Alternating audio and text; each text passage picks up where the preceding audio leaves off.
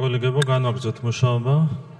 დასმული იყო შეკითხვები ქალბატონი თია წულუკიანის მიმართ, ხოლო ქალბატონ თიას გასცეს პასუხი დასმულ შეკითხვებს.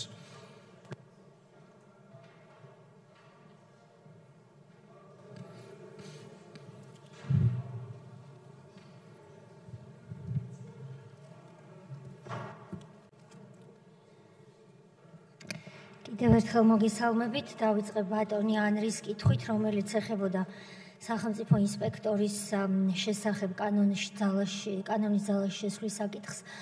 Როგორც თქვენთვის ცნობილია, დღევანდელი მდგომარეობით ეს კანონი დიდი რეფორმა, რომელიც იუსტიციის სამინისტროს ავტორობით იყო თავის დროზე თქვენს წინაშე წარმოდგენილი. ძალაში შედის მიმდინარე წლის 1 ივლისს. ჩვენ მთავრობის შიგნით შესაბამის უწყებებთან გვაქვს მუდმივი კონსულტაცია იმასთან დაკავშირებით, რომ ამ მომავალ ინსტიტუტს ჰქონდეს რაც შეიძლება მოკლევადაში შესაბამისი ფინანსური რესურსი გადაცემული. მე როგორც ვიცი, ამჟამად მოქმედმა პერსონალური მონაცემთა დაცვის ინსპექტორის აპარატმა გარკვეული საბიუჯეტო და საფინანსო გათვლები შეადგინა და ის გადაგზავნილია ფინანსთა სამინისტროში. მთავრობა იმჟელებს ამ განგარიშებებზე და იმედი მაქვს, რომ მოკლევადაში იქნება გამოყოფილი შესაბამისი თანხები იმისთვის, რომ ჩვენ ავამუშავოთ, როგორც არის დაგეგმილი ეს კანონი წელს და უკვე 2020 წელს შევხვდეთ გამართული დამოუკიდებელი საგამოძიებო მექანიზმის ფუნქციონირების პირობებში. ბატონი გურა მაჭარაშვილის შეკითხვას, რაც შეეხება ჩემი რამდენიმე დღის წინ გამოთქმულ პოზიციასთან დაკავშირებით, რომ თუ არ შედგებოდა რაღაც თემაზე, ასე ვთქვათ, ჩემი პოზიცია არ იქნებოდა გაზიარებული, მე დავუთმობდი ადგილს გუნდის სხვა წევრს და გუნდის დახმარებას გავაგრძელებდი სხვა პოზიციიდან, ან თუნდაც ამორჩევლის პოზიციიდან. ამაზე გიპასუხებთ ბატონო გურამ, ასევე კითხვა იყო, მე მგონი ბატონი მამუკასგან, მდინარაძისგან, არავითარ შემთხვევაში ეს პოზიცია და ის საკითხი, რაზეც ჩვენ მსჯელობდით, არ უკავშირდება საკანონმდებლო განხილვის სფეროს, ეს არ უკავშირდება იმ კანონ პროექტს, ამ კანონის პროექტებს, რომლებიც თუნდაც ამ დღეებში ან დღესდილითაც იყო თქვენ მიერ მსჯელობის საგანი. ეს არ უკავშირდება არც სასამართლო სისტემასა და რეფორმას. მე მაშინაც ვთქვი, რომ ახმასრულებელი ხელისუფლების შიგნით განსახილველი თემა იყო.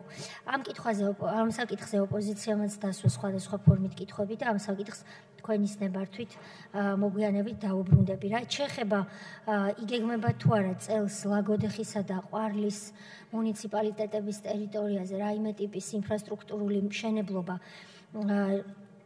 იუსტიციის სახლი ლაგოდეხში 2 წლის წინ ავაშენეთ, გავხსენით, თქვენ გახსოვთ, ყვარელში მანამდე იყო აგებული და ფუნქციონირებს დღესაც. რაც შეეხება სოფლებს, ჩვენ ახალ სოფელში გავხსენით წელს საზოგადოებრივი ცენტრი, ეს ყვარლის მუნიციპალიტეტია, დიდი სოფელია, საზღვართან ახლოს არის ასევე. 2019 წელს თქვენ ნახავდით იმ ნუსხაშიც, რომელიც მე წარმოვადგინე, საზოგადოებრივი ცენტრების მშენებლობები იგეგმება მუნიციპალურ ცენტრებში, დედაქალაქებში. რატო? იმიტომ რომ ჩვენ ამ მშენებლობითი საქმიანობის შედეგად მივიღეთ ცოტა აბსურდული მდგომარეობა, როდესაც მაგალითად არხილოსკალოში არის უკეთესი გარემო სახელმწიფო სერვისების მისაღებად, ვიდრე დედოფლის წყაროში. ამიტომაც ჩვენი პრიორიტეტები წელს იქნება სწორედ ის მუნიციპალური ცენტრები, რომლებიც ჩამოვთვალე, ყველა რეგიონს მეტნაკლებად მოვიცავთ. აჭარაში გვაქვს ყველაზე დიდი გეგმები, რაოდენობრივად, მაგალითად ჩვენ უკვე წელს მოვიცავთ ხულოს, ქედას და შუახევი გაიხსნება ძალიან მალე და 2020 წელს თუ კი ბიუჯეტი ამის საშუალებას მოგცემს, მიუბრუნდებით უკვე სოფლებს და აქ ჩვენ კონსულტაციის რეჟიმი უკვე გვაქვს და გთხოვთ წარმოგვიდგინოთ, აი წყალტუბოს მაგალითად გაისისთვის წარმოდგენილი აქვს ერთ-ერთი სოფელი უკვე და სხვა სოფლებიც გვაქვს მონიშნული თქვენთან კონსულტაციის შედეგად. ქალბატონი ნინო წილოსანის კითხვა ეხებოდა იმ რეფორმას, რომელიც განხორციელდა სასჯელახსრულების სამინისტროს მიერ გაერთიანებამდე, ეს ეხება უმაღლესი განათლების შესაძლებლობის შემოტანას და გაძლიერებას. ციფრები იკითხა მან და შარშანდელი მონაცემები ასეთია, რომ 4 ქალი მსჯავრდებული იყო უმაღლესი განათლების პროექტში ჩართული და 34 მამაკაცი. ჩემი მხრიდან დავძენ, რომ ციფრები ასევე აჩვენებს, რომ უმაღლესი განათლება, რა თქმა უნდა, ხელმისაწვდომი რომ გახდა, ეს წინ გადადგმული ნაბიჯია და ამაზე მუშაობას ჩვენ გავაგრძელებთ, მაგრამ პოპულარული და საკმაოდ პოპულარული, მე ვიტყოდი, არის ასევე პროფესიული განათლება. შარშანდელი ციფრი არის 500-ზე მეტი პატიმარი ჩართული და ის რეფორმა, რაზეც მე არ მომეცა წეღან დროის სიმცირის და გამო საშუალება მეცნობებინა თქვენთვის, მე მექნება შესაძლებლობა მალე წარმოგიდგინოთ ყოფილი სასჯელახსრულების სამინისტროს სისტემაში მოქმედი სიპი გახდათ ასეთი სასჯელახსრულების თანამშრომელთა გადამზადების სასწავლო ცენტრი და ვინაიდან ჩვენ ისედაც გვაქვს იუსტიციის სასწავლო ცენტრი, რომელიც დაწინაურებული სტრუქტურაა სხვა სასწავლო სტრუქტურებთან ერთად ბაზარზე, ასე ვიტყოდი, რომ ეს ყოფილი სასჯელახსრულების გადამზადების ცენტრი გადაკეთდეს თავისუფლება აღკვეთილ პირთა პროფესიული მომზადებისა და გადამზადების ცენტრად. ეს იქნება ახალი სიტყვა გარკვეულწილად, მათ შორის ევროპული ქვეყნებისთვისაც, რომლებსაც ძალიან ცოტა მაგალითი შეიძლება ჩვენ ვიპოვოთ, როდესაც არსებობს სპეციალიზირებული სტრუქტურა, რომელიც პროფესიული მომზადებითა და გადამზადებით იქნება დაკავებული საპატიმროში მყოფი პირებისათვის. ამიტომაც ჩვენ ამ მხრივ უნდა გავაქტიურდეთ. ბევრი იყო კითხვა იმასთან დაკავშირებით, რომ როგორ უნდა ავიცილოთ თავიდან რეციდივის თავიდან აცილების ერთ-ერთი მთავარი გზა არის პროფესიული განათლება და დასაქმებისადმი ხელშეწყობა, რასთანაც დაკავშირებით ერთ-ერთი კითხვის პასუხის რეჟიმში მოგვიანებით ამ საკითხს დავუბრუნდები. ქალბატონმა ნინომ ასევე იკითხა, როგორია კორელაცია და სხვებმაც დასვეს ეს კითხვა, პატიმრები, რომლებიც ტოვებენ საპატიმროს და შემდეგ რამდენია შემოbrunებული, როგორია რეციდივი და დანაშაულთან ბრძოლაში ეს როგორ აისახება. მე დღეს თავ შევიკავებ ყველანაირ ციფრებზე საუბრისგან, იმიტომ რომ რეალურად ის ციფრებიც კი, რომლებიც მე თქვენ მოგაწოდეთ და კიდევ ერთხელ გავიმეორებ, იმიტომ რომ ოპოზიციის მხრიდან იყო კითხვა, რომ ოდენობებზე არ იყო გასაგებიო ციფრებზე რას ამბობდითო, ამას მოუბრუნდები, მაგრამ ის ოდენობებიც მთლიანიც, რაც გითხარით, რომ გუშინ ამდენი პატიმარი იყო, ეს ციფრებიც კი უხსოვარი დროიდან, აქ კითხვა იყო შევარდნაძის დროზე, იმ დროიდან დღემდე ხელით ითვლება. ამიტომ ჩვენ დავიწყეთ წინა წლის ბოლოს ახალი ტექნოლოგიების დანერგვა პენიტენციურ სისტემაში, რომ გქონდეს ელექტრონულად სტატისტიკური პროგრამები აწყობილი და მანქანურად და არახელით ვითვლიდეთ, რამდენი გავიდა, რამდენი მოbrunდა და შემდეგ ვისაუბროთ ციფრებზე. ასევე საჭირო იქნება, რომ ჩვენ დავაფინანსოთ და ჩავატაროთ კვლევა იმასთან დაკავშირებით, თუ რომელი პროგრამა არ გვაქვს, რომელი პროგრამა გვაქვს და უფრო მეტად ამართლებს ვიდრე დანარჩენი და როდესაც გავზომავთ ამ ხარისხს კმაყოფილების თავად პატიმრებში და სურვილების კვლევა უკვე ჩავატარეთ ჩვენ 2 თვის წინ. ეს არის საკმაოდ მონდომებული კონტინგენტი, რომელიც მზად არის, რომ მცირე გამონაკლისების გარდა ჩაერთოს სხვადასხვა პროგრამაში, შემდეგ შევძლებთ უკვე სერიოზულად და ციფრებზე საუბარს. იგივე ეხება სოციალური მუშაობის შედეგების გაზომვას, ქალბატონმა ნინომ იკითხა, აქ დიდ როლს შეასრულებს პროგრესში შესაბამისი კომიტეტის მიერ ინიცირებული სოციალური სამუშაოს შესახებ კანონი და ამისთვის მართლაც მადლიერები ვართ ჩვენც და სოცმუშაკებიც. ის რაც უკვე თქვი გავიმეორებ, პენიტენციურ სისტემაში ჩვენ ამჟამად გვაქვს მიმდინარე ღია კონკურსები სოციალური მუშაკის დიპლომის მქონე ახალგაზრდებისთვის და მოგვიწია დამშვიდობებოდით ზოგიერთ მათგანს კადრების, ვისაც ერქვა სოციალური მუშაკი და სინამდვილეში არც გამოცდილება ქონდა პრაქტიკული სოციალური სამუშაოსი და არც შესაბამისი თეორიული მომზადება. თუმცა ჩვენ შევინარჩუნეთ საკმაოდ დიდი კორპუსი სოციალური მუშაკებისა, რომლებიც ევროკავშირის დახმარებით გაივლიან გადამზადებას მიმდინარე წლის მეორე კვარტალში, მესამე კვარტალში და წლის ბოლოს უკვე იქნებიან სერტიფიცირებული სოცმუშაკები. მაგალითად, ჩვენ ბათუმის საპატიმროში გვყავს ქალბატონი სოცმუშაკი, რომელიც ალბათ მე რა თქმა უნდა და ბევრი თქვენთაგანი, ვინც აქ ბრძანდებით, რომ დავიბადეთ, უკვე ამ საპატიმროში სოცმუშაკად მუშაობდა, მაგრამ მას არ აქვს დიპლომი. ამიტომ ის სერტიფიცირებული რომ გახდეს, საჭიროა გადამზადების კურსი და ასეთ პრაქტიკულ გამოცდილებას ჩვენ რა თქმა უნდა ვუფრთხილდებით. ბატონმა არჩილ თალაკვაძემ მიკითხა საერთაშორისო დავებზე და მიგრაციაზე. ჩვენ ამას მე ვფიქრობ დეტალურად დავუთმეთ, რომ თუ რამდენი მტკიცებულება წარმოადგინეთ, თუნდაც რუსეთთან ომის თემაზე სტრასბურგში დავის წარმატებით პროცედურულად დასასრულებლად, ახლა ველოდებით გადაწყვეტილებას. რაც შეეხება დეპორტირებულების საქმეზე, იქაც ავხსენი და თუ კი დამატებითი კითხვები იქნება, როგორც ჩემ შეკითხვას გავიმეორებ, თუ რატომ იყო 4000-ზე მეტი ადამიანის სახელით რომ ჩივი 2006 წელს 118 პირისია წარდგენილი, მაგრამ ეს ჩვენ შეძლების დაგვარად გამოვასწორეთ და რუსეთი ამ დავაში ჩვენს წინააღმდეგ დამარცხდა. მოგვიანებით კითხვა დაისვა ქალბატონი ბენსუდას მიერ წარმოებულ გამოძიებაზე და ამას დავუბრუნდები. რაც შეეხება მიგრაციას, ჩვენ რა თქმა უნდა შესაბამისი სამართალდამცველი სტრუქტურები ებრძვიან არალეგალურ მიგრაციას, როგორც ამას ყველა ქვეყანა აკეთებს. თუმცა აქ ქალბატონი სვეტლანა ცვამდა კითხვას ციფრებთან დაკავშირებით. მე მხოლოდ შემიძლია გითხრათ ის ციფრები, რომლებიც არის ბინადრობის ნებართვები, დადებითი პასუხები მიხედვით 2018 წელს 10 ქვეყანა, რომლის წარმომავლობის და მოქალაქეობის მქონე პირებს მიეცათ ბინადრობის ნებართვები. რაოდენობის მხრივ პირველი 10 ქვეყანა, მე შემიძლია მოგვიანებით უარებიც მოგაწოდოთ, იმიტომ რომ უარებიც გაიცემა, რა თქმა უნდა, ბინადრობის მოწმობებზე. პირველი 10 ქვეყანა არის რაოდენობებსაც მოგაწვდით თქვენს კითხვებზე რომ მივალ.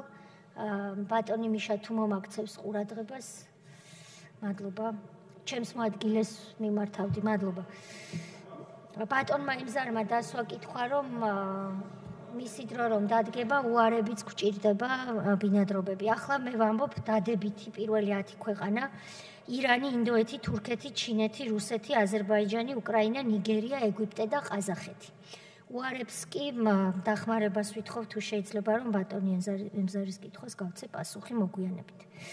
რაც შეეხება ბატონი არჩილის კითხვას, რას ვაკეთებთ იმისთვის, რომ კომპენსაციის საკითხის აღსრულება დავაყენოთ მინისტრთა კომიტეტზე. რუსეთს ვადა ეწურება აპრილში სამთვიანი. ამ ვადაში ჩვენ გვაქვს მოლოდინი იმის, რომ ჩაირიცხება ეს თანხა. არ ვიცი ეს რამდენად ღიმილს გამოიწვევს ზოგიერთში თუ არ გამოიწვევს, მაგრამ მე ვარ მხარე, მოგებული მხარე და მოლოდინი მაქვს, რომ წაგებული მხარე ამ თანხას ჩარიცხავს არა ჩვენი ბიუჯეტისთვის, არამედ იმ დაზარალებული ინდივიდებისთვის, რომლებიც რეალურად იყვნენ მასიური დარღვევების მსხვერპლი. თუ ეს არ მოხდება, ჩვენ უკვე გვაქვს კონტაქტი მინისტრთა კომიტეტთან, იქ უკვე საგარეო საქმეთა სამინისტრო და ჩვენი საპარლამენტო დელეგაციის აქტიურობა იქნება მნიშვნელოვანი იმისთვის, რომ პოლიტიკური რესურსის მობილიზება გავაკეთოთ და რუსეთს შევასრულებინოთ ამ ნაწილში ჩვენ სასარგებლოდ მიღებული გადაწყვეტილება. მედიაცია როდის ამოქმედდება? ამის ამოქმედება იგეგმება იმ პროექტის მიხედვით, რომელიც უკვე თქვენთან დაარეგისტრირდა 1 იანვარს მომავალი წლის. ჩვენ გქონდა მოსაზრება, რომ ადრეც შეიძლებოდა, მაგრამ ფინანსური მოსაზრებებიდან გამომდინარე გავიზიარეთ ჩვენი კოლეგების რჩევა და მომავალი წლის ბიუჯეტში იქნება, რასაც თქვენ უნდა დააკვირდეთ შემოდგომაზე, რომ იყოს ასახული შესაბამისი თანხები მედიატორთა ასოციაციის შესაქმნელად, რომელიც იქნება მარეგულირებელი ამ პროფესიის. კარგი ის არის, რომ კერძო მედიაციის ინსტიტუტი შემოდის, ძლიერდება ის სასამართლო მედიაცია, რომელიც ჩანასახოვარ მდგომარეობაში ჯერ კიდევ წინა ხელისუფლების დროს მართლაც იქნა შემოტანილი, მაგრამ წელში ვერ გაიმართა სავარაუდოდ იმ მიზეზების გამო, რომლებიც თქვენც დაასახელეთ, ქალბატონო გუგული. ჩვენი პროექტის მიხედვით სასამართლო მედიაცია ძლიერდება იმ გაგებით, რომ მოსამართლეს ეძლევა შესაძლებლობა თვითონ შეაფასოს ესა თუ ის დავა შეიძლება თუ არა გადასცეს სასამართლო მედიატორს და მხოლოდ მერე დაუბრუნდეს დავის არსებითად განხილვას თუ კი მედიაცია წარმატებული ვერ იქნება. მაგალითისთვის ჩვენი ჩანაწერი გვაქვს ასეთი, რომ ქონებრივ დავებზე 20,000-მდე ღირებულების დავებზე მიკროსაფინანსო ორგანიზაციებთან დავები არის ის, რაც ტვირთავს ჩვენ სასამართლოს და აქ ჭერი გვაქვს ჩადებული 10,000 ლარზე და ნებისმიერი სხვა დავა, რომლებზეც მხარეები განაცხადებენ, რომ ჩვენ გვსურს დავის ნაცვლად მედიაცია სასამართლოს ფარგლებში. ხოლო კერძო მედიაცია შესაძლებელი იქნება ნებისმიერი ტიპის დავაზე სერტიფიცირებული მედიატორის მიერ, რომელიც უნდა იყოს მედიატორთა ასოციაციის მიერ სერტიფიცირებული მედიატორი. ჩვენ გვინდა რომ როგორც არბიტრაჟის ნაწილში თქვენ იცით ძალიან მნიშვნელოვანი ფაქტი მოხდა შარშან დეკემბერში, მე მქონდა პატივი მრავალწლიანი მოლაპარაკებები, რომლებიც სხვათა შორის თქვენ დროს დაიწყო და არასდროს არ ეღირსა წარმატება, იმიტომ რომ სასამართლო სისტემა მაშინ თვლიდნენ ჩვენი უცხოელი პარტნიორები, რომ არ ვარგოდა და ეხლა დავასრულეთ ეს მოლაპარაკებები პარიზში საერთაშორისო სავაჭრო პალატის საარბიტრაჟო სასამართლოსთან მოვაწერეთ თანამშრომლობის მემორანდუმს ხელი. გვაქვს ორი მიზანი, რომ როგორც არბიტრაჟის, ასევე მედიაციის კუთხით საქართველო გადაიქცეს რეგიონულ ჰაბად, სადაც ბიზნესმენებს მოესურვებათ, რომ აქ გადააწყვეტინონ თავიანთი დავები და ამ ხრივ ჩვენი სავაჭრო პალატის ჯიაკი, რომელიც არის საარბიტრაჟო დანაყოფი, კარგ მაგალითს აჩვენებს, თუ როგორ შეიძლება მოკლე დროში მრავალმილიონიანი საარბიტრაჟო დავები განიხილო კომპეტენტურად. დობა სასამართლოსადმი იყო წინაპირობა, რომ ეს ხელშეკრულება გაგვეფორმებინა ICC-ის საარბიტრაჟო სასამართლოსთან, რადგანაც მათ ჩათვალეს და ეს იყო წინაპირობა, რომ დღევანდელი სასამართლო არის, როგორც ისინი ამას უწოდებენ, arbitration friendly, ანუ ჩვენს მოსამართლეებს აქვთ უკვე იმის უნარი და კომპეტენცია და დამოუკიდებლობის ხარისხი, რომ საარბიტრაჟო ვერდიქტს არ ჩაანაცვლონ საკუთარი შეფასებები, იცოდნენ საარბიტრაჟო სამართალი რა არის და კომპეტენტურად გადაწყვიტონ ცნობა აღსრულების საკითხი. ბატონი დავით მათიკაშვილის შეკითხვა ეხებოდა თუ ბიუროკრატიის შემცირების კუთხით რა მიგაჩნიათ მთავარ მიღწევად და რა რჩება გამოწვევადო, მე ჩემ შეფასებებს თქვენის ნებართვით პირველ ნაწილში არ დავეყრდნობი და დავეყრდნობი იმას, რასაც მოქალაქეები, როგორც თქვენგან უკავშირის მიხედვით და ჩემი ვიზიტების დროსაც ამბობენ, რომ იუსტიციის სამინისტროს მიერ ის ორი დიდი რეფორმა ბევრ შორის, რაც გატარდა, ეს არის მიწის რეგისტრაციის გამარტივებული წესი, სადაც უფასოდ და მოგახსენეთ, რომ ამ 3 წლის მანძილზე 34 მილიონი ლარი დაზოგა ჩვენმა მოქალაქემ და უფასოდ დაირეგისტრირა 360,000 მიწა ბიუროკრატიული ბარიერების გარეშე, რომ ეს არის ერთ-ერთი ყველაზე დიდი წარმატება, თუ როგორ უნდა ებრძოლო ბიუროკრატიას და როგორც 2016 წლამდე ხდებოდა, დადიოდნენ სხვადასხვა ცნობის მოსაძიებლად სხვადასხვა სტრუქტურებში.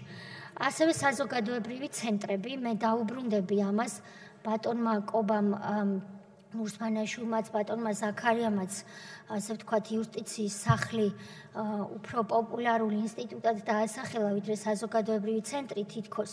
მე ამას დაუბრუნდები, თუ რატომ არის ჩემს თვალში ყოველ შემთხვევაში საზოგადოებრივი ცენტრი უფრო მეტი, ვიდრე ნებისმიერი იუსტიციის სახლი, მაგრამ გეტყვით, რომ ეს არის ასევე ის, რასაც მოქალაქეები ასახელებენ, რომ ასეთი მასშტაბური მშენებლობები და ხელმისაწვდომობა საზოგადოებრივი ცენტრი არის მათთვის საყვარელი რეფორმა. გამოწვევა, მე ვიტყოდი, არის ამჟამად ელექტრონული ხელმოწერის პოპულარიზაცია და დანერგვა, იმიტომ რომ ჩვენ კანონი მივიღეთ 2017 წელი იყო, თუ არ მეშლება, იუსტიციის სამინისტროს ინიციატივით და დავნერგეთ რეალურად კვალიფიციური სანდომომსახურების ეს მაგალითი ჩვენს ქვეყანაში, თუმცა არის გარკვეული რეზისტენტობა, როგორც ყველაფერი ახლისადმი და ალბათ პარლამენტის როლი ცნობიერების ამაღლებაში ამ მხრივ იქნებოდა მნიშვნელოვანი და ზოგადად ახალი ტექნოლოგიები, თუნდაც ბლოკჩეინი, რომელიც ჩვენ დავნერგეთ და ჩვენი მაგალითი თუ როგორ დაინერგა ბლოკჩეინი საჯარო სტრუქტურაში საქართველოში, ამაზე სასწავლო კურსიც კი შეიმუშავა ჰარვარდის უნივერსიტეტმა, ეს არ უნდა დარჩეს მხოლოდ საჩვენებელი ერთ მაგალითად და ჩვენ გვინდა რომ ახალი ტექნოლოგიები უფრო მაღალი ხარისხით და უფრო ბევრ სტრუქტურაში იყოს დანერგილი და გაციფრულება ზოგადად რჩება გამოწვევად, ზოგადად ასე ვიტყოდი. ბატონმა მამუკა მდინარაძემ იგივე კითხვა დამისვა, გაადგომ მას რატომ აპირებდიო, ამაზე მე მგონი ბატონი გურამის კითხვას პასუხისას ვცლად ვისაუბრე, თუმცა ოპოზიციას სხვა ჭრილში ქონდა ეს კითხვა დასმული და ამას დავუბრუნდები. ქალბატონი გუგულის კითხვა იყო 14 წლამდე ასაკის ბავშვებთან დაკავშირებით. არიან 14 წლამდე ასაკის ბავშვები და მე მათაც ვესაუბრები, როცა ამ ტრიბუნასთან ვდგავარ, რომლებიც ჩადიან დანაშაულს. უბრალოდ ეს დანაშაული ასე სისხლისამართლებრივი კუთხით არ და ვერ კვალიფიცირდება და მე დიდი იმედი მაქვს თქვენი მხარდაჭერის, ბევრი კაცი დეპუტატის მხარდაჭერის, მაგრამ პირველ რიგში ქალი დეპუტატების, იმიტომ რომ მე არ მგონია, რომ ამ დანაშაულთან ბრძოლის გზა გადის ასაკის ჩამოწევაზე. იმიტომ რომ ჩვენ ეს ვნახეთ სწორედ ბოდიში კიდე უნდა დაგასახელოთ თქვენი ხელისუფლების დროს მურაბის ბატონო გიგა ქსიამოვნებ თქვენ სახელს რო ვახსენე. ქალბატონო ხათუნა, თქვენი ხელისუფლების დროს გატენილი იყო ბავშვებით, ციხეებით, ასაკიც კი ჩამოწიეთ, გახსოვთ და მე აგაწევინეს უკან კი. ხო, მოკლედ ეს ასაკი, მანამ მე ვარ იუსტიციის მინისტრი, არ ჩამოიწევა, ყოველ შემთხვევაში ყველაფერს გავაკეთებ იმისთვის, რომ ეს არ მოხდეს, მაგრამ ფაქტია, რომ ეს ბავშვები დღეს არიან უპასუხოდ, ეს აწუხებს ბიზნესს, სუპერმარკეტებს მათ შორის, რომ ხდება ხანდახან ეს უნდა ვაღიაროთ შესევა და ქურდობა, მათ შორის ორგანიზებულად უბრალოდ პოლიცია რომ დააკავებს და გარეგნულად ვერ მიხვდები რამდენი წლის არის დაადგენენ რომ 14 წლამდეა და ასე ვთქვათ უნდა გაათავისუფლონ და ამით სრულდება სახელმწიფოს პასუხი დღეს.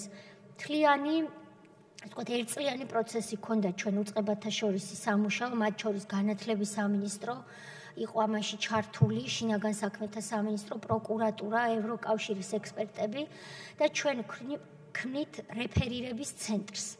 ეს იქნება პლატფორმა, სტრუქტურა, მომავალ პრობაციის სააგენტოში, სხვა შენობაში, რომ მსჯავრდებულ სრულწლოვნებს და ამ ბავშვებს შეხება არავითარი არ უნდა ჰქონდეთ, იმიტომ რომ ჩვენ ამ მომავალ სტრუქტურას მოვიაზრებთ როგორც დანაშაულის პრევენციის დიდ ეროვნულ სააგენტოს, სადაც ყველა ამ პრობლემა თავი უნდა მოიყაროს, მათ შორის ამ პრობლემამ. რეფერირების ცენტრი იქნება ადგილი, სადაც პოლიცია ქუჩაში კი აღარ გაუშვებს ასეთ ბავშვს, ან კი არ ეტყვის წადი სახლში, რომელიც ხშირად მას არ აქვს.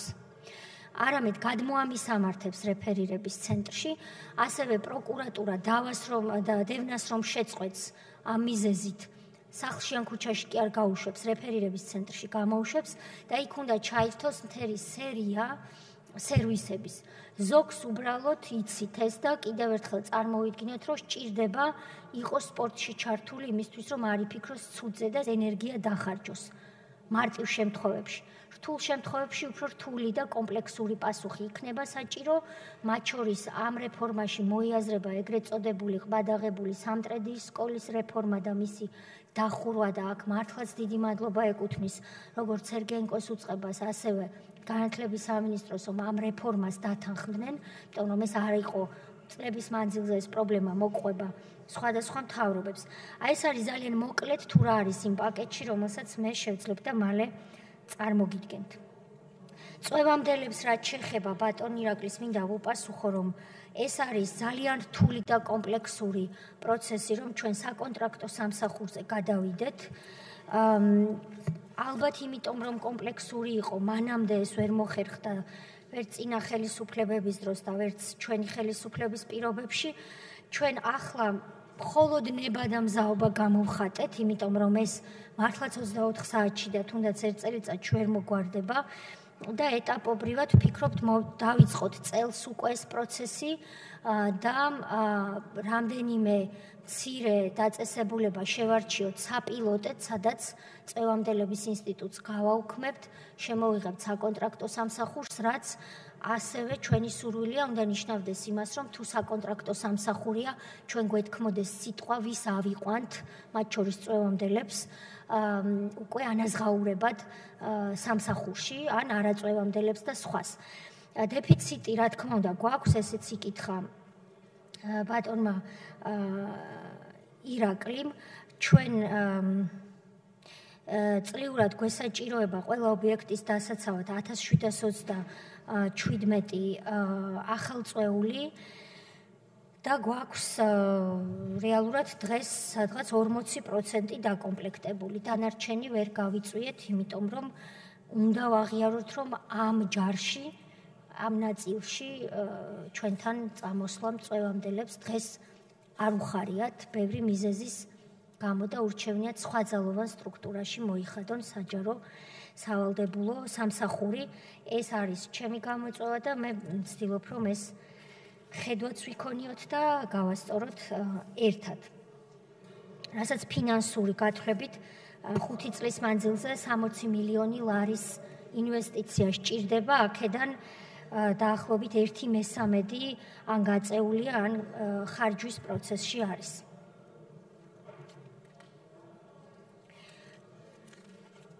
თუ მოგეჩვენებათ, რომ ძალიან დეტალურად პასუხობ კითხვებს, შეგიძლიათ მომცეთ შენიშვნა.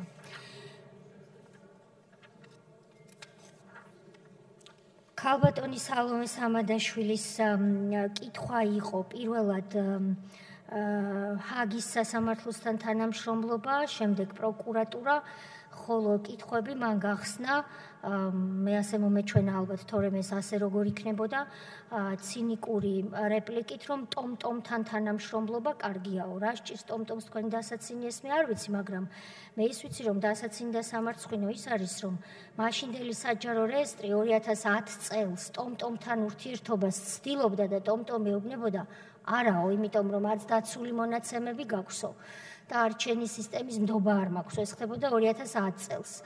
და მე მგონი უნდა გიხაროდეთ, რომ მე ეს პროექტი კი არ დავივიწყე, არამედ წარმატებული გავხადე, ის რაც იყო წარუმატებლობა და ტომტომის დაცინო არ ვიცი ხა აქ არის თუ არა. მაგრამ ნუ დაცინეთ თქვენ აგერ ყაზახეთსაც დაცინა ბატონმა რომანმა და ყაზახ ხალხს, მაგრამ ამას მივადგები ცოტა ხანში. ესე იგი, ჰააგასთან თანამშრომლობა ქალბატონო სალომე. ქალბატონო სალომე, თქვენი კადრეთ უკადრებელი, რაც საქართველოს არც ერთმა მოქალაქემ, რომელ პარტიასაც არ უნდა მიეკუთვნებოდეს, არ უნდა იკადროს და მე დამადანაშაულეთ, რომ მე თურმე ჰააგის სისხლის სამართლის სასამართლოსთან თანამშრომლობ სახელმწიფოს ინტერესების წინააღმდეგ. მე ამაზე თავის მართლებას არ ვაპირებ, უბრალოდ გეტყვით, რომ გრცხვენოდეთ ყოფილ ელჩს, რომელიც ასეთ უკადრებელს არ უნდა კადრულობდეს. ქართველმა ჯარისკაცებმა ყველაზე კარგად იციან, ვინ მუშაობს მათ ინტერესებში. მათ შორის ისიც ახსოვთ, არაერთი მათგანი სამწუხაროდ რუსეთმა რომ მოგვიკლა, როგორ მიატოვეთ ცხედრები და გამოიქეცით, ისე რომ ფეხებს ირტყამდით კეფაში. ამიტომ მოდით ნუიკადრებთ იმას, რისი კადრებაც არ შეგეფერებათ, იმიტომ რომ ჯიბეში გიდევთ საქართველოს მოქალაქის პასპორტი. შესაბამისად, ჰააგასთან თანამშრომლობა სისხლის სამართლის მართლმსაჯულების პროცესში არის ჩვენი სახელმწიფო ინტერესი და მე აქ თქვენის ნებართვით არ დავყოფ ამ დარბაზს ისფრებად და წითლებად და პატრიოტებად და ლიბერალებად და კონსერვატორებად და სოციალისტებად. ეს არის ქართული საქმე. მე მეკითხებით კითხვას მისვავთ, მე გპასუხობთ ჩემს პასუხს. შესაბამისად, მომიწმინეთ ის პასუხები, რაც მე მაქვს. მოგწონთ, არ მოგწონთ, ეს არის ჩემი პოზიცია, რომელიც მთავრობის პოზიცია, რა თქმა უნდა, იმიტომ რომ მე ამ მთავრობის ერთი რიგითი მინისტრი გახლავართ. რაც შეეხება გამოძიება მიდის როგორც ქალბატონი ბენსუდა ამბობს სწრაფი ტემპით. მე ამაზე მეტ ინფორმაციას არ ვფლობ. შემოდის შუამდგომლობები, რომ ჩვენ მისი გამომძიებლები დავაკონტაქტოთ სხვადასხვა მოწმეებს. მოწმეების ვინაობის გამხელისუფლება მე ამ ტრიბუნაზე არ მაქვს და ჩვენ, რა თქმა უნდა, ვეთანამშრომლებით ქალბატონი ბენსუდას უწყებას არა იმისთვის ქალბატონო სალომე, რომ ქართული ინტერესი დაზიანდეს, არამედ იმისთვის, რომ ქართველების ეთნიკური წმენდა დავამტკიცოთ, იმისთვის, რომ ჩვენი სამხედრო ტყვეების წამება და მოკვდინება დავამტკიცოთ, ის რაც თითქოს გუგონია, რეალურად ასეა, მაგრამ გუგონია, ხო, რომ პოლიტიკური განცხადებებია საკმარისი, რომ დამტკიცდეს. ამისთვის საჭიროა სამართლებრივი დოკუმენტი დავიჭიროთ ხელში, ისეთი როგორიც გვიჭირავს დეპორტირებულების საქმეზე კომპენსაციის ნაწილში და როგორიც ხელში გვექნება, დიდი იმედი მაქვს ომის საქმეზე სტრასბურგის სასამართლოს მხრიდან, რომელიც იქნება პირველი სასამართლო დოკუმენტი, რომელიც თქვენ თუ დაბრუნდებით ხელისუფლებაში, თქვენ გამოიყენებთ და თქვენ თუ ვერ დაბრუნდებით და ქალბატონი ადა გახდება იუსტიციის მინისტრი, ის გამოიყენებს. თორემ მე აქ, რა თქმა უნდა, 20 წლის მერე აღარ ვიქნები ადა, დიახ, ადა. პროკურატურა ქალბატონმა სამადაშვილომ კითხა ასეთი რამ, რომ როდის დადგებაო ის დრო, როდესაცო თქვენი ნდობა კი არ ექნებაო მთავარ პროკურორსო, არამედ ნდობა ექნებაო. მე ვფიქრობ, რომ ის პროცესი მთავარი გენერალური პროკურორის შერჩევის, რომელიც ახალ კონსტიტუციაში შესაბამება მარტო თქვენში იწვევს პოლიტიკურ კითხვებს, თორემ ეს რეფორმა ვენეციის კომისიამ შეაფასა დადებითად. ჯანიბუკიკიო მარტო მაშინ მოგწონდათ, როცა იყავით ხელისუფლებაში და ტომას მარკერტის SMS-ებს სააკაშვილი მარტო მაშინ აჩვენებდა პირდაპირ ეთერში, როცა თქვენ იყავით ხელისუფლებაში და დღეს რომ ვენეციის კომისია ამბობს, რომ ესა თუ ის რეფორმა დადებითია, აღარ მოგწონთ ეს ვენეციის კომისია. ამიტომ მოდით დავსერიოზულდეთ, ეს რეფორმა არის წარმატებული, მაგრამ თუ მაინდა-მაინც წარმატებაში იმას გულისხმობთ, რაც არ უნდა ჩემი გრძლად პასუხის დროს გემთქნარებოდეთ, ქალბატონო სალომე, სამთქნარებელი მე მგონი არ გაქვთ საქმე ასე. თქვენი ნდობა თუ უნდა ქონდეს გენერალურ პროკურორს და ასეთი გენპროკურორი გონიათ მხოლოდ წარმატებული, აგერ არის ბურთი, აგერ არის მოედანი, იქნება არჩევნები და დააბრუნებთ მურთაზ ზოდელოვას მთავარ პროკურორად. მე ამაშიც ვერ ვხედავ პრობლემას, ამას მე არ წყვეთ, ამას წყვეტს ხალხი.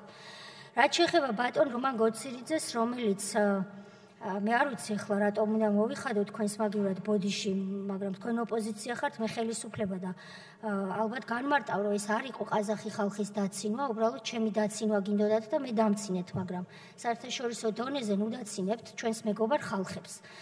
ეხლა რაც შეეხება იუსტიციის სამინისტროსო გაიქილიკა ბატონმა რომანმა, აი თან თქვენ რო იცოდეთ მე როგორ დიდ პატივს გცემთ, ესე არ მომექცეოდით, მაგრამ დავანებოთ ამას თავი. თუნდაც ასაკიდან გამომდინარე ბატონ რომან. ესე იგი თქვენ ბრძანეთ რომ ხომ არ დამივბაძოთო ნაზარბაევსო და ნურსულთანი რო დაარქვაო ასტანასო, იუსტიციის სამინისტროსაც დავარქვათო თეაო. მე არ ვიცი ხა ამაზე რა პასუხი უნდა გაგცეთ, კაცია და გუნებაა. მე მგონი რომ არ არის კარგი აზრი, მაგრამ თუ გნებავთ გააკეთეთ, არ არის პრობლემა.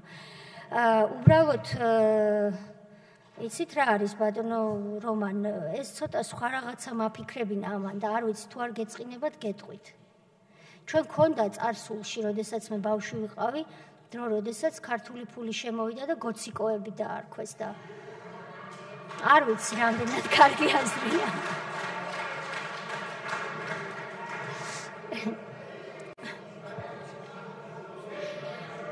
ცოტაც გავიცინოთ, ხომ შეიძლება. კარგი. ეხლა რაც შეეხება ბატონი რომანის უფრო სერიოზულ და რა თქმა უნდა ფუნდამენტურ კითხვებს ეს ეხებოდა.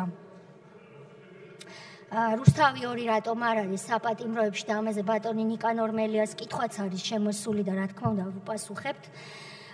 და რამდენი დაბრუნდა უკანო იმ პატიმრებიდან, ვინც გავიდა და რეციდივზე აპელირებდით. ამ მეორე კითხვაზე მე გძლად უპასუხე და თუ გნებავთ კიდევ გავიმეორებ, რომ სამწუხაროდ ეს თქვენი პრობლემაც იყო, ჩვენი პრობლემაც იყო და დღესაც პრობლემაა. ის სტატისტიკური მონაცემები, მათ შორის რეციდივის გულისხმობს სასჯელ ახსრულების სისტემაში, არ არის იმ დონეზე, როგორც ეს არის ან იუსტიციაში, ან პროკურატურაში, ან შსს-ში.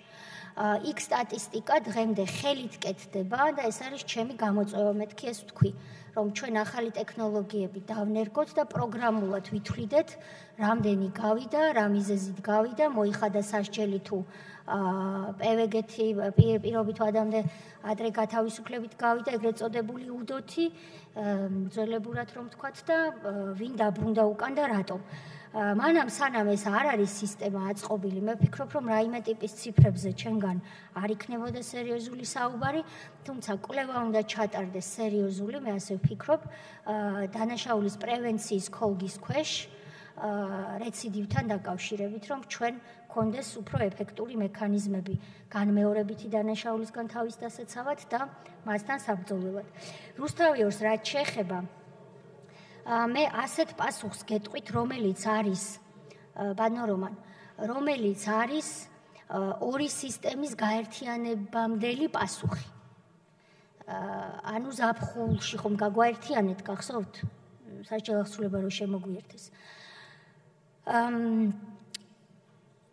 პასუხი. ამ პასუხის მიხედვით, რომელიც ბევრჯერ გავეცით დაინტერესებულ მხარეებს და რომელზეც აუცილებელი იქნება, რომ ჩვენ გავაგრძელოთ მუშაობა და ტექნიკურად რამდენად შესაძლებელია, რომ ასე ვთქვათ, ზოგ პატიმარს არ გეწყინოთ ოღონდ, არ უნდა რუსთავი 2-ის ყურება, ზოგს უნდა.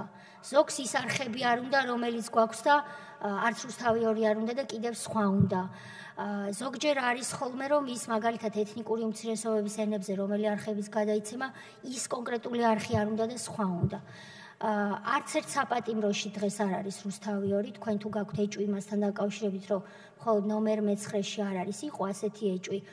ეს რა თქმა უნდა თქვენც იცით, რომ ასე არის, ყველგან არის ერთი და იმავე ოდენობის ერთი და იგივე არხები და წინა პასუხი, რასაც წინა სამინისტრო იძლეოდა, არის ის, რომ თავად რუსთავი 2-მა გაწყვიტა საკონტრაქტო ურთიერთობა თურქსათანო და ეს არის მიზეზიო. ეს არის ის პასუხი, რაც მე თქვენ შემიძლია მოგცეთ, მაგრამ კიდევ ერთხელ ვამბობ, რომ ეს არის გაერთიანებამდელი შემუშავებული პასუხი, რომელიც დღესაც ძალაშია, მაგრამ მე რომ ტექნიკურად მქონდეს ეს საკითხი შესწავლილი, არ მაქვს და ვაღიარებ, რომ არ მაქვს და შევისწავლით და ასევე სურვილებს პატიმრების, იმიტომ რომ ალბათ არც თქვენ არ მოგეწონებათ, რომ პატიმრების ერთი ჯგუფი ითხოვს რუსთავი 2, სხვები ითხოვენ სხვა არხებს და ეს არხი ჩართოთ და სერიოზულად ვლაპარაკობ ბატონო გიგა, რაც არ უნდა არხების გადართვა შეიძლება თუ არხები არის ბატონო გიგა. ხო და ასე არის დიახ, რომ ის სატელიტური მომსახურება. არა, რამდენიმე არხია ქალბატონო ხათუნა. კარგია ბატონმა ბოკერიამ მიაგნო გამოსავალს, რომ არხების გადართვა შეიძლება, მაგრამ კი, და ამას გეუბნებით, რომ არხი. დიახ, ბატონო გიგა. საოცრება ნამდვილად. კარგი. კოლეგებო, გთხოვთ მოусმინოთ მოხსენებელს. რაც შეეხება ბატონი აზერის კითხვას, რომელიც ეხებოდა ირაკლი სესიაშვილის მიერ ინიცირებულ კანონ პროექტს, აქ საუბარი თუ სწორად მოვინიშნე, არის ხომ არ არის კონფლიქტი ანტიდისკრიმინაციულ კანონთან. ანუ ანტიდისკრიმინაციულ კანონით ხო, როგორ ვიტყვით გემოვნების საკითხია. თუ გნებათ თქვენ როგორც ამბობთ, ისე ვიტყვი, ხომ არ არის დისკრიმინაციული, ანუ ხომ არ არის ანტიდისკრიმინაციულ კანონთან შეუსაბამო. მე ვფიქრობ, რომ ის კონფესიები, რომლებსაც ჩვენ წარმოვადგენთ და ასევე ბატონი სხვები სახელებს არ ვიტყვი წარმოადგენენ აქ, ეს ის კონფესიებია, რომლებიც არის ეგრეთ წოდებული ტრადიციული კონფესიები, ყველა ამ ეკლესიას, ჩვენსას და კონფესიებს აღმსარებლებს არავითარ შემთხვევაში არ ესაყვედურებათ ის, რასაც ეს კანონპროექტი საყვედურობს ზოგიერთ ახალშექმნილ რელიგიურ გაერთიანებას, რომელიც სარგებლობს კანონით და თქვენც იცით. რეალურად სავალდებულო სამსახურიდან ათავისუფლებს ფიქტიური მიზეზით. ჩემს სისტემაშიც ყოფილა რამდენიმე თანამშრომელი, რომელმაც მოიტანა ცნობა, რომ მე გირჩის მიმდევარი ვარო თუ რომელიღაცა ორგანიზაციის და არ წავალ ჯარშიო. მე მგონი ოკუპირებულ ქვეყანაში ამგვარი საქციელი ცოტა სირცხვილია, მაგრამ თუ კი ამ კანონპროექტში იქნებოდა ჩანაწერი, რომელიც ასე ვთქვათ, ერთ დონეზე არაყენებს მუსლიმებს, მართლმადიდებლებს და სხვა ცნობილი და აღიარებული კონფესიების წარმომადგენლებს, ეს რა თქმა უნდა იქნებოდა ანტიდისკრიმინაციულ კანონთან შეუსაბამობა, მაგრამ ეს ჩემი აზრია და რა კი მე მეკითხებით, მე გპასუხობთ. ზოგადად კი კანონში არის სხვადასხვა პრობლემა, მაგალითად ბატონმა ზურაბ ჯაფარიძემ ისარგებლა კანონით, კარგი გაგებით თუ ცუდი გაგებით არ ვიცი, მაგრამ პოლიტიკური დემარშისთვის თქვენ იცით ალბათ ხო, რომ მან დაირქვა გირჩი. და დღეს მას ქვია ზურაბ გირჩი ჯაფარიძე. ეს მისი სურვილი იყო და მე არ მქონდა უფლება, როგორც იუსტიციის სამინისტროს სისტემას, რომ ამაზე მეთქვა, რომ ნუაკეთებ ამას, ეს არ შეიძლება. რეალურად კანონი ამას უშვებს. ეს რამდენად მოსწონთ მის შთამომავლებს, ეს მე არ ვიცი, მაგრამ კანონი უშვებს ასეთ აბსურდებსაც და დღეს ადამიანს ქვია ის, რაც ქვია და ვიზა ლიბერალიზაციის პროცესში მოლაპარაკებების დროს ჩვენ მოგვიწია 2014 წელს შევთანხმებულიყავით ბრიუსელთან, რომ მხოლოდ ერთხელ იქნებოდა სრულწლოვანების დროს სახელის შეცვლა შესაძლებელი. შესაბამისად ბატონი ზურა დღეს ვეღარ აბრუნებს სტატუს quo-ს. და ასეთი კანონი მე მგონი მეტისმეტად ლიბერალურია და ევროპულ ქვეყნებში არის, აქამდე ალბათ არ უნდა მივიდეთ, მაგრამ შედარებისთვის გაძლევთ, არის ნუსხა რეესტრი სახელების, რომელიც ასეულობით სახელს მოიცავს და იქიდან შეგიძლია აირჩიო. ამაზე დიდხანს აღარ შევჩერდები, ბატონი მამუკა ჩიქოვანის კითხვა იყო რუსთავთან დაკავშირებით, თქვენ თქვით, რომ ის დასახლება, სადაც ახლა პენიტენციური დაწესებულებები შენდება, არის ისტორიული რუსთავი და იქ აღდგენა და რეაბილიტაცია იყო უფრო მეტად საჭირო, ვიდრე საპატიმროების მშენებლობა. ეს არის რეალურად რამდენიმე ათეული ჰექტარი მიწა, რომელიც არის ცარიელი, იქ სარეაბილიტაციო არაფერი არ არის, მერწმუნეთ თუ არა და შეგიძლიათ მიბრძანდეთ და ნახოთ. და მანამდე, სანამ პენიტენციური დაწესებულებების მშენებლობა დაიწყებოდა, აქ იყო და სამხედროებს და ყოფილ სამხედროებს დარწმუნებული ვარ, ეს ახსოვთ, აქ იყო ეგრეთ წოდებული სამხედრო გარადოკი ძველ დროს. შესაბამისად, იქ სარეაბილიტაციო და ძველი რუსთავი მე ვერ ვნახე. რაც შეეხება ეს ეპასუხება ბატონ სიმონ ნოზაძის კითხვასაც და ბარემ აქვე ვიტყვი, რომ მართალია მამუკა ჩიქოვანი და რუსთაველების გარკვეული ნაწილი დიდი პატივისცემით ვამბობ ამას გამოთქვამს უკმაყოფილებას, მაგრამ აი ბატონი სიმონი არის ასევე კახეთის გუბერნატორი, გუბერნია და რამდენიმე ასეთი მაჟორიტარიან გუბერნატორია, რომელიც იხვეწებოდა, რომ მიწები ჩვენთან არის, ჩვენთან ააშენე და ჩვენ რეალურად პირველი აქცენტი გავაკეთეთ რუსთაველებზე და რუსთავზე. ხაშურზე ისიც კითხვა, რომ თუ აქ პენიტენციური დაწესებულება აშენდება, გაცოცხლდება ხაშური და ეკონომიკური აქტივობა. არ ვიცი, რატომ არის ეს ამ დონეზე მიუღებელი, არ აშენებო, საყვედურობდნენ, აშენებ და რატო აშენებო, მე მართალი გითხრათ, ვეღარ გავიგე, რა უნდა გავაკეთო. გონიერი ხელისუფლება რომ იყოთო, რეაბილიტაციას ჩაუტარებდით იქაურობასო და გონიერი ხელისუფალი ალბათ არ ვარ თქვენ თვალში, მაგრამ ცარიელ ტიალმინდორს რეაბილიტაცია ჩაუტარო, მე არ ვიცი, რუსთაველებს. ბატონო გვერდზე არის საცხოვრებელი კორპუსები საბჭოთა დროს აშენებული და ძველ რუსთავზე მელაპარაკებით. და იმ ძველუბანს ვინ ეხება პირიქით? ვინ ეხება ძველუბანს? ძველუბანთან არ არის კავშირი, არაფერი არ ინგრევა, შენდება და შენება მე მგონი კარგია. რაც შეეხება რუსთაველების წუხილს უპასუხებ თქვენის ნებართვით, მესმის რომ არ მოგწონთ, მაგრამ პასუხი ხომ უნდა მოისმინოთ. მადლობა. რუსთაველებისთვის მე მინდა ვთქვა, რომ აქ შეიქმნება 600 სამუშაო ადგილი, რაც არ არის ალბათ ცოტა, იმ პირობებში, რა პირობებში ჩვენ ყველანი ვცხოვრობთ ეკონომიკურ სიდუხჭირეში, ეს ასეა და ის რაც მანამდე იშვიათად ხდებოდა, იქნება წესი. ღია კონკურსით შეირჩევიან ეს ადამიანები, ახლაც არის 150-მდე კონკურსი გამოცხადებული.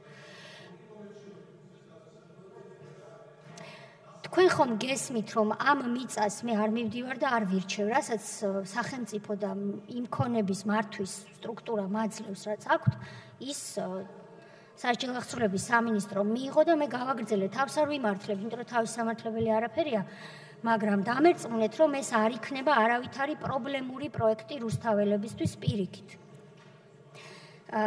ისე ბატონ მამუკას ვეპასუხები ჩიქოვანს, რომელმაც მკითხა, რომ პატიმრების რიცხვი შემცირდაო და ვერ გავიგეო, რა თქვითო და ვთქვი ასეთი რამ. ბატონო, საიდან გადმოგყავს ამასაც გეტყვით და რიცხვი შემცირდაო, ვერ გავიგეო, ესეც ბრძანეთ თქვენი სიტყვებია. მე ვთქვი შემდეგი რამ, რომ ხშირად ამ ბოლო დროს ვრცელდება ინფორმაცია, ეს თქვენ არ გეხებათ, სხვადასხვა არასამთავრობო ორგანიზაციები წუხან იმის შესახებ, თითქოს პატიმრების რიცხვმა მიაღწიაო ნაციონალების დროინდელ რიცხვსო. ეს რა თქმა უნდა არავითარ კავშირში არ არის, ახლოსაც კი სიმართლესთან და სწორედ ამიტომ, რომ ეს გამებათილებინა, მოვიტანე ციფრები, რომელიცაცახლავე მივაგნებ და ვიტყვი. ესე იგი 17 მარტის მდგომარეობით ჩვენ გვყავდა 7933 მსჯავრდებული და განაჩენს ელოდებოდა, ანუ ბრალდებული იყო 1937. შესაბამისად მთლიანი ოდენობა არის 9870 და რეალურად აგვისტოსთან შედარებით არის მცირედი, მაგრამ მაინც კლება. ბრალდებულების რიცხვის ნაწილში არის ზრდა და ესეც გითხარით, რომ რატომ არის ზრდა? დიდი ზრდა გვაქვს, იმიტომ რომ პოლიცია არის უკვე მრავალი თვეა პროაქტიული და ჩვენ დღეში საშუალოდ 20 ახალ პატიმარს ვღებულობთ სისტემაში ბრალდებული სტატუსით. საიდან გადმოგვყავს, ჩვენ ფიქრობთ, რომ მთავარი მიზანი ამ ახალი დაწესებულებების უნდა იყოს ისევ რუსთავში მდებარე, ეს მე არა მიშენებია, დაგხვდა, ეგრეთ წოდებული ზონის რეფორმა და დახურვა, ოღონდ არა იმ სისტემით, რომ ჩავკეტოთ პატიმრების საკანში და არ გამოუშვათ სასჯელის დასრულებამდე. არამედ ფლიგელები განაწილებული ისე, რომ ღია საკნის სისტემა იყოს, ერთი და იმავე რისკის, საშუალო და დაბალი რისკის პატიმრები ერთად თანაცხოვრობდნენ და ჰქონდეთ სარეაბილიტაციო სივრცეები, მათ შორის ტრენინგ ოთახი და ბიბლიოთეკა. და არ ვიცი, ბატონო მამუკა, მე მინდა რომ ეს გაგიხარდეთ, ხედავ რომ არ გიხარიათ, მაგრამ დამიჯერეთ, რომ გულწრფელი ვარ ჩემს განზრახვაში, რომ რუსთავს მივცეთ ეს ახალი შესაძლებლობა თუ არა და ბატონი სიმონ ნოზაძე აქ არის და ხელს იწევს, რომ ხალბატონი სოფიო კილაძის კითხვა იყო სტრასბურგის სასამართლოში დავების შემცირებასთან დაკავშირებით, აქ მხოლოდ ერთს ვიტყვი 2011 წელს სტრასბურგის სასამართლოში 395 ახალი საჩივარი შევიდა, ხოლო შარშან შევიდა 99 ახალი საჩივარი. ვფიქრობ, კლება საჩივრების არის თვალშისაცემი რბილად რომ ვთქვა და ეს პირდაპირ არის კავშირში იმასთან, რომ უფრო მეტად იდეალურ სამყაროში ჯერ არ ვართ, მაგრამ უფრო მეტად ჯერათ ჩვენს მოქალაქეებს და ჩვენს ტერიტორიაზე მყოფ პირებს ჩვენი საჯარო სტრუქტურების სასამართლოსი და პირდაპირ არ მიმართავენ, ასე ვთქვათ, სტრასბურგის სასამართლოს უიმედობის განცდისგან. ბატონი რატი მეკითხებოდა შეშმოპირთა შესახებ კანონის პროექტთან დაკავშირებით, როგორც უკვე მოგახსენეთ, კანონის პროექტი ტექსტი ასე ცალკე აღებული ჩვენთან ერთად იყავით ჩართული და იცით რომ მზად არის. ამჟამად მიმდინარეობს UNDP-ის ხელშეწყობით რეგულირების ზედამხედველობის შეფასება, ეგრეთ წოდებული RIA, თუმცა რა კი ჩამეკითხეთ, უნდა ვაღიარო, რომ მარტო UNDP-ის და ჩემი და თქვენი მონდომება აქ არ იკმარებს და ყველა ის უწყება, ვინც ინფრასტრუქტურა უნდა მოაწესრიგოს, შეშმოპირებისთვის სერვისები ხელმისაწვდომი გახადოს, RIA-ს შეფასებაში სრულფასოვნად თუ არ ჩაერთო, RIA ვერ დასრულდება იმ შედეგით, რაც გვინდა, ანუ რეალურ შედეგს ვერ დადებს. ბატონი კობალურს-მანაშვილი მეკითხებოდა ბაღდადში საზოგადოებრივ ცენტრთან დაკავშირებით, მიწის ნაკვეთი შეირჩა, რამდენიმე ვარიანტი იქნა შემოთავაზებული მუნიციპალიტეტის მიერ და მე ვფიქრობ, რომ ჩვენ შევძლებთ, რომ წელს დავიწყოთ მშენებლობა და შემდეგ უკვე ეს მშენებელ კომპანიაზე დამოკიდებული როდის დავასრულებთ. იუსტიციის სახლი რატომ არა და რატომ საზოგადოებრივი ცენტრი, ეს იკითხა ბატონმა ზაქარიამაც დუშეთთან მიმართებაში, თქვენც დასვით ეს კითხვა ცოტა სხვა ფორმით. მე მინდა განსაკუთრებით მაჟორიტარებს გთხოვოთ თქვენი ყურადღება. ბატონ სულხანთან მქონდა ამას წინათ საკმაოდ ვრცელი დისკუსია ამ თემაზე, როდესაც ჭიათურაზე მსჯელობდით. საზოგადოებრივი ცენტრი იძლევა გაცილებით მეტ შესაძლებლობებს მუნიციპალიტეტისთვის, ვიდრე იუსტიციის სახლი. არავითარი ნაკლებად მოდური მოდელი ეს არ არის, მერწმუნეთ ბატონო კობა.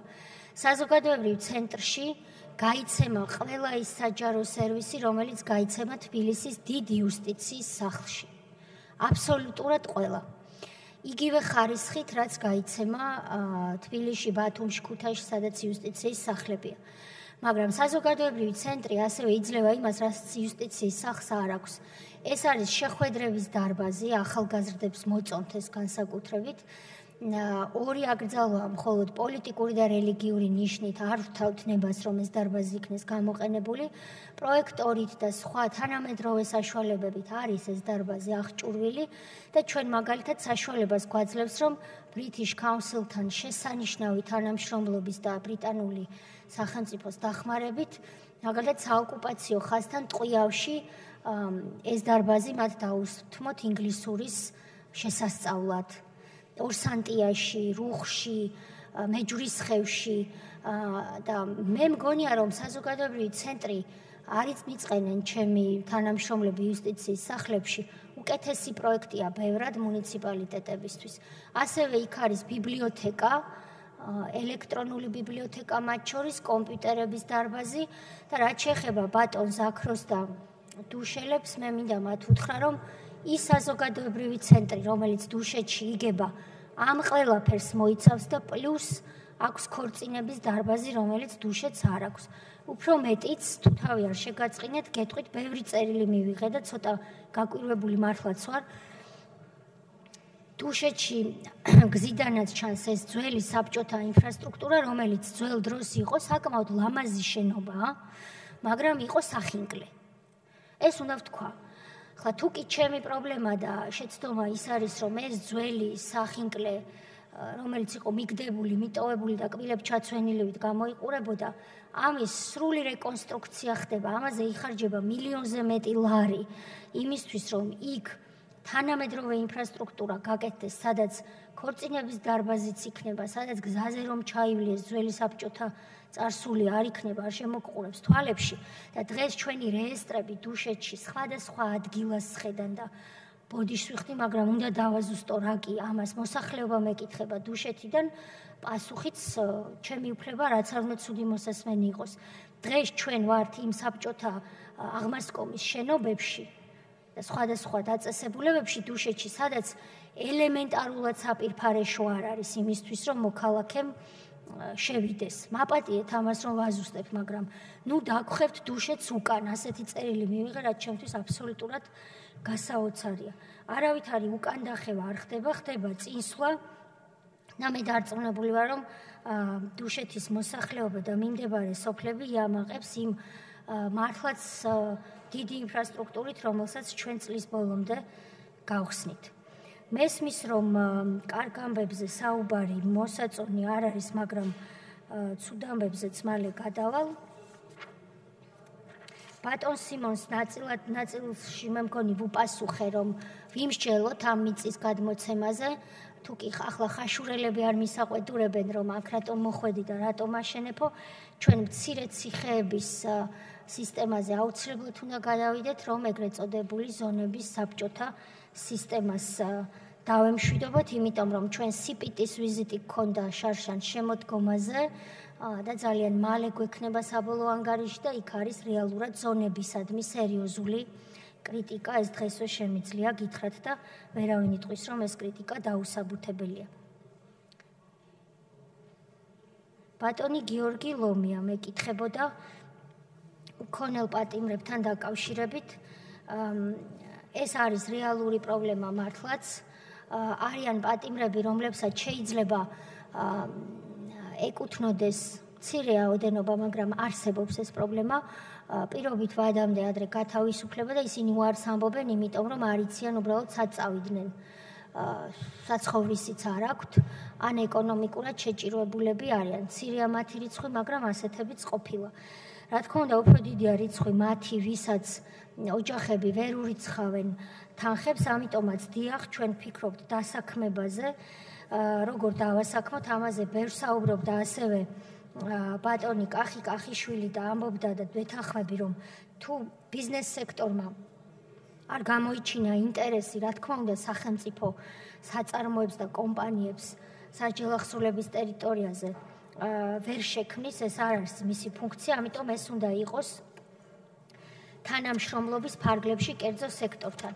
როდესაც 1 ნოემბერს პენიტენციურ სისტემაში აუქციონის წესით შერჩეული ახალი კომპანია შევიდა და მაღაზიები აამუშავა, იქ დასაქმებულია თითო მაღაზიაში 2 პატიმარი, 15 დაწესებულებაა, მაგრამ მაღაზიები არის ნაკლები, თუ არ მეშლება 13, იმიტომ რომ ზოგი მაღაზია 2 დაწესებულებას ერთდროულად ემსახურება და იქ 2 პატიმარია დასაქმებული და ხელზე იღებენ 250 ლარს.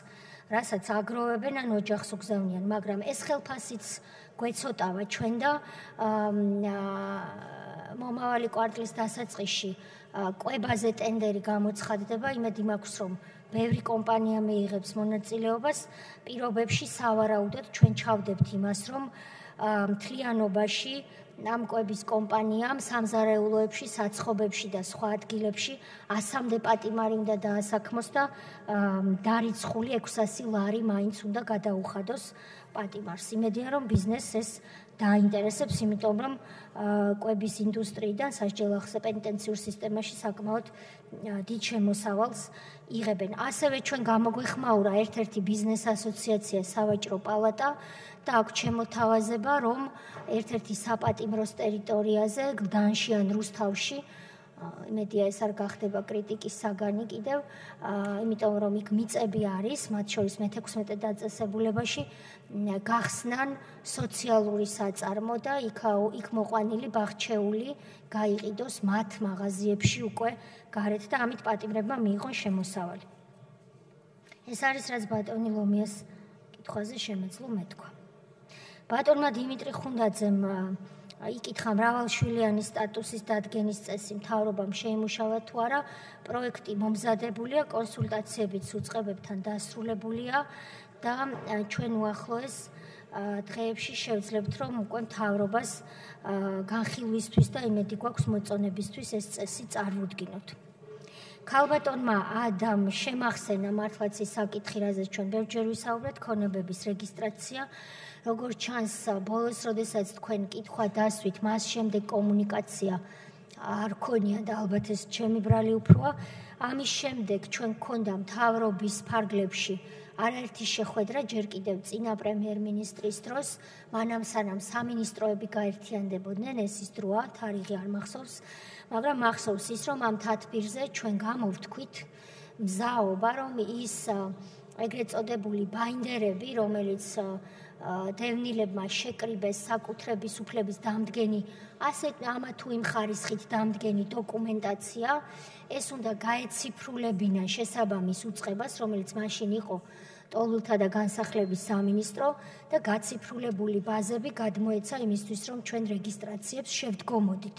შემდეგ მოხდა გაერთიანება და დღეს მე ვერ გეტყვით უკვე ამ გადაწყვეტილების რა ბედი ეწია, თუმცა რა კითხვა დამისვით დავინტერესდები, ჩვენ შეგვიძლია რა თქმა უნდა სამუშაო ჯგუფის ფარგლებშიც ამაზე გავაგრძელოთ მუშაობა.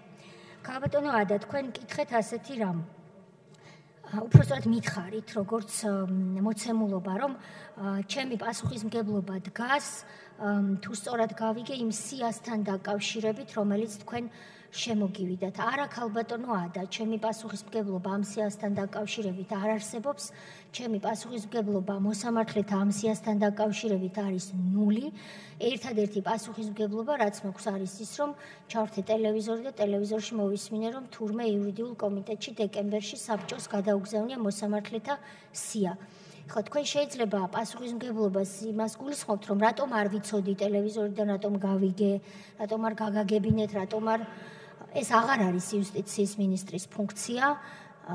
თქვენ ჩახედავთ კონსტიტუციასაც, ჩახედავთ სხვა კანონებსაც, იუსტიციის უმაღლესი საბჭო, იმიტომ რომ ამ ორგანოს დასახელების პირველი სიტყვა არის იუსტიცია, არ ნიშნავს იმას, რომ ეს არის ჩემი ქვედანაყოფი. ეს გახლავთ მართლმსაჯულების სისტემა, აბსოლუტურად დამოუკიდებელი და დიახ გიდასტურებთ, რომ ამ სიაზე ჩემი პასუხისმგებლობა არის ნული, როგორც თქვენ ალბათ არ ვიცი, შეიძლება ჩემზე ადრეც კი, მაგრამ მოისმინეთ მედიის საშუალებით სიის შემადგენლობა, ისე მოვისმინე მე. იქ, სადაც არის ჩემი პასუხისმგებლობა, ეს არის რეფორმის სამი ტალღა და არასრულწლოვანთა მართლმსაჯულების კოდექსი. და ქალბატონო ადა, ეს ის რეფორმებია, რომელიც გაზომა, როგორც უკვე გითხარით, მისი შედეგები იფსოსმა, თუ იფსოს არენდობით პარტიამ დააფინანსეთ და გაზომეთ ეს შედეგები და ის შედეგები ირწმუნეთ. ამ რეფორმების შედეგად 55% სასამართლოს მომხმარებლების ამბობს, რომ სასამართლო დღეს არის უფრო სანდო და დამოუკიდებელი, ვიდრე იყო ადრე. ჩემი მიზანი არ ყოფილა, რომ იდეალური სამყარო შემექმნა 4 წელიწადში. ამის შემდეგ რეფორმის პროცესს უძღვება პარლამენტი, მეოთხე ტალღა ჰქვია ამას და თქვენ დღეს კენჭი უყარეთ სწორედ ახალ კანონს, რომელიც აქვე დავძენ, მიუხედავად იმისა, რომ ემაზე არ მიმუშავია, ვფიქრობ ვენეციის კომისიის სტანდარტებს შესამება, თუმცა ვენეციის კომისია თავის სათქმელს მალე იმედია იტყვის. მომწონს მე ვენეციის კომისიის შეფასებები, რომელმაც 2013 წელს პირდაპირ ფეხი დამიდო, ამას სხვა არაფერი ჰქვია იმისათვის, რომ უვადო დანიშვნის ინსტიტუტი შეჩერებული ყოფილიყო პრობაციის, ანუ გამოსაცდელი ვადა ყოფილიყო წესი და უვადო დანიშვნა გამონაკლისი, იყო ასე. ვენეციის კომისიამ თქვა, რომ ეს ჩემი მიდგომა არ იყო ევროპული სტანდარტი და როდესაც მე ვამბობდი, რომ ეს ევროპული სტანდარტი კი არის, მაგრამ ქართულ რეალობაში ეს არ გაამართლებს, მათ შავით თეთრზე ჩამიწერეს, რომ ეს არ არის კარგი. ეს იყო ასე, ქალბატონო ადა და მე მზად ვარ პასუხისმგებლობა ავიღო ყველა იმ ნაბიჯზე, შეცდომებზეც, თუ კი რამ დამიშვია, მაგრამ ეს პასუხისმგებლობა ჩემი არ არის, პასუხისმგებლობა უკავშირდება, ბოდის ვიხდი, მაგრამ წარმატებებს მართლმსაჯულებაში, იმიტომ რომ დღევანდელი საბჭო არ არის პოლიტიკოსებით დაკომპლექტებული. დღეს ბავშვებს არ უყრით ციხეში, განუკითხაობა არ სუფევს სისხლის სამართლის მართლმსაჯულებაში და 4-დან 5%-მდეა თვეების მიხედვით გააჩნია, რომელ მაჩვენებელს შეხედავთ გამამართლებელი განაჩენების რიცხვი. და დღეს საქართველოს მოქალაქეები, რაც არ უნდა კრიტიკულად იყვნენ განწყობილი, ამა თუ იმ პერსონალის მიმართ, მოსამართლის პერსონალიას გულისხმობ, მათ მაინც ჯერათ, რომ მიმართავ სასამართლოს და გაიმარჯვებ და მალე დაუბრუნდები ოპოზიციის კითხვებს. საყვედურობენ, რატომ წააგე ქართულ სასამართლოში დავავ. რა უნდა გავაკეთო, რომ სასამართლო ვაკონტროლო, რომ დავები არ წავაგო? დღეს სახელმწიფო 70% მეტ დავებზე აგებს დავებს სასამართლოში. საქმეებზე აგებს დავებს. ეს მე მგონი კარგია და თქვენ ამას უნდა მიესალმებოდეთ და რაზე მთხოვთ პასუხს, მართალი გითხრათ, ვერ გავიგე. ბრავო ბატონო ემზარ,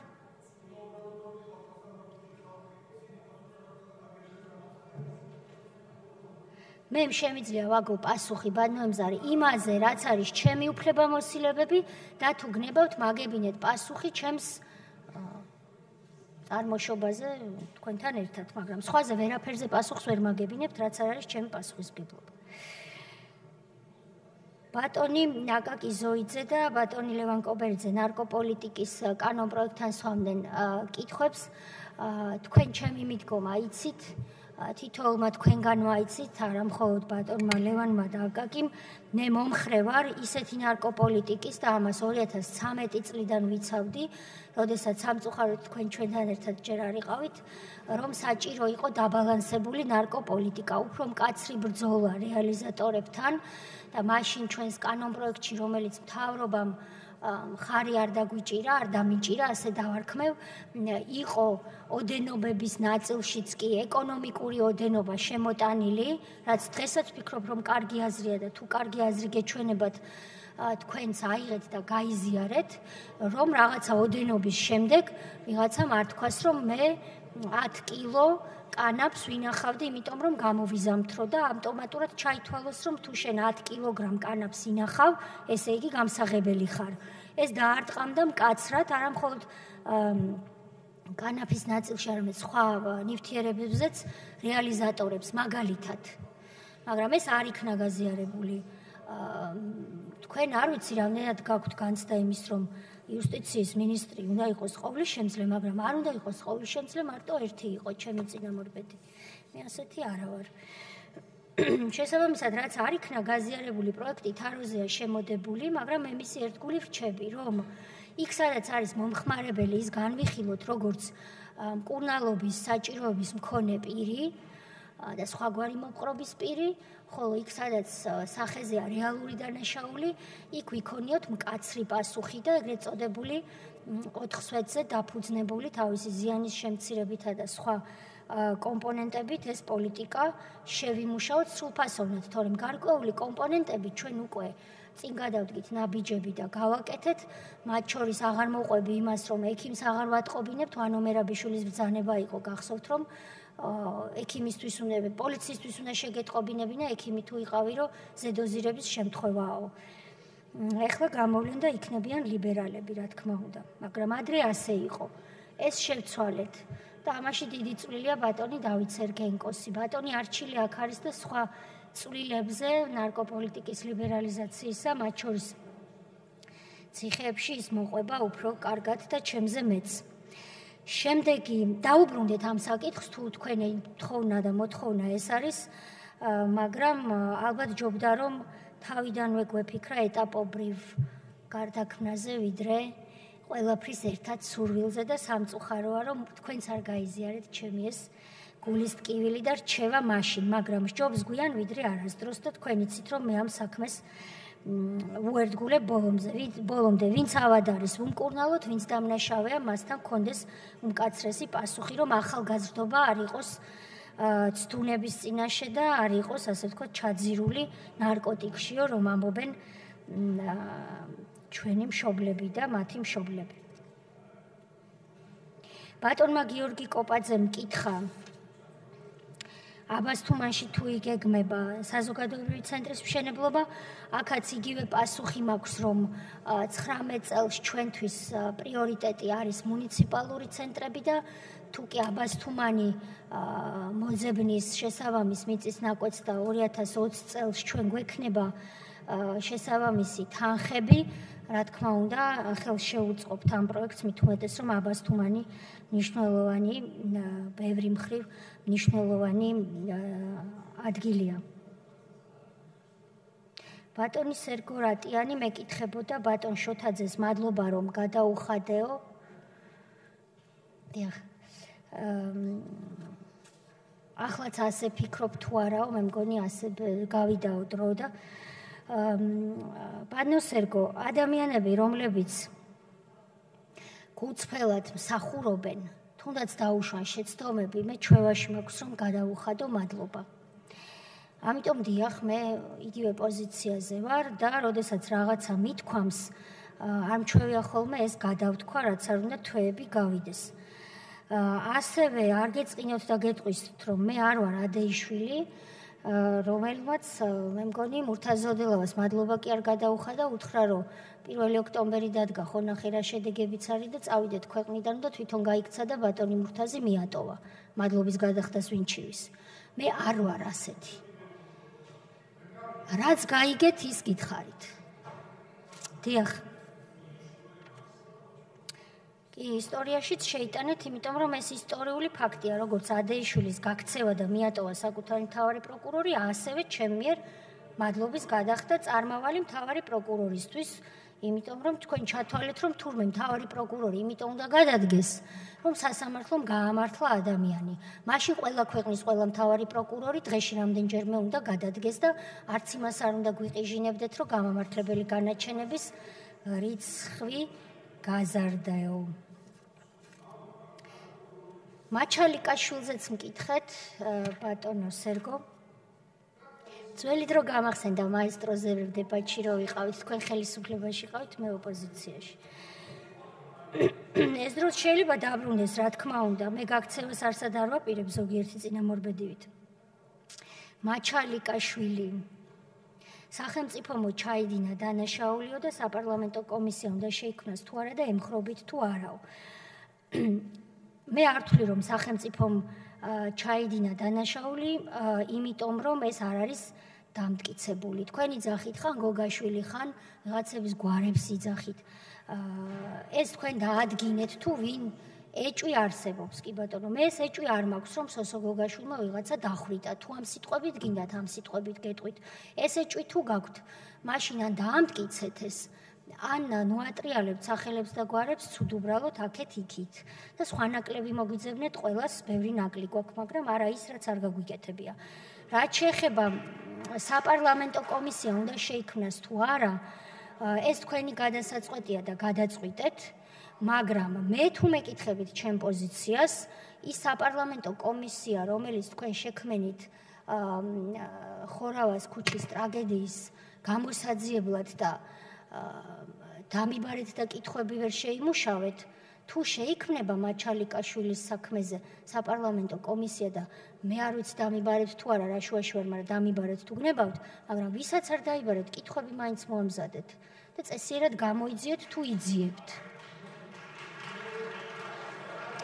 ბატონი გიორგი გაჩეჩილაძის კითხვა იყო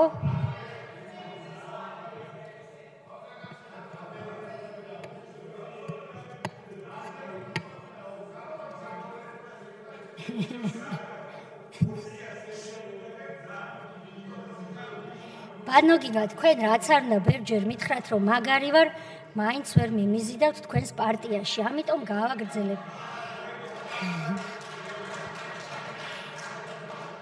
მათი პარტიის წევრი მე არა ვარ, ალბათ გეცოდინებათ. კოლეგებო, თავაზობ დავაგრძელოთ მუშაობა 9 საათამდე, ვინ არის მომხრე? დიახ. ბატონი გიორგი გაჩეჩილაძის კითხვა, ბატონ სპიკერს ბოდუშს ვიხდი, რომ შეიძლება თემიდან გადაუხვიე. ბატონი გიორგი გაჩეჩილაძე მეკითხებოდა ისევ სისხლის სამართლის სასამართლო პროკურატურა ქალბატონი ბენსუდას მიერ წაყვანილი პროცესი და ამაზე მოგახსენეთ რომ ჩვენი მიზანი მათთან თანამშრომლობის და მე მგონი არ ვარ ილუზიაში, როდესაც ვფიქრობ რომ ეს ჩვენი ძალისხმევა წარმატებული იქნება და ჩვენ შევძლებთ ამ გამოძიების ფარგლებში დავამტკიცოთ რომ ქართველების ეთნიკური წმენდა ჩაატარა არა მხოლოდ ეგრეთ წოდებულმა დამოუკიდებელმა ხელისუფლებამ, არამედ რუსეთმა, რომ ჩვენი სამხედროების სუფლეორის პოზიცია იყო ადრე თეატრებში, გახსოვთ, ბოკერი არის ჩემი სუფლეორი.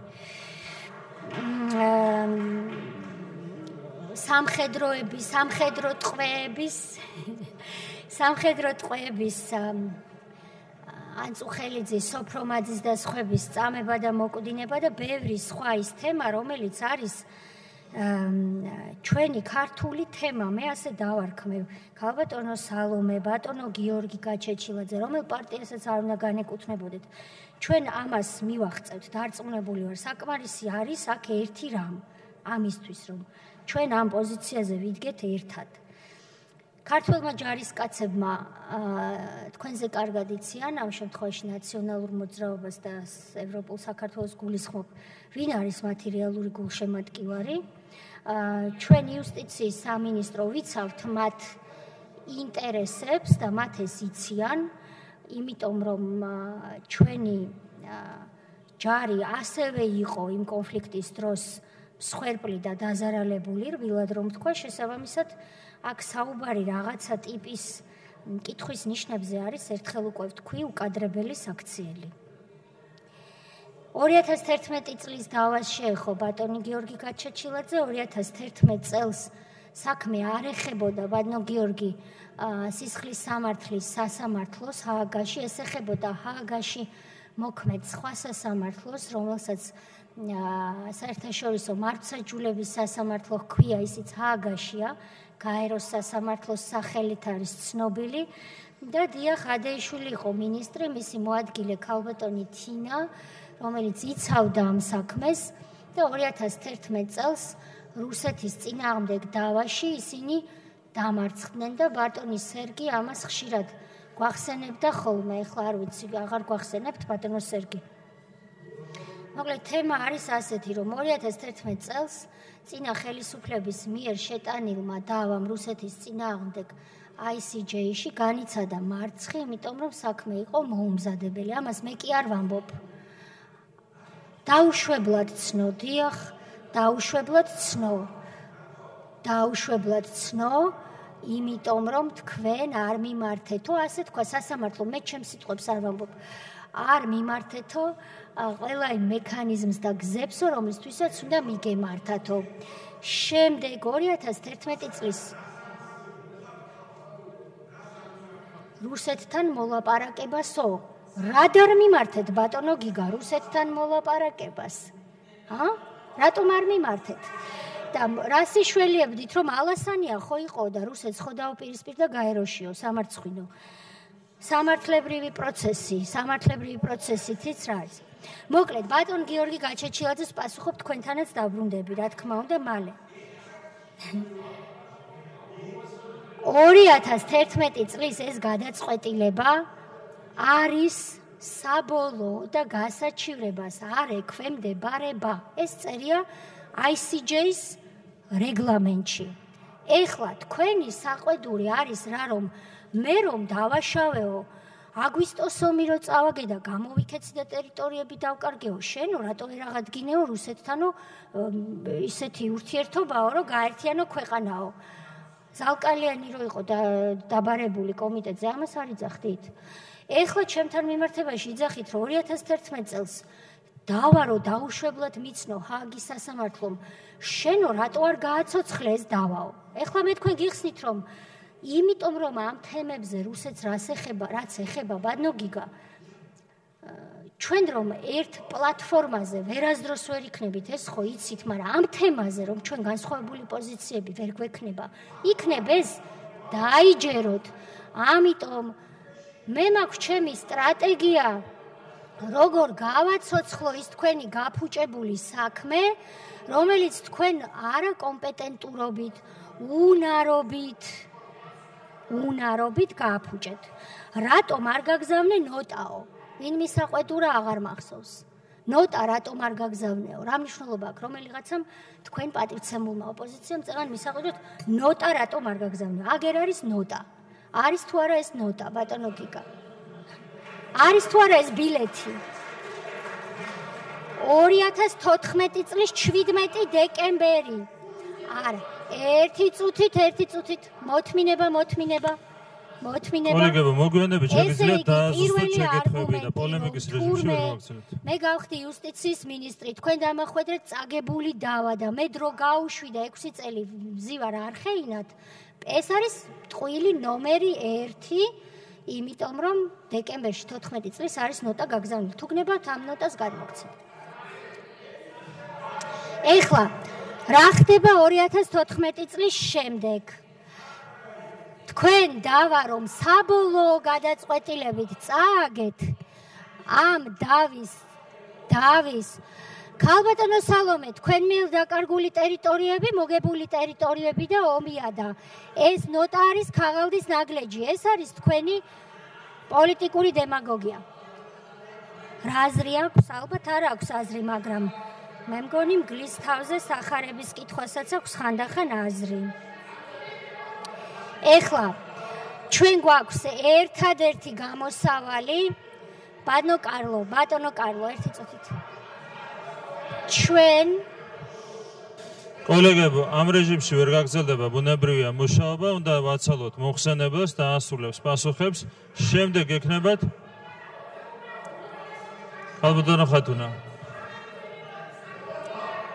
ხათუნა დაასრულებს მოხსენებელი ბატონო კარლო, გთხოვთ.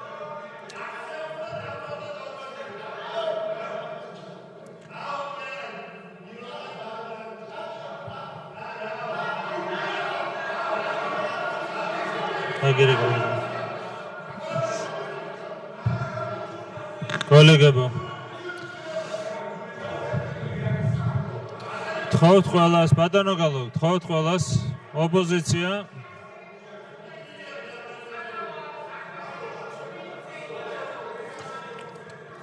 კი ბატონო,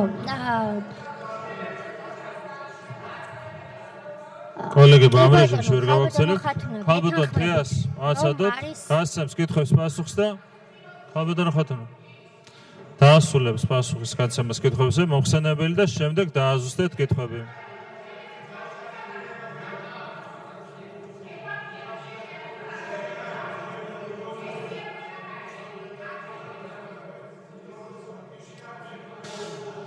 მოსმინოთ ხალბატონ თეას.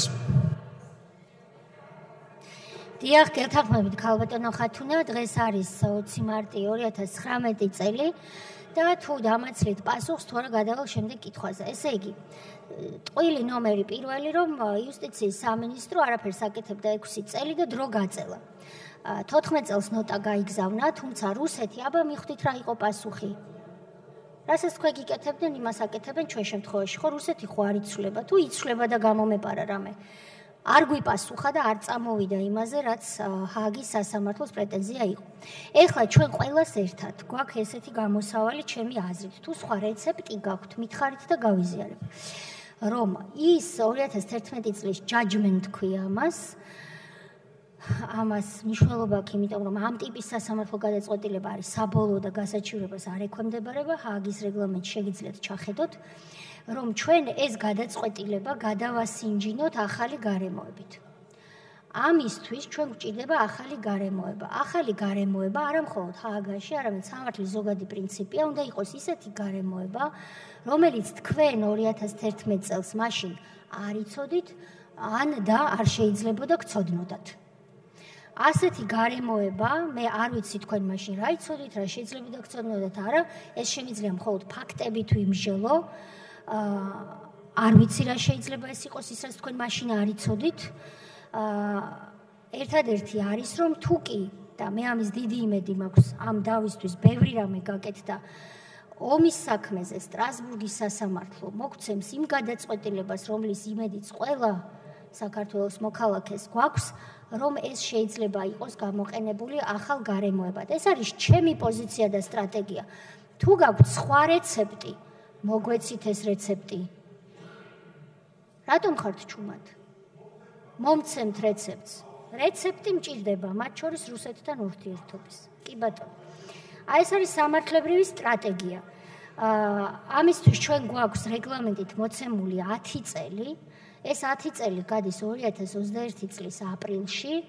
ამიტომაც სტრასბურგის გადაწყვეტილება მაისში იყო შარშან ბოლოს ხდომა, ამით პროცედურა დაიხურა. და ვინაიდან ასე თუ ისე ვიცნობ განაჩენების წერის სტილს და რიტმებს სტრასბურგის სასამართლოში, რა კი ამით ვიყავი 10 წელი დაკავებული, ვარაუდობ, რომ ალბათ გაისად ჩვენ ჩაგვბარდება გადაწყვეტილება, რასაც შემდეგ შევძლებთ, რომ იმ თქვენ მიერ ჩაგდებული საქმის გამოსასწორებლად გამოვიყენოთ თქვენთან ერთად. კარგი.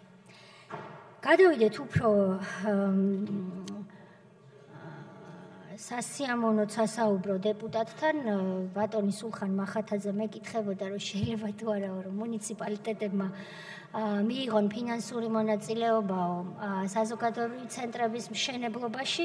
Რა თქმა უნდა შეიძლება თუ კი ამას გააკეთებენ ჩვენ ამას მივესალმებით.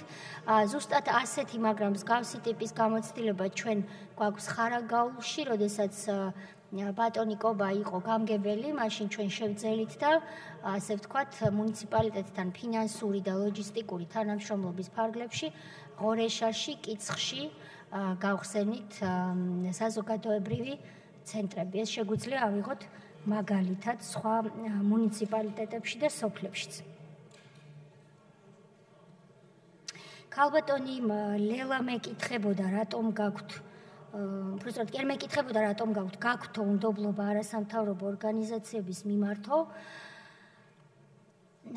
ერთს დავძენ მხოლოდ რომ მე ყველა არასამთავრობო ორგანიზაციისადმი უნდობლობა არ მაქვს. ასეთი დღეისათვის საქართველოში რეგისტრირებულია 1000-ობით. არის მხოლოდ რამდენიმე არასამთავრობო ორგანიზაცია. თქვენ მკითხეთ ხომ არ წამოგცდაო? თქვენ მკითხეთ? არა, თქვენმა ერთ-ერთმა კოლეგამ მკითხა ხომ არ წამოგცდაო მათი კრიტიკაო? არა, არ წამომცდა. იმიტომ რომ არასამთავრობო ორგანიზაციები, ვისთან ჩვენ თანამშრომლობთ, ესენი არიან რეალურად არა, მე არ მითანამშრომლია მათთან, მაგალითად ისინი ვისთანაც ერთად თუნდაც ქუჩაში მცხოვრებ და მომუშავე ბავშვებზე მუშაობთ. ბანოგიგა მე მგონი აქ სასაცილო არაფერია. აი ესეთ არასამთავრობო ორგანიზაციებთან მაგალითად როდესაც ხდება ასეთით სამწუხაროდ 5 რატომ ჩამოვთვალო, 41-იც შემიძლია ჩამოვთვალო, რომლებიც არიან ის ორგანიზაციები, რომლებთანაც სახელმწიფო მუშაობს.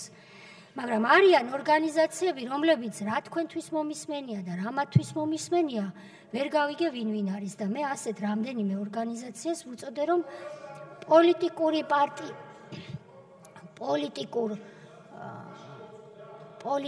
პარტიები არიან მეთქი და მოდით შევეჯიბროთ არჩევნებში. ბატონო სერგო, ეს ქალბატონ ლელას პასუხობ. ხო, ანუ არ წამომცდა, მე დღეს ამასაც ასე ვფიქრობ. 7 მტკიცებულება თუ გაქვთო რატომ დაუმალეთ პრეზიდენტსო და შემდეგ ქალბატონმა ხათუნა მითხრა რომ გააცანი ქალბატონ პრეზიდენტს. ხო, არა, როგორ არის იცით, ჩვენ მართლა დიდი ძალისხმევა ჩავდეთ იმაში რომ რუსეთისთვის იმ ცინიკურ არგუმენტებზე რომ გვეუბნებოდა რომ მაგალითად ისკანდერი ჩამოვარდა 12 აგვისტოს გორში, ეს ხომ ფოტოშოპია. აი ამ დონის არგუმენტებს ვისმენდით სტრასბურგის სასამართლოში 13 წელს, 14 წელს, 15 წელს, 16 წელს, 17 წელს ამდენ ხანს ყოფილვარ მინისტრი, სულ ამას ვისმენდი. შემდეგ მოვიდა დრო, როდესაც ჩვენ უნდა ყველა ღონესთვის მიგვემართა, რომ ამგვარი ტიპის ცინიკური არგუმენტები გაგვებათილებინა. 700 მტკიცებულებაში არის ერთ-ერთი სწორედ მატერიალური მტკიცებულება, ის ისკანდერი, რომელიც ჩამოვიტანეთ ჩვენი პარტნიორი ქვეყნიდან, რომელიც ამას ნიშნის მოგებით არ გეუბნებით, მაგრამ როდესაც გაუშვით ქვეყნიდან მიღება ჩაბარების აქტი მაინც გაგეფორმებინათ, რომელიც მე წამალივით გამომადგებოდა რუსეთთან დავაში. რატო არ გააფორმებთ მიღება ჩაბარების აქტი? მესმის ბანოგიგა რომ მტკივნეული კითხვებია, თქვენ არ იყავით ალბათ ძალოვან სტრუქტურებში, მე მგონი არ მსახურობდით. მაგრამ ხომ იყავით თანამდებობაზე, უშიშროების საკითხებს კურირებდით, რბილად რომ ვთქვა. ხო, კი ბატონო, ომის დროს თუ იყავით, მით უმეტეს, როდესაც ისკანდერს, რომელიც არის სასიცოცხლოდ ოქროს მტკიცებულება ატან, რაც არ უნდა მეგობარი ქვეყანა იყოს, ისე რომ არც ერთი დოკუმენტი არ ფორმდება ამასთან დაკავშირებით. ცუდია რომ არ გააფორმეს. ჩვენ მაინც მივაგენით ამ ისკანდერს, იმიტომ რომ გაგვიმართლა რომ ის ქვეყანა, სადაც ეს ისკანდერი თქვენ გაგზავნეთ, ჩვენი სტრატეგიული პარტნიორია, ჩემი და თქვენი კი არა ქვეყნის და ჩვენ ეს მტკიცებულება დავიბრუნეთ. კი ბატონო, ამას საშუალება მოგცა, რომ გაგვებათილებინა სტრასბურგში რუსეთის არგუმენტი, რომ გორში ვინ ჩამოაგდო ფოტოშოპი, აღარ იყო მერე უკვე ფოტოშოპი ამის ფონზე. ასევე ბევრი მტკიცებულება იმისა, რომ ქართული ჯარები 11-ში უკვე იდგნენ თბილისთან, უფრო მეტიც თქვენ გაკეთებული გაქვთ ის, რაც უბრალოდ იმიტომ რომ არ ვიცი რატომ, ეხლა მე არ მინდა რომ ამ თემაზე თქვენთან შევიდე მწვავე დისკუსიაში, წითელი და მწვანე არის მოდაში. მწვავე დისკუსიაში არ მინდა გისაყვედუროთ, მაგრამ აბა როგორ გავაკეთო, როდესაც თქვენ გაგიგზავნიათ ნოტა გაგიგზავნიათ, რომ გავდივართო საომარი ზონიდანო. ხო და ეს ნოტა რო გაგზავნეთ და დედანი არ არის საგარეო საქმეთა სამინისტროში, არ დატოვეთ და მე ასლით ვომობ. რატომ აომებთ ასლით? სად არის დედანი? არა, ვანახებ. კი არა, თქვენ მესმის რომ პასუხი არ მოგწონთ, ქალბატონო ხათუნა, ცოტა შორიდან დავიწყე. ხო და სხვა რაღაც რომ მკითხეთ, მივალ პასუხამდეც, მაგრამ მესმის რომ პრელუდია არ მოგწონთ, მაგრამ ამაშია მთელი პრელუდია პასუხზე, რომ თქვენ მე მაომებთ დამთავრებას იმისთვის, რომ თქვენ რომ ვერ მართავდით სახელმწიფოს დოკუმენტებით, გაიგეთ. კარგი, ეხლა გადავალ მაშინ სხვა რამეზე. ნაციონალურმა მოძრაობამ გაიგო, რომ ვერ მართავდა ომის დროს სახელმწიფოს ისე, რომ ჩემთვის დაეტოვებინა მტკიცებულებები, რომ რუსეთთან უფრო ეფექტური ყოფილიყავი ბრძოლაში. კარგია, რომ ეს გაიგეთ. მადლობა. ტაშის ღირსია მე მგონი ეს. მართლაც ტაში, რომ ეს თქვენ გაიგეთ. მართლაც ტაში. რაც შეეხება ქალბატონ სალომეს, თქვენ ალბათ არ იცით, მაგრამ იყო დრო, როდესაც მე ანგარიშვალდებული ვიყავი საქართველოს პრეზიდენტის წინაშე. იყო დრო, რამდენიმე თვე კოაბიტაცია ერქვა, როდესაც სააკაშვილი იყო პრეზიდენტი, რომ თავდაცვის, იუსტიციის და მინისტრები პრეზიდენტს შეეძლო მოეხსნა და მის დამე ვიყავით ანგარიშვალდებული. ასეთი რაღაცა ჰიბრიდული კონსტიტუცია დაგვახვედრეთ, რომ სერგეენკო პრემიერის წინაშე აგებდა პასუხს და მე და ძალოვანები ვაგებდით სხვები პასუხს მიშას წინაშე. კარგი იყო ეს კონსტიტუცია. ბატონი ირაკლი ალბათ დამეთანხმება, რომ არ იყო. ამიტომ დღეს მე არ ვაგებ პასუხს საქართველოს პარლამენტის წინაშე, ანგარიშვალდებული არ ვარ. თუ მისი სურვილი იქნება, რომ დამიბარებს, მე ავიღებ ამ ჩემს მტკიცებულებებს და რა თქმა უნდა ვეახლები და ამას განვიხილავ, მაგრამ მიიტანე გააცანი ეს რანაირი ლაპარაკია და უპატივცემულობა მე არ მესმის. ვისთანაც ვარ ანგარიშვალდებული, მოსული ვარ და დილიდან მე მგონი ლაპარაკისმაც არაფერს ვაკეთებ, რომ თქვენ დაგარწმუნოთ. და საქართველოს ამჟამინდელ პრეზიდენტს მე მგონი იმას ვერავინ ვერ უსაყვედურებს, რომ მოწოდებულია იმისთვის, რომ ჩვენი ქვეყნის ტერიტორიული მთლიანობისთვის საკმაო ვადა აქვს ამისთვის და რატომაც არა ვუსურვოთ, რომ მისი მმართველობის პირობებში ეს წარმატება ჩვენს ქვეყანას დაუდგეს და დეოკუპაცია დაიწყოს. ქალბატონმა ხათუნამ ასევე მკითხა, ბრძანება არ არისო გამოცემა, არ გამოეცითო 1 დეკემბრამდე, როგორც ამას გიდგენდათო სახელმწიფო ინსპექტორის შესახებ კანონი. სახელმწიფო ინსპექტორის შესახებ, დიახ, სახელმწიფო ინსპექტორის შესახებ კანონი იუსტიციის სამინისტრომ შეიმუშავა და რა თქმა უნდა ჩემთვის ცნობილია, რომ იქ ასე ვთქვათ ჩვენს თავსვე ჩავუწერეთ 1 დეკემბერი. ოღონდ ის რომ შემდეგ ამ კანონის დარღვევა მოხდა და ბრძანება არ გამოიცა, ამაში მე თქვენ ვერ დაგეთანხმებით და რატომ? იმიტომ რომ როდესაც შემდეგ უკვე სხვა კანონის ინიცირება მოხდა, არა ჩვენი ინიციატივით, არამედ პარლამენტის წიაღში, ეს იყო კანონი პროკურატურის შესახებ, 30 ნოემბრით თარიღდება.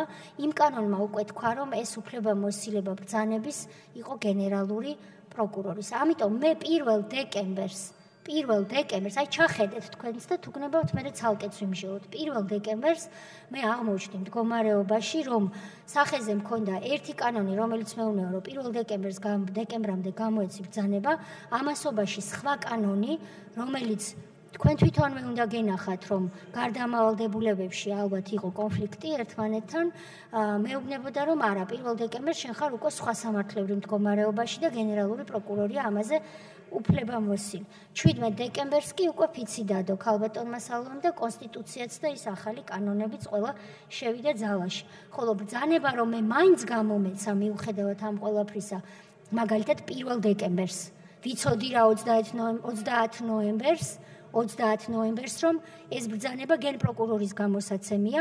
ეს ჩემი ბრძანება მაინც 1 იანვარს უნდა შესულიყო ძალაში, სხვა მხრივ ხო ვერ იქნებოდა, იმიტომ რომ სახელმწიფო ინსპექტორის შესახებ კანონი 1 იანვარს შედიოდა ძალაში და კანონქვემდებარე აქტი უფრო ადრე ვერ შევიდოდა ძალაში.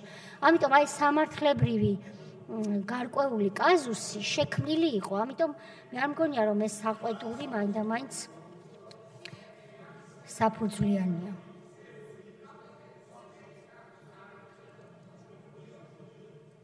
რაც შეეხება სიპების შესახებ კანონს, ეს რამდენჯერმე გადავადდა, თუ ამას ეხებოდა, ხო, 5 ჯერ.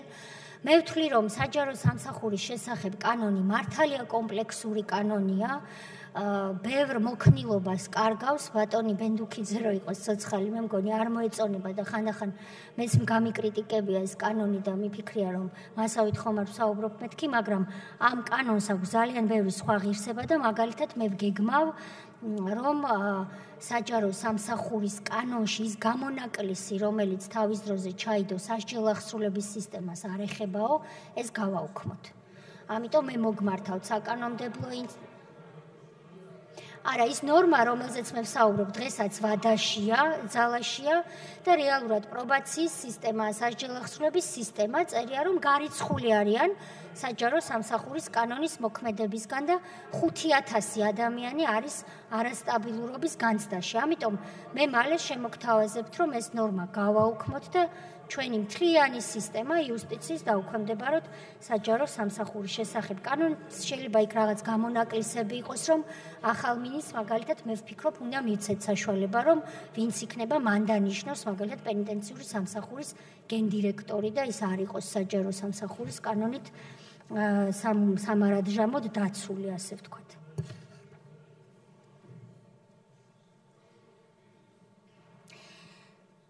ბატონმა წერეთელმა იგივე კითხვა დამისვა, ბატონმა გიგიმ, რა იყო მიზეზიო გადადგომას, რომ აპირებდიო. იგივე კითხვა იყო ქალბატონი ირმანადირაშვილის გამოსვლაში. რა თქმა უნდა, ბატონმა გიგიმ ეს კითხვა მისთვის ჩვეული უფრო, ასე ვთქვათ, დარბაისლურად დასვა და მადლობა ამისთვის. ქალბატონმა ირმამ თქვა, რომ ივანიშვილს რატომ მოუწყეო შანტაჟიო. როდისდან დაიწყო ქალბატონმა ირმამ ივანიშვილზე ასე დარდი, მე არ ვიცი, მაგრამ ამას მხოლოდ მივესალმები.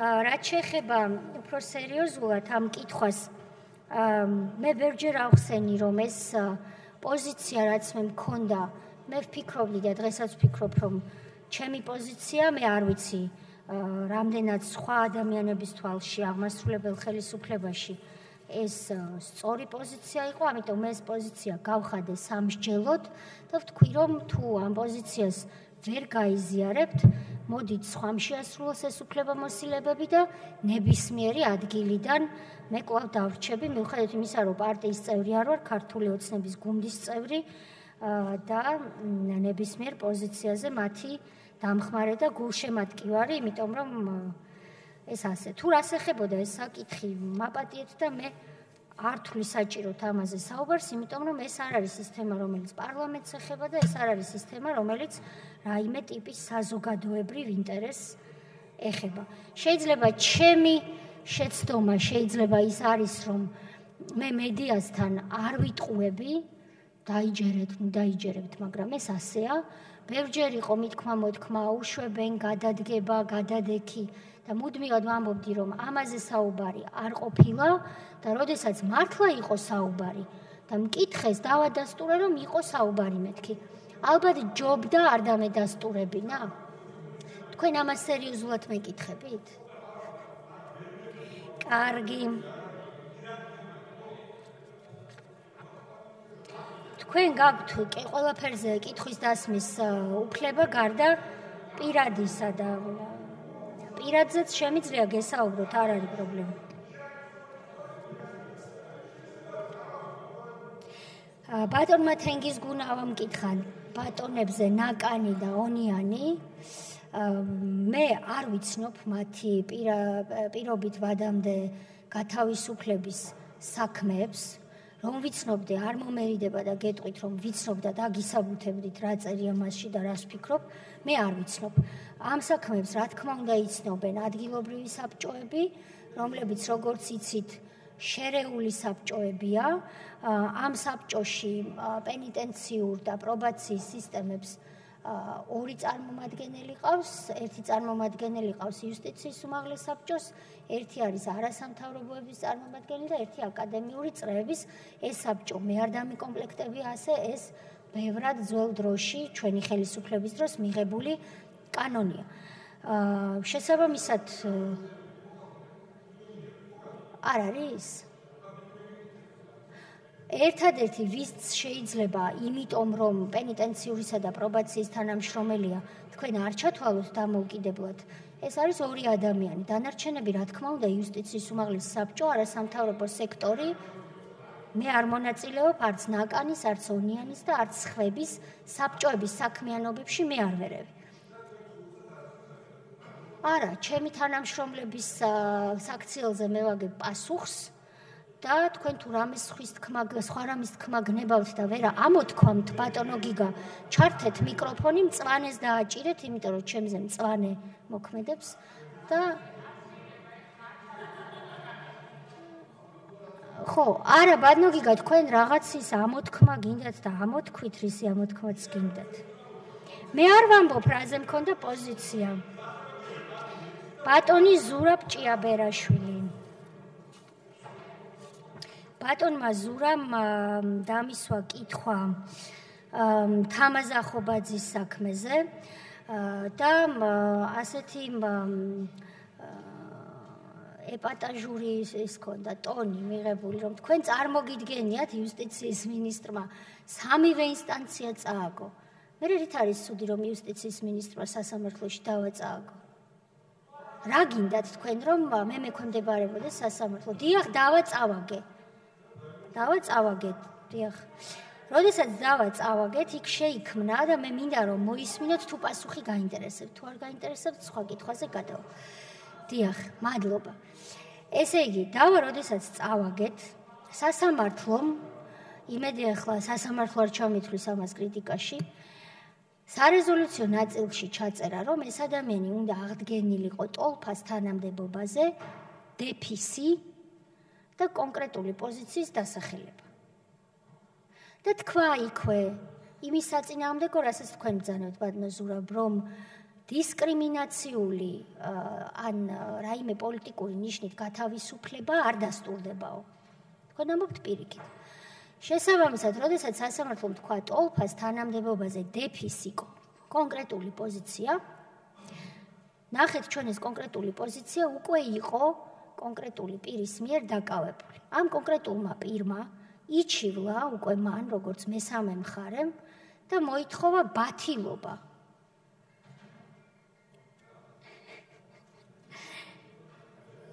პოკერია სუფლორი. კარგია, თქვენ არ იცით რა უნდა ვთქვა და ვერ მკარნახობთ. ესე იგი, მოითხოვა ბადნაზურა თქვენი ჯერის დგება, მომისმინეთ? ესე იგი, არ მაცლის ბატონი არჩილ თალაკოძე.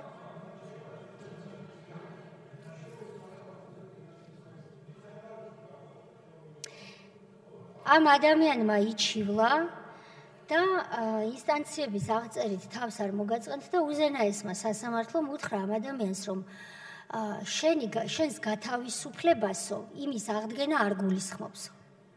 აი აქ დაიწყო ახალი სამართლებრივი ჩიხი. პარალელურად ბატონ ახობაძეს ხვდებოდნენ ახსრულების ეროვნულ ბიუროში, შეხვდა ჩემი ბატონი მოადგილე პირველი მიხეილ სარჯველაძე 4 საათის განმავლობაში. იცით რა სიტყობდა ეს ადამიანი?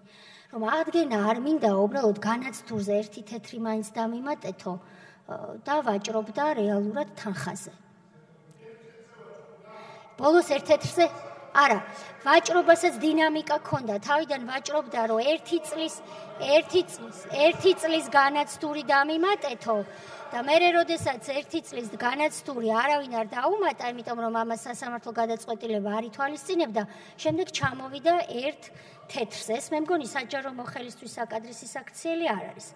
ამასობაში ამასობაში ერთი თვის წინ, ცოტა მეტის წინ, 9 თებერვალს თუ არ მეშლება, ამ სიფში გათავისუფლდა ტოლფას თანამდებობა და ეს ადამიანი მისი თანხმობის გარეშე, მისი თანხმობა იყო აუცილებელი, რომ გთხოვთ დამნიშნოთ მისი თანხმობის გარეშე აღდგენილი იქნა თანამდებობაზე, მას ჩაერიცხა არა კომპენსაცია, არამედ განაცდური, რომელიც სადაც 70,000 ლარის ფარგლებში არის, განაცდური რას ნიშნავს? სასამართლომ თქვა, რომ ის ადამიანი, რომელიც მე მიმაჩნია, რომ საქმეს არ აკეთებს, უნდა შეგენახაო და ხელფასი გადაგეხადაო. და ერთიანად მიიღო მანის ხელფასი, რაც სასამართლოს აზრით მას უნდა მიეღო. შესაბამისად, აქ არავით არის ჯარიმა ან კომპენსაცია, საუბრის თემა არ არის. ამ ადამიანს როგორც მე მეუბნებიან, ახლა უნდა რომ გავათავისუფლოთ, ან რატომ მოდიოდა, ან რატომ უნდა რომ გავათავისუფლოთ, არ ვიცი და თქვენ მითხარით, თქვენი პარტიული აქტივია და გავათავისუფლო თუ არ გავათავისუფლო.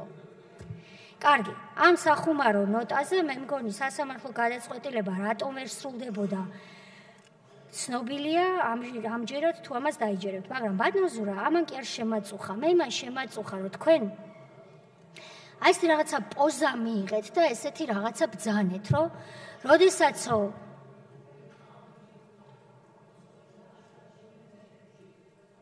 როდესაცო ბატონზურა ტელეფონში იყურებით და მე როგორ მისმენთ. ბევრ ამას ერთდროულად აკეთებთ. ესე იგი, თქვენ ასეთი პოზა მიიღეთ და ბძანეთ. იუსტიციის მინისტრი რომ არ ასრულებს სასამართლო გადაწყვეტილებას, რას უნდა ელოდებოდნენ ამ ქვეყანაში? და ბატონზურა, იმ ქვეყანაში რას ელოდებოდით, თქვენ რო ცესკოს თავმჯდომარე იყავით და არჩევნების შედეგები ისე შეაფასეთ და შეაჯერეთ, რომ ხულოში და ქობულეთში არჩევნები არ იყო ჩატარებული და ამის გამო სტრასბურგმა დარღვევა დაადგინა. 2014 წელს, როდესაც თქვენ იყავით შუქურა, ამომავალი ვარსკვლავი დემოკრატიის. მაშინ რა იყო ამ ქვეყანაში, რა იწყებოდა? რა იწყებოდა ბატონზურა ამითი? რა იწყებოდა? რას მოველოდით იმ ქვეყანაში? ხო, არც არაფერს, აი, ბოკერი აქ პასუხობთ, რომ არც არაფერს არ მოველოდით. მივიღეთ ის, რაც მივიღეთ. ბატონი გენადი მარგველაშვილი. განათლების სისტემასთან და პენიტენციურთან ერთად თუ იქნებაო გარკვეული პროექტები, ეს მართლაც არის ძალიან მნიშვნელოვანი. ჩვენ ბევრს მუშაობთ მათთან ერთად და ის რეფორმის პაკეტი, რომელიც წარმოდგენილი იქნება 14 წლამდე ასაკის ბავშვებთან დაკავშირებით, რა თქმა უნდა, ამას ვერც პოლიცია, ვერც იუსტიცია, ვერც ვერავინ აქეთა ბლოკი მთავრობის სამართალდამცველების ვერ გაწვდება თუ არა განათლების მთლიანი სისტემის ჩართულობა. ასევე პროფესიულ განათლებაზე მოგახსენეთ რა გეგმები გვაქვს, რომ ჩვენ იმ სასჯელ ახსრულების სიფს გარდავქმნით თავისუფლება აღკვეთილი პირების პროფესიული მომზადების და გადამზადების სასწავლო ცენტრად და იმედი მაქვს თქვენი მხარდაჭერის. მიხარია რომ ქუთაისის რეგიონული არქივი ახსენეთ, არ დაგიმალავთ და ამდენ პროექტში, რომელიც ჩვენ მშენებლობების სახით განვახორციელეთ, რა თქმა უნდა არის რამდენიმე, რომელთანაც ემოციურად მაქვს ძალიან განსაკუთრებული დამოკიდებულება და ასეთი მართლაც არის ქუთაისის იმერეთის რეგიონული არქივი, მით უმეტეს, როდესაც ვიცით, რომ მას ისეთი ადამიანი ხელმძღვანელობს მრავალი წელია, მათ შორის წინა ხელისუფლების და იმის წინ, როგორიც ბატონი მერაბ კეძევაძეა და მე მინდა მას ამ ტრიბუნიდან მივესალმო და ყველა არქივარიუსს, ვინც ჩვენს მეხსიერებას ინახავს სხვადასხვა რეგიონებში. და ბანტონი ემზარის დროც დადგა, მოგესალმებით ბატონო ემზარ. ბეჩოს თემის რამდენიმე გვარი ჩამოთვალეთ, რომ აღიარების კომისიამ არ გასცემს საკუთრების მოწმობებს. თქვენ ალბათ იცით ბატონო ემზარ და თუ თქვენ არ იცით ამ გვარების წარმომადგენლებს დარწმუნებული ვარ ეცოდინებათ, რომ აღიარების კომისია არ არის იუსტიციის სამინისტროს ნაწილი, ეს გახლავთ მუნიციპალიტეტის ორგანო, ანუ გამგეობაში ფუნქციონირებს, ამიტომაც ამ გვარებმა და მათმა წარმომადგენლებმა პირველ რიგში სწორედ მერს უნდა მიმართონ და გამგეობას და აღიარების კომისიას.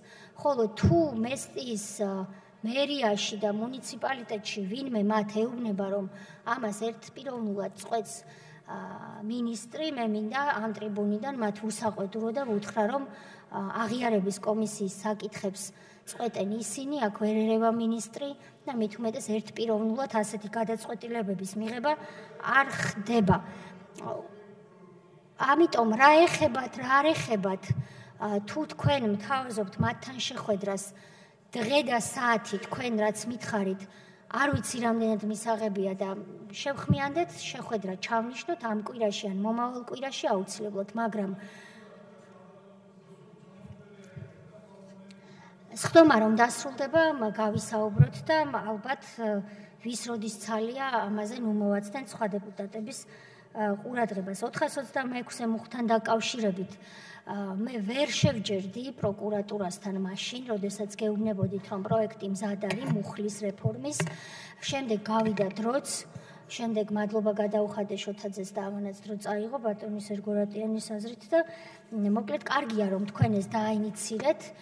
ჩვენთან იყო შემოსული სამართლებრივ ექსპერტიზაზე და როგორც ჩემი პირველი მოადგილე მიდასტურებს, ჩვენ არ მოგვიცია რაიმე შენიშვნა ამასთან დაკავშირებით, ამიტომ იმედი მაქვს, რომ წარმატებული იქნება ეს თქვენი წამოწყება საკანონმდებლო ინიციატივის სახით. რაც შეეხება უარებს, მე ბატონმა მიშამ უკვე მომაწოდა უარების ციფრები, რაც თქვენ გაინტერესებდათ.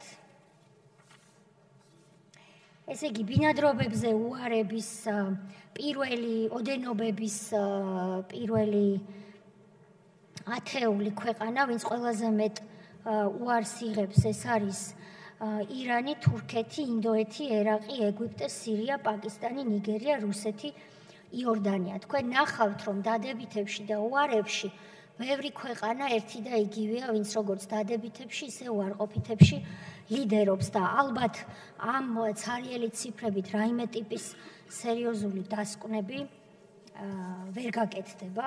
თავარი არის ის, რომ ჩვენ ლეგალურ მიგრაციას, როგორც აქეთ შემომავალს უნდა ვაკონტროლებდეთ და ხელს უწყობდეთ და ვებრძოდეთ უკანონო მიგრაციას, ისევე როგორც ჩვენი მოქალაქეების არალეგალურ მიგრაციას უნდა ვებრძოლოთ ერთად იმისთვის, რომ შევინარჩუნოთ ის დიდი მონაპოვარი, რასაც შენგენის სივრცეში უვიზო მიმოსვლა ჰქვია.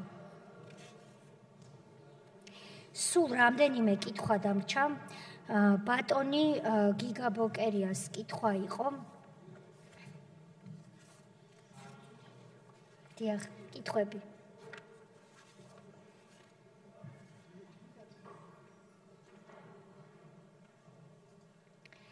ოდირზე ბრძანებდით, რომ აქ არისო ოდირის დასკვნაო და თქვენ ვის ესაუბრებით, როდესაც ამბობთო, რომ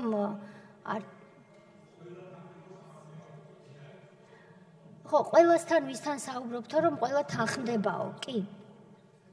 ის ოდირის დასკვნა, რომელიც თქვენ მოიტანეთ მაგალითად, ხომ? ბოლო დასკვნა. იქ არის რეკომენდაციები მხარვეზების აღმოსაფრულად, რაც ჩაითვალა ამ დამკვირვებლების მიერ, რომ არის ხარვეზები. წინა დასკვნაშიც იყო ხარვეზები და ფიქსირებული 2016 წელს. მე პირადად ამ დასკვნებს მთელი სერიოზულობით ვეცნობი და მაგალითად ჩემი გამოსვლის დროს მოგახსენეთ, რომ 2016 წლის ოდირის დასკვნებიდან და რეკომენდაციებიდან ის, რაც ჩემს უფლებამოსილებებს განეკუთვნებოდა, მე თვითონ შევადგინეთ სამინისტროში საკანონმდებლო ცვლილებები და რეგისტრაციიდან მოხსნილების საარჩევნო უფლების უზრუნველყოფა მოვახდინეთ, როგორც ამას ითხოვდა 2016 წელს ოდირის ერთ-ერთი რეკომენდაცია, ის რაც იყო ჩემს კომპეტენციაში. ასევე შეგახსენებთ, რომ ჩვენ ვართ ის სამინისტრო, რომელიც ხელმძღვანელობს და მართლაც ბრძანდებით თქვენ ამ ნაწილში ჩემი წინამორბედი უწყებათა შორის კომისიას გულისხმობ, რომელმაც გააუქმა ამ ქვეყანაში სპეცუბნები, რომელსაც თქვენ არ აუქმებდით. და მაგალითად მე მახსოვს, რომ ზაალგოგსაძემ თერჯოლაში 12 წელს მაჟორიტარი არჩევნების სწორედ სპეცუბნის ბრჭყალებში დამსახურებით წააგო, თორემ სხვა მხრივ მოიგებდა და ასე შემდეგ. სპეცუბანი ჩვენ გავაუქმეთ. შესაბამისად, პასუხი არის ის, რომ ოდირის როგორც წინა დასკვნებს ვაქცევდით სერიოზულ ყურადღებას, ახლაც ასე იქნება.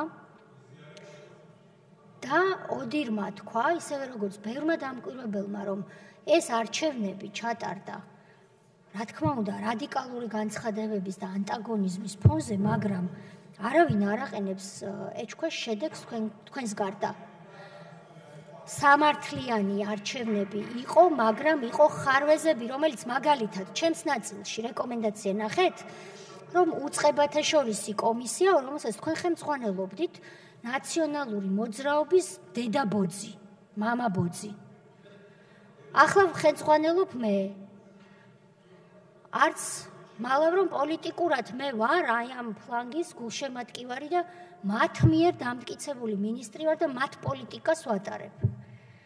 ამაზე გვითხრეს მე და თქვენ, ამ შემთხვევაში მე, მაგრამ თქვენც გეკუთვნით ეს, რომ იქნება უწყებათა შორისი კომისიის ფუნქციონირება ჩაიბაროს პოლიტიკურმა ნეიტრალურმა ორგანომ. ვიფიქროთ ამაზე. მე გეუბნებით, რომ ოდირის დასკვნებს მე ვაქცევ ყურადღებას. უფრო მეტიც, ბანოგიგა, ნახეთ ოდირის დასკვნაში, თქვენ რაც არ გინდათ აღნიშნოთ და მე მოგიწოდებთ, რომ აღნიშნოთ 2016 წელს, 2018 წელს წერია, რომ ამ ქვეყანაში ერთხელ და სამუდამოდ ნდობა დამკვიდრდა საარჩევნო სიებისადმი. ეს ვინ გააკეთა, ხო არ იცით? რომელმა უწყებამ გააკეთა?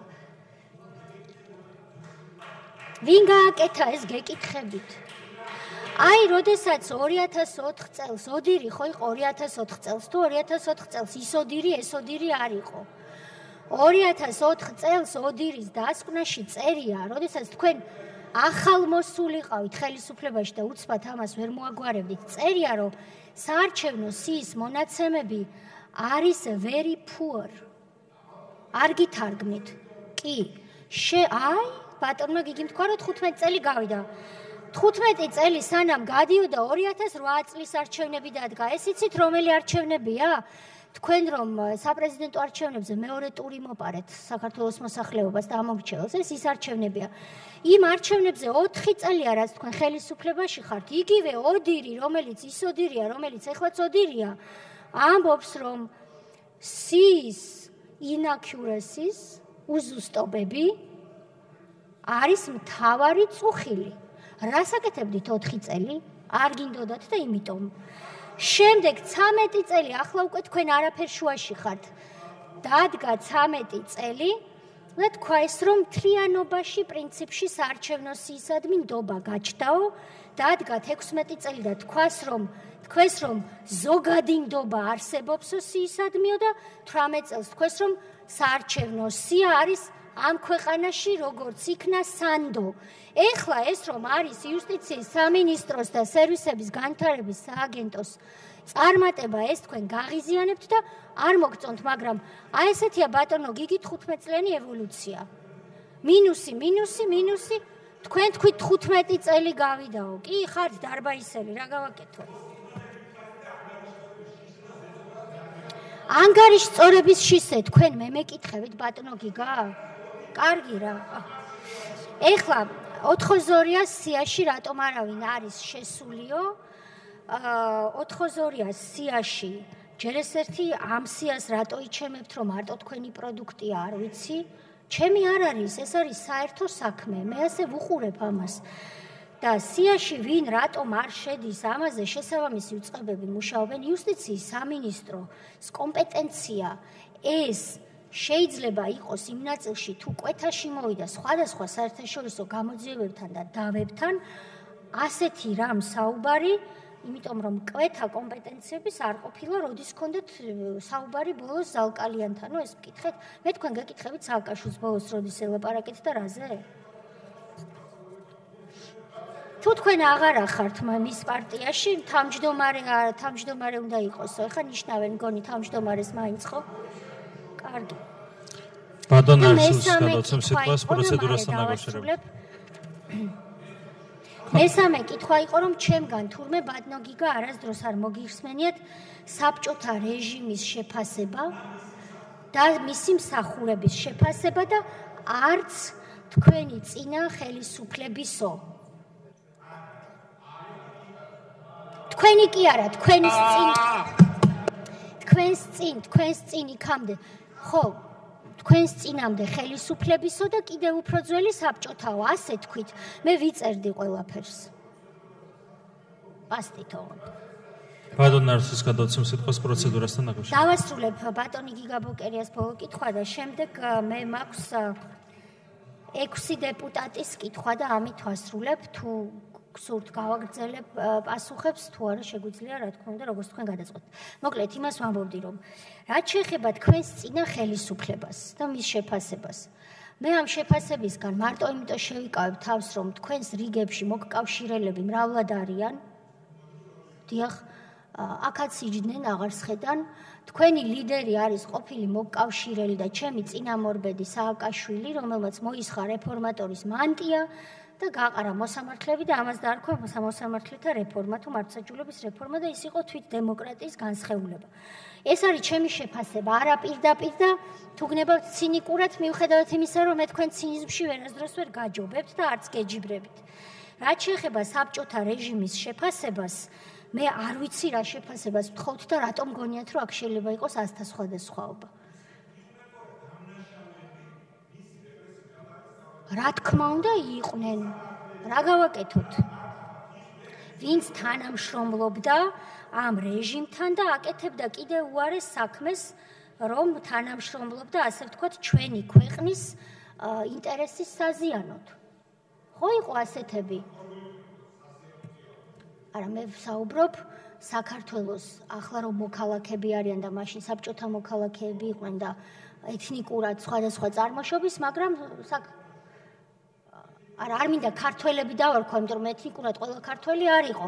საბჭოთა მოქალაქე ვიყავით ყველა, ეხლა ვართ ყველანი საქართველოს მოქალაქეები. მაშინ ეროვნება გვეწერა, გახსოვთ თქვენ ხომ? გახსოვთ? არ ხართ? მაინც. მე ვფიქრობ, რომ იმ დროს, ვინც ქართული სახელმწიფოს მერე რა რომ ოკუპირებული იყო საბჭოთა რეჟიმის დროს, მაინც ქართული სახელმწიფოს წინააღმდეგ მუშაობდა და ეთანამშრომლებოდა, რა თქმა უნდა, ამის შეფასება არის ცალსახა.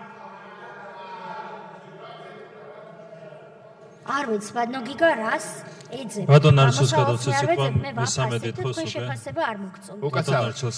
პროცედურაზე რა, ორი საკითხი მინდა დავაყენო. პირველი პროცედურული საკითხია სუფთად ევროპული საქართველოს რო დაინდოთ, თუ შეიძლება ცოტა, იმიტომ რომ ხედავთ ამ პოლემიკას და მართლა უკვე გულშემატკივრობთ. მეორე ინტერვიუში გადაიზარდა ეს სესია და მე მგონი დაზუსტებები და გამოსვლები ინდივიდუალურად შემდეგ არის და ბატონ თავმჯდომარე, თუ შეიძლება ამას დაკავშირებით რომ მისცეთ მითითება ევროპულ საქართველოს. გმადლობთ, რამდენჯერმე ვისაუბრებდი ამაზე, ჯობია რომ დაზუსტებებთან დაკავშირებით კითხვები დასვათ, მოგვიანებით, მას შემდეგ რაც დასრულდება მოხსენება. ბატონო გიგა, დიახ, კომენტარი გაქვთ? პროცედურა დავიცვათ, ხალბატონო ხათუნა.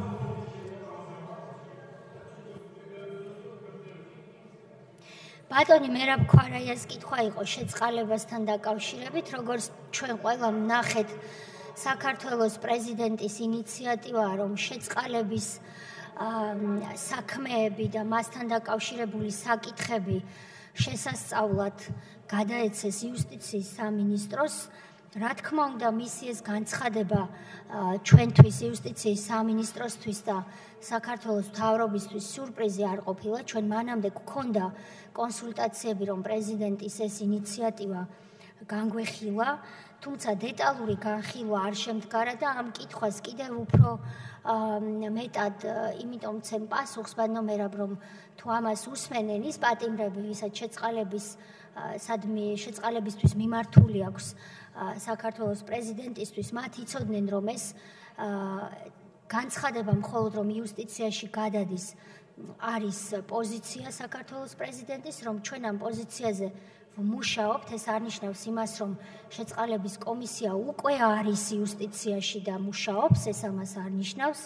ჩვენ დაგვჭირდება დრო იმისთვის, რომ აღმასრულებელ ხელისუფლებაში და იუსტიციის სამინისტროში ეს დანაყოფი კომისიის სახით თუ სხვა სტრუქტურის სახით შევქმნათ. პრეზიდენტის მიერ მოყვანილი იქნა მის ადმინისტრაციასთან სამუშაო რეჟიმში სხვადასხვა ევროპული ქვეყნის გამოცდილება, რომელიც მართლაც ადასტურებს, რომ პრეზიდენტს ამ საქმეებს გადაწყვეტილებისთვის უმზადებენ როგორც წესი იუსტიციის უწყებები. შესაბამისად, ჩვენ ანალიზის პროცესში ვართ, თუ იქნება საჭირო კანონში ცვლილებები, თქვენი მხარდაჭერა იქნება საჭირო და ეს კიდევ უფრო გრძელვადიანი პროცესი შეიძლება იყოს, თუ კანონქვემდებარე აქტების ან პრეზიდენტის აქტით დარეგულირდება ეს საკითხი, მაშინ ამ გზას დავადგებით, მაგრამ ეს ჯერ რა თქმა უნდა იუსტიციის სამინისტროში გადმოსული არ არის და ჯერ არ ფუნქციონირებს. ქალბატონი ირმანა დირაშვილის კითხვას მე შანტაჟზე სერიოზულად არ უპასუხებ, იმიტომ რომ შეურაცხმყოფელიც კი არის. მე ბევრჯერ მithქვამს, რომ ბიძინა ივანიშვილის ხელმძღვანელობით ის პოლიტიკური პროცესი, რაც დაიბადა და შეიქმნა საქართველოში, მე ამ პროცესის ნაწილი ვარ, თქვენ მოგწონთ, არ მოგწონთ, მე ამ პროცესის ნაწილი, თუნდაც ამომრჩევლის რანგში ვიქნები ყოველთვის და კი ბატონო, ელექსირიაო, ბატონო გიგო, თქვენ ბრძანეთ თითქოს ჩემთვის თქვენთან ბრძოლა, ჩემთვის თქვენთან პოლიტიკური ბრძოლა არის ჩემი პოლიტიკური მიზანი და რა თქმა უნდა ჩვენ პოლიტიკურ ოპონენტებად დავრჩებით მუდამ. რაც შეეხება ჩანაწერებს, რომელიც პენიტენციურ სისტემაში სავარაუდოდ არის გაკეთებული, სავარაუდოდ ვამბობ, იმიტომ რომ გამოძიება მიმდინარეობს და უნდა გაირკვეს ვინ და როგორ და რა მეთოდით ჩაიწერა და მოხდა გატანა, შემდეგ ამ ჩანაწერის და ასე ვთქვათ გახდა ხელმისაწვდომი, რაც ჩვენ ყველამ ერთად ვნახეთ. ამაზე გამოძიება მიმდინარეობს. ეს მოხდა იმ დროს, როდესაც ჩვენ რეალურად ორი სისტემის გაერთიანების პროცესში ვიყავით და მას შემდეგ განხორციელდა საკადრო და სტრუქტურული ცვლილებები და ჩემი ამჟამინდელი გამოწვევა არის, რომ ამგვარი რამ პენიტენციური დაწესებულების ტერიტორიაზე არავითარ შემთხვევაში არ ხდებოდეს ვის მიერაც არ უნდა იყოს ამგვარი ჩანაწერი განხორციელებული. თუმცა ვისურვებდი, რომ გამოძიება უფრო სწრაფი ტემპით წარიმართოს და დადგინდნენ შესაბამისი პირები, ვინც ეს დანაშაული ჩაიდინა. ქალბატონმა თინა ბოკუჩავამ არასამთავრობო ორგანიზაციებზე გიპასუხეთ, ქალბატონო თინა, არ წამომცდა. რაც შეეხება შეიარაღებული ძალების ინტერესებს არ იცავო, მოდით ეს თქვენს ყოფილ თანამდებობის პირებს უსაყვედურეთ, თავდაცვის მინისტრებს, იმათ, ვინც ჯარი მიატოვა და გამოიქცა თვითონ ცოცხალი და მიცვალებულები იქ დატოვა ლამის 100-წლოვანი პატრიარქის იმედზე, აიმათ უსაყვედურეთ ჯარის ინტერესების უგულებელყოფა და ჯარისკაცების ცემა ტყეპა, აიმათ უსაყვედურეთ. რაც შემეხება მე და იუსტიციელს თითოეულს და ჩვენ ბევრი ვართ, ვდგავართ ჯარის ინტერესების და ჩვენი სახელმწიფოებრიობის ინტერესების სადარაჯოზე. და როგორც ქალბატონ სალომეს ვთხოვე, ისევე თქვენც გთხოვთ, რომ რუსეთის თემაზე, როდესაც გამოძიებას ეხება საქმე, უკადრებელს ნუ ვიკადრებთ, იმიტომ რომ ეს აზიანებს საერთო ინტერესს. მარტივად გამოთქვით შეურაცხყოფა და მარტივად გპასუხობთ. დიახ, უფრო რთული პასუხი. რაც შეეხება ბატონ ოთარ კახიძეს, რომელიც ისე ლაპარაკობს ხოლმე თითქოს ძალზეც წარმატებული ადეიშვილის ძალზეც წარმატებული და რეფორმატორი მოადგილე ყოფილიყო, რომელიმე მიმართულება დამისახელეთ, რაშიც იყავით წარმატებული ბატონ ოთარ. რაც შეეხება ოჯიპის ვერაფერს ვერ უზამთ თქვენი ფაქტს, რომ სწორედ ჩემი ხელმძღვანელობის პირობებში გავხდით მართველი კომიტეტის წევრი, რომ ქართული ოცნების მთავრობის პირობებში გავხდით და ჩემი და იუსტიციის ძალისხმევის შედეგად გავხდით ჩვენ თანათავმჯდომარე ამ ხელსაერთაშორისო ორგანიზაციის. ვერაფერს ვერ უზამთ თქვენი ფაქტს, რომ სწორედ გლობალური სამიტი იყო დიდი წარმატება და იუსტიციის სამინისტრო, რომელსაც წესით ასეთი გამოცდილება გლობალური სამიტების ჩატარების არ ქონდა და არც უნდა ჰქონოდა, მასზე თქვეს, რომ გლობალური სამიტის ჩატარების სტანდარტი დაადგინაო და ეს როგორც ყოფილი იუსტიციელს რატომ არ გიხარიათ, ჩემთვის არის გამოცანა. ეხლა რატო ჩამოგართვესო? სამდივნო გადავიდა პრემიერთან, რადგან პირდაპირ გეტყვით, პრემიერის სურვილი იყო, რომ ამ წარმატებულ პარტნიორობაში სამდივნო დაქვემდებარებოდა პირადად მას, იმიტომ რომ მან თქვა და ალბათ ვერ შევეკამათები, არის უფრო მაღალი რანგის თანამდებობის პირი. თუმცა, რა თქმა უნდა, ამ გადაქვემდებარებით არა, ქალბატონო ხათუნა, ნახეთ, ამ გადაქვემდებარებით თქვენ და ის თქვენი, პოლიტიკური პარტიები არიან თუ არა, მე რო ვერ გავიგე, ის არასამთავრობო ორგანიზაციები იყვნენ სუპერბედნიერები და გილოცავთ, რომ ჩემგან გათავისუფლდით. კარგი. ეხლა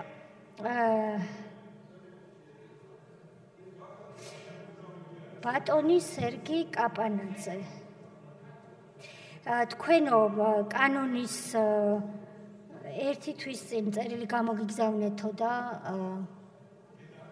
დავებზე. ჩვენ რა თქმა უნდა ამ წერილს პასუხს გავცემთ, ერთადერთი რაც ზეპირად ვიცი და მახსოვს 13 სიპის მონაცემები ამ წუთში ხელთ არ მაქვს, მაგრამ სტატისტიკა მუშავდება და მოგეწოდებათ, რაც შეეხება საკუთრივ სამინისტროს, ჩვენ აქ შრომითი დავები არამც თუ არ მოგვიგიან, არ წაგვიგია, არ გქონია ამ ბოლო წლების მანძილზე, მაგრამ რომელ სიპებშიც გქონდა, იმ სიპების ინფორმაციას რა თქმა უნდა მოგაწვით თავიანთი თანხებით, მაგრამ მე სერგი კაპანაძეს ურჩევდი, როდესაც საუბრობს იმაზე, თუ იუსტიციის სამინისტროს მიერ წაგებული შრომითი დავების შედეგად რა ფული დახარჯა ხაზინამ, ეს კი არის ანგარიშოს. თქვენ იცით რა ანგარიშეთ? თქვენი ანგარიშეთ ის, რომ სტრასბურგში თქვენს დროს ჩადენილი დანაშაულების და დარღვევების გამო ხაზინამ 2 მილიონი ევრო გადაიხადა. ეს არის თქვენი შეცდომების მუსხა. 2 მილიონი ევრო დაგვიჯდა თქვენი ბოდიში გამოთქმისთვის და სისულელეები ადამიანის უფლებების სფეროში. ეხლა რაც შეეხება ბატონის ზაქროს კითხვას, დუშეთზე ვუპასუხე, არ ვიცი მისმენდა თუ არა, მომისმინა თუ არა დისტანციაზე, მაგრამ ფიქრობ, რომ ამომწურავი პასუხი იყო. და ეს ბოლო კითხვა, ასევე ID ბარათების აქციები. მადლობა ამ კითხვისთვის, ჩვენ შარშან გქონდა საკონსულოებში აქცია ჩვენი თანამემამულეებისთვის და ის პირადობის დამადასტურებელი დოკუმენტი, რომელიც ყველაზე მნიშვნელოვანია მათთვის, ეს არის არა ელექტრონული პირადობის მოძღვარი, არამედ პასპორტი. გაიცემოდა $50, ეს არის 70%-იანი ფასდაკლება და 5,000-მა პირმა აიღო პასპორტი ამ ფასად. თუმცა ჩვენ ბატონის ზაქროს შემოთავაზება იყო ამას წინათ და მე მას ვიზიარებ და უკვე შემიძლია დავაანონსო, რომ საქართველოს დამოუკიდებლობის თვეში, ანუ მაისის თვეში, მთელი ერთი თვე და აქ იმედი მაქვს, რა თქმა უნდა, საგარეო საქმეთა სამინისტროს მხარდაჭერის, ჩვენი თანამემამულეებისთვის გვექნება საქართველოს მოქალაქის პასპორტის სერვისი უფასოდ. კიდევ ერთი აქცია და ამაზე ბატონი ირაკლი კობახიძის ინიციატივას პასუხობ ამით, რომელიც ჩვენთან ერთად აქტიურად არის ჩართული იმაში, რომ 2020 წლისთვის ბადნოგიგა ოდირის კარგი შეფასებები რომ წაგიკითხეთ ჩემ თავზე, კიდევ უფრო კარგი შეფასება იყოს საარჩევნო სიასთან დაკავშირებით. ამისთვის სასიცოცხლოდ მნიშვნელოვანია, რომ ჩვენ ერთხელ და სამუდამოდ ძვირფასო მეგობრებო დავემშვიდობოთ ქაღალდის პირადობის მოწმობას. და ისათვის არის ასეთი მდგომარეობა, რომ 401,000 ადამიანი ფლობს ქაღალდის პირადობის მოწმობას, რომელსაც ზედ აწერია უვადო. ეს არის ის ჯგუფი ჩვენი მოქალაქეების, რომლებიც იმიტომ, რომ ეს ძველებური დროის გადმონაშთი დოკუმენტი არის უვადო მოქმედების, არ ცვლის მას. შესაბამისად, 1 აპრილიდან 1 მაისამდე ჩვენ მხოლოდ ამ მოქალაქეებისთვის, რომელიც არის 400,000, იქნება როგორც პირადობის მოწმობა, ასევე პასპორტი უფასო.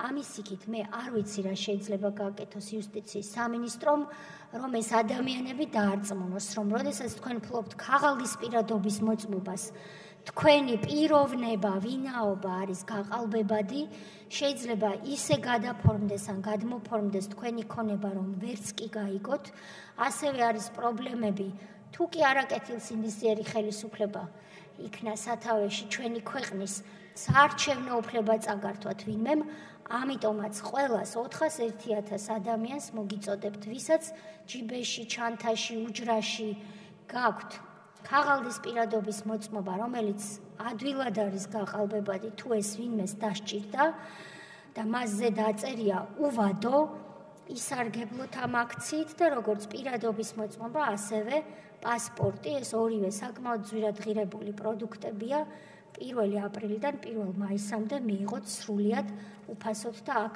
დეპუტატების მხარდაჭერის იმედი მაქვს, რომ მიიტანთ ამ სათქმელს თქვენ ამომრჩევლებამდე. მე შეკითხვები ამოვწურე. დიდი მადლობა ბატონო თავმჯდომარე და რა თქმა უნდა დავუბრუნდები თქვენის ნებართვას. კი ბატონო, გმადლობთ ხალბატონო თია, დამაზუსტებელი კითხვები. კი ბატონო, პროცედურასთან დაკავშირებით. დიდი მადლობა. ისე იგი მე უბრალოდ მართლა ყველამდე ვარ მადლიერებით და პატივისცემით ბატონი თალაკვაძის და ოცნების ზრუნვისა ჩვენზე, რომ ესე ღელავთ ხოლმე როცა დისკუსიაში ვართ, ვიცით რომ თქვენ გაწყობთ ჩვენთან დისკუსია ძალიან, იმიტომ რომ მომგებიანად ჩანხართ, ხო ეგრეა? ამიტომ გთავაზობთ, აი ქალბატონთია ძალიან მოწადინებული იყო, რომ ინტერაქციულ რეჟიმში ყოფილიყავით. თუ ესე გაწყობთ, რატო ხარ წინამდეგი, რომ ინტერაქტიული დისკუსია გქონდეს ხოლმე? აი როგორც ქალბატონთიას უნდოდა. ხო მეთანხმებით ქალბატონთია? მეთანხმება. ამიტომ მე გთხოვთ, თქვენი ეს კეთილშობილი ზრუნვა ჩვენზე გადადოთ გვერდზე და გაგვაშიშვლოთ ბოლომდე ღია დებატებში თქვენთან და თქვენ მინისტრებთან ინტერაქტიულად. მადლობა დიდი. გმადლობთ. გადავდივართ ამაზუსტებელ კითხვებზე, ბატონი სერგო რატიანი. ქალბატონო თია, თქვენ როდესაც თავარი პროკურორისთვის მადლობის გადახდაზე საუბრობდით, თქვით, რომ მიდიოდა კაცი და მადლობა უთხარიო, ხო? აი ესე მოვიქეციო რა. რა მაინტერესებს, ცით, როდესაც თავარი პროკურორი ერთ-ერთ გახმაურებულ საქმეზე ამბობს აშკარა ტყუილს, რომ დანაზე იყო დნმ-ი, რომელიც არ ყოფილა და ეს არის ცხადი ტყუილი და საზოგადოების სიცრუეში შეყვანა, ხო? ამის გაგების შემდეგ რატომ იცავთ ისევ მით უმეტეს რომ აქ არის ამის შემდეგ არის თქვენ ნახეთ დარღვევების ციკლი რაც გააკეთა ბევრმა პროკურორმა და ამ მიმართულებით საერთოდ არანაირი რეაგირება არ არსებობს. თქვენ ფიქრობთ რომ სარალიძის საქმესთან მიმართებაში არ არის ხელის დაფარება და თუნდაც სუბელი გაგზელებინეთ. და ბოლოს მაინც ვერ გავიგე თვით თუ არა რომ საბჭოთა რეჟიმი იყო დამნაშავე ისევე როგორც ნაცისტური რეჟიმი. მაინტერესებს. და ყველა მისი მსახური იყო ასევე, ასე ვთქვათ, დამნაშავე კაცობრიობის წინაშე. ისევე როგორც ნაცისტური გერმანიის წარმომადგენლები. მადლობა. გმადლობთ. ბატონი გიგა ბოგერია, კი ბატონო. დიდი მადლობა ქალბატონთია. მე მართლა ვერ გავიგე. თქვენ პოლიტიკური ფიგურა ბრძანდებით ან ყოველდღე ესეხედავთ თქვენ თავს და 92 ტატურაშვილის სია და ეს ინსტრუმენტი იმ კვლელობების და იმ ზალდობის ფონზე თქვენთვის პრიორიტეტი არ არის ვერ? ამ კითხვებსაც კი არ სვავთ? რა შეშია პროკურატურის საქმეში ჩარევა? არ გაინტერესებთ, რატო არ არის ძვრა ერთ წლის განმავლობაში ფირზე ვინც გადაღებულია ის რო არ არის სიაში შეყვანილი? ეს როგორ შეიძლება მთავრობის წარმომადგენელს არ აღელობდეს? ვერ ხვდები თქვენი პასუხი რა იყო. იქნებ ვერ გავიგე, იქნებ დაიბენეთ ამდენი დისკუსიით და ვერ გაგვეცით პასუხი. დააზუსტებთ თუ შეიძლება. მეორე, რაზეც კარგად არის საქმე იმაზე, ტყუილად ხო არ გაწვევით ქალბატონთია. სიაზე ვინმე დაძრა სიტყვა. სიის პრობლემები არის პირველ ასეულში ვერ მოხდება. მე გეკითხებით, ეთანხმებით თუ არა იმას, რაც აგერ აი ოდირის ციტატა რო წაკითხოთ სახელმწიფო დეპარტამენტის გამოტანილი. მთავარი პრობლემები იყო ანგარიშჭორების შიში და ზეწოლა ამომრჩევლებზე. მეორე ტურის წინ მთავრობის მიერ შემოტანილი სქემა ვალების ჩამოწერის გამიგზელეთ თუ შეიძლება 30 წამი? დაასრულებინეთ. შეიძლება შეფასდეს როგორც ამომრჩევლების მასობრივი მოსყიდვა. უბნების გარეთ ატმოსფერო აძლიერებდა იმ წუხილს, რაც ანგარიშტორების შიშთან იყო დაკავშირებული. ადმინისტრაციული რესურსის ბოროტად გამოყენება გაიზარდა საგრძნობად მეორე ტურის წინ. გავაგრძელოთ ჩამოთვლა. ამას ეთანხმებით თუ არა? ეს არის კითხვა და ბოლოს ვიმეორებ, რაც ბატონო ატერა თქვა. რადგანაც ეს მიკიბ-მოკიბოა, რომ იქ იყო ხალხი, ვინ საქართველოს უპირისპირებდა? არა. კონკრეტული კითხვა არის. აიყო თუ არა? დასრულებინეთ. აი ისევე ომახიანად, როგორც ჩვენ გვაფასებთ ხოლმე. ისევე ომახიანად და გარკვევით, დათქმების გარეშე. იყო თუ არა უზნეო კომპრომისი საბჭოთა რეჟიმის რეპრესიულ აპარატში თანამშრომლობა. გულისხმობ სასამართლო პროკურატურა, მაღალ თანამდებობის პირებს, ეხა რიგითებს არ გულისხმობ.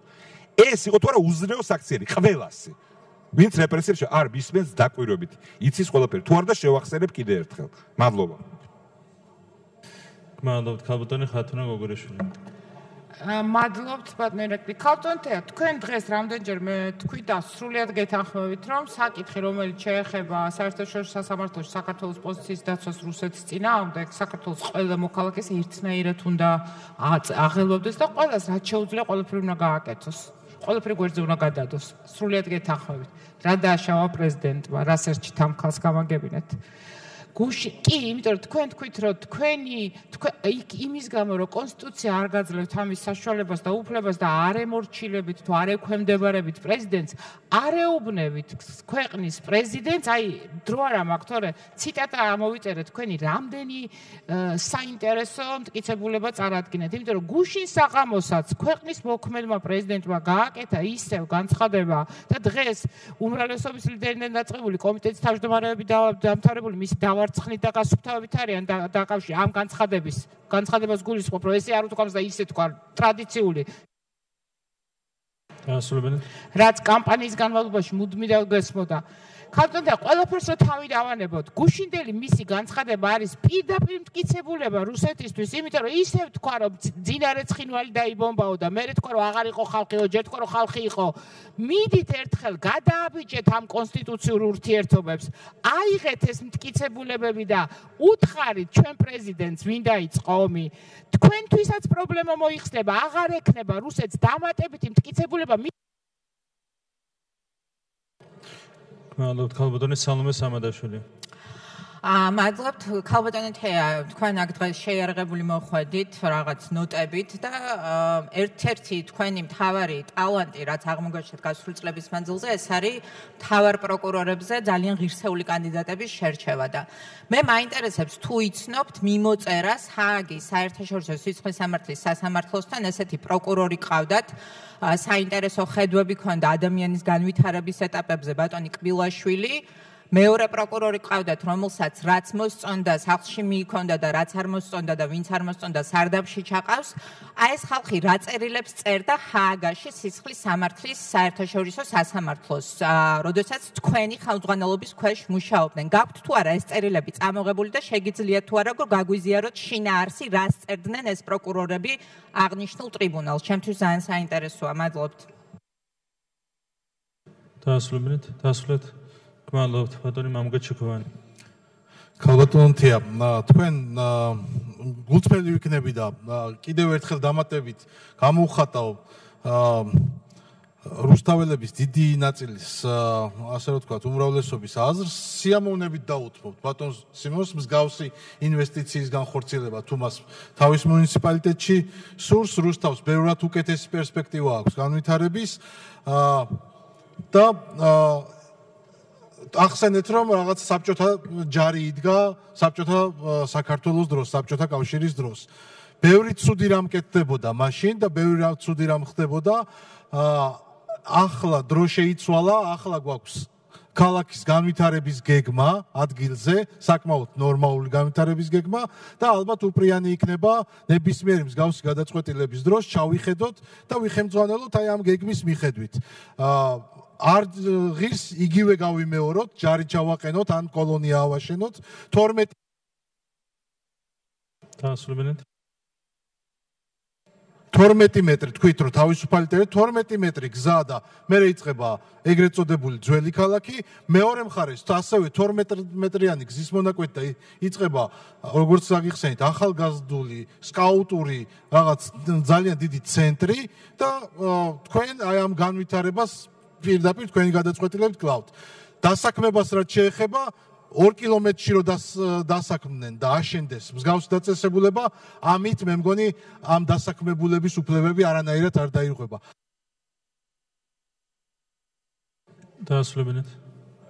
ორი განვითარება უნდა განვიხილოთ, ან შეცვალოთ ეს პროექტი და ააშენოთ ქალთა კოლონიის გვერდით, როგორც მიგითითეთ, ან ბატონ სიმონს და მის მუნიციპალიტეტს მშვიდობაში ამ წყალებში მსგავსი ინვესტიცია ჯობია რომ დაუთმოთ და განხორციელდეს იქ. გმადლობთ ქალბატონი თინა ბოგუჩავა. მადლობა ქალბატონთია სამი კითხვა დაგისვით და იქიდან მხოლოდ ერთზე მიპასუხეთ და სიმართლე გითხრათ მერჩივნა საერთოდ არ გეპასუხათ იმიტომ რომ თქვით დიახ გაადასტურეთ რომ NGO-ების ასეთი ფორმით კრიტიკა თქვენთვის მისაღებია მე ვფიქრობ რომ ეს ძალიან სახიფათოა დემოკრატიული სახელმწიფოსთვის და ამას არა მარტო მე ვფიქრობ ამას ასევე ღია დადასტურებენ საერთაშორისო ორგანიზაციები. დანარჩენ ორ კითხვას გაგიმეორებთ, რომელზეც სამწუხაროდ ვერ მივიღეთ თქვენგან პასუხი. ერთი არის თვლით თუ არა, რომ სასამართლო პროცესში ჰააგაში შესაძლებელია გამოყენებულ იქნა სალომე ზურაბიშვილის განცხადებები ჩვენი ინტერესების წინააღმდეგ. ძალიან გთხოვთ, რომ გამცეთ ძალიან კონკრეტული და მოკლე პასუხი. კი ან არა. თვლით თუ არა და იცით რა განცხადებაზეც მაქვს საუბარი, დროის სიმცირის გამო აღარ გავიმეორებ, რომ აღნიშნული განცხადება შეიძლება იქნას გამოყენებული ჩვენი ქვეყნის ინტერესების წინააღმდეგ. და მეორე კითხვაც ასევე ძალიან კონკრეტული და მარტივი იყო და ამაზეც რომ ძალიან მოკლე და კონკრეტული პასუხი მივიღოთ. დაასრულებინეთ. რატომ არ შეიძლება რომ ძალიან მარტივი რამ გაკეთდეს ნიდერლანდების სამეფოში საქართველოს საელჩოში დაემატოს ერთი კადრი მარტივად, რომელიც კონკრეტულად იმუშავებს ჰააგის სასამართლოს თემაზე, იმიტომ რომ ამჯერად ასეთი კადრია, რომელიც მუდმივად არის ჰააგაში და მუშაობს ამ მეტად მნიშვნელოვან საკითხზე, იმიტომ რომ შესაძლებელია ასეთი მნიშვნელოვანი საკითხი ჩვენი ქვეყნისთვის საერთაშორისო დონეზე ამ ეტაპზე საერთოდ არ არსებობდეს, იმ საფრთხეებიდან გამომდინარე, რასაც შეიძლება ეს პროცესი შეიცავდეს და რატომ არ შეიძლება რომ გამოიყოს ერთი კადრი, რომელიც ამ თემაზე გმადლობთ ქალბატონი ადამ არშანია. ქალბატონო მინისტრო, საგანგებოდ მინდა მოგახსენოთ, რომ იმის გამო რომ იუსტიციის საბჭოს ქვია მისი დასახელება იწყება სიტყვით იუსტიცია, მე ნამდვილად არ გონია, რომ ეს ორგანო დაქვემდებარებულია იუსტიციის მინისტრს. ეს არის საკონსტიტუციო ორგანო, გაწერილია მისი ფუნქციები კონსტიტუციაში. და ძალიან გთხოვთ, ქალბატონო მინისტრო, ამდაგვარი და ასეთი მანერით, გველაპარაკებით პარლამენტის წევრებს. ეს ერთი. მე არ დამიკისრია თქვენთვის პასუხისგებლობა იმ ოდიოზურ სიაზე, რომელიც შემოვიდა პარლამენტში. მე ვთქვი, რომ კი ბატონო, მეოთხე ტალღა გადანაცვლებულია პარლამენტში და ჩვენ ვახორციელებთ სასამართლო რეფორმას. მომდევნო სამი ტალღა ხო იყო განხორციელებული, სადაც თქვენ წარმატებები გქონდა და ჩვენ ეს მხოლოდ და მხოლოდ გვიხარია. დაასრულებინეთ. მე გითხებით, რატომ მივიდა აქამდე საქმე? რატომ შემორჩა სასამართლო სისტემას ოდიოზური მოსამართლეები და ჯალათი მოსამართლეები? თქვენ არაფერ შუაში არ ახართ ამ პროცესთან? თუ მე დავინახე თქვენი პასუხიდან, რომ თქვენ რაღაცა იმედი მაქვს, მე ვცდები, რაღაც ხელის დაბანვა გნებავთ აი ამ ყოველდღიურად გაუგებარი სასამართლო რეფორმის შედეგები რომ მივიღეთ ჩვენ აი ახალი წლის დამდეგს. გმადლობთ ბატონი გიაბოლსკი. პასუხი გავიგე, მაგრამ იმდენად ცოტა მოულოდნელი იყო, ხალხში მოარული ხმები იყო ამასთან დაკავშირებით, ჩვენ არ ქონია შანსი, რომ უფრო დეტალურად გაგვეხილა. ამ მტკიცებულებებთან დაკავშირებით იყო საუბარი. ალბათ კიდევ ერთხელ უნდა რაღაც გავიაროთ ეგ თემა, გთხოვთ თქვენ პასუხში კიდევ ერთხელ. ესე იგი რა არის ისკანდერის ნაწილი, რომელიც არის ერთ-ერთი ძლიერი მტკიცებულება თქვენ პრაქტიკულად ვერ მოიძიეთ მაშინ როცა ჰააგის სასამართლოში პრაქტიკულად ბრძოლა გადაიტანა ქვეყანამ.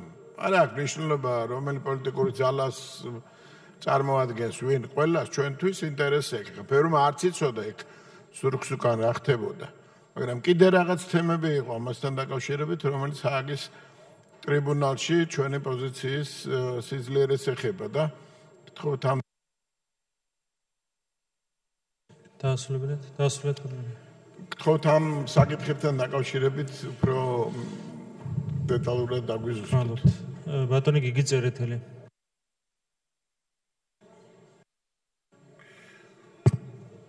ბატონო გაბატონო თეამ ნაწილობრივ უპასუხა პრაქტიკულად არ უპასუხა ხო თავისი ნება ასეთი იყო რომ არ მინდა ამ თემაზე ვისაუბრო რაც პრემიერს უკავშირდებოდა და იმ არ ვიცი ინციდენტს თუ გაუგებრობას თუ რაც გინდა დაარქვით თქვენი საქმეა კი ბატონო გავიგეთ რომ თქვენ არ გსურთ ამ თემაზე საუბარი რაც ეხება მეორე ნაწილს რაც მე გკითხეთ თქვენ ეს ეხებოდა არა მხოლოდ კონკრეტულად ადამიანებს იგონიანზე და ნაკანზე იყო საუბარი არამედ ზოგადად ტენდენციას იმასთან დაკავშირებით რომ ამ ტიპის დაწესებულების ეს არის სპეციალური დაწესებულება პრაქტიკულად მეცხრე დაწესებულება ეგრეთ წოდებული მატროსოვი პრაქტიკულად არ მოქმედებს აკვეთის სხვა ალტერნატიული ფორმები ისეთი როგორიც არის პირობით ვადამდე გათავისუფლება ან ასე ვთქვათ სხვა შინაპატიმრობა და ასე შემდეგ ამას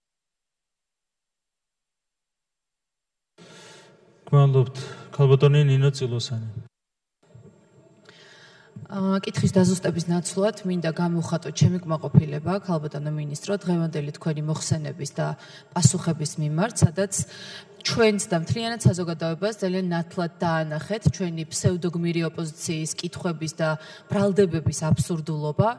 და ფაქტიურად თქვენი ძალიან მყარად დასაბუთებული პოზიცია იყო ხუთი თითივით კარგად დაეტყობათ მათ კარგახანი საზოგადოების თვალში და გაახსენეთ ისეთი დეტალები რომლებსაც ალბათ ძალიან შეეცდებიან რომ დაივიწყო საზოგადოებას მაგრამ ვაი მათთვის რომ თქვენ ჩვენი მინისტრი ხართ და ამას არ დაავიწყებთ როგორც თქვენ ასევე ბევრი ჩვენგანი ასე რომ ვისურვებდი რომ თქვენ ხშირად მოხვიდეთ პარლამენტში დიდი მადლობა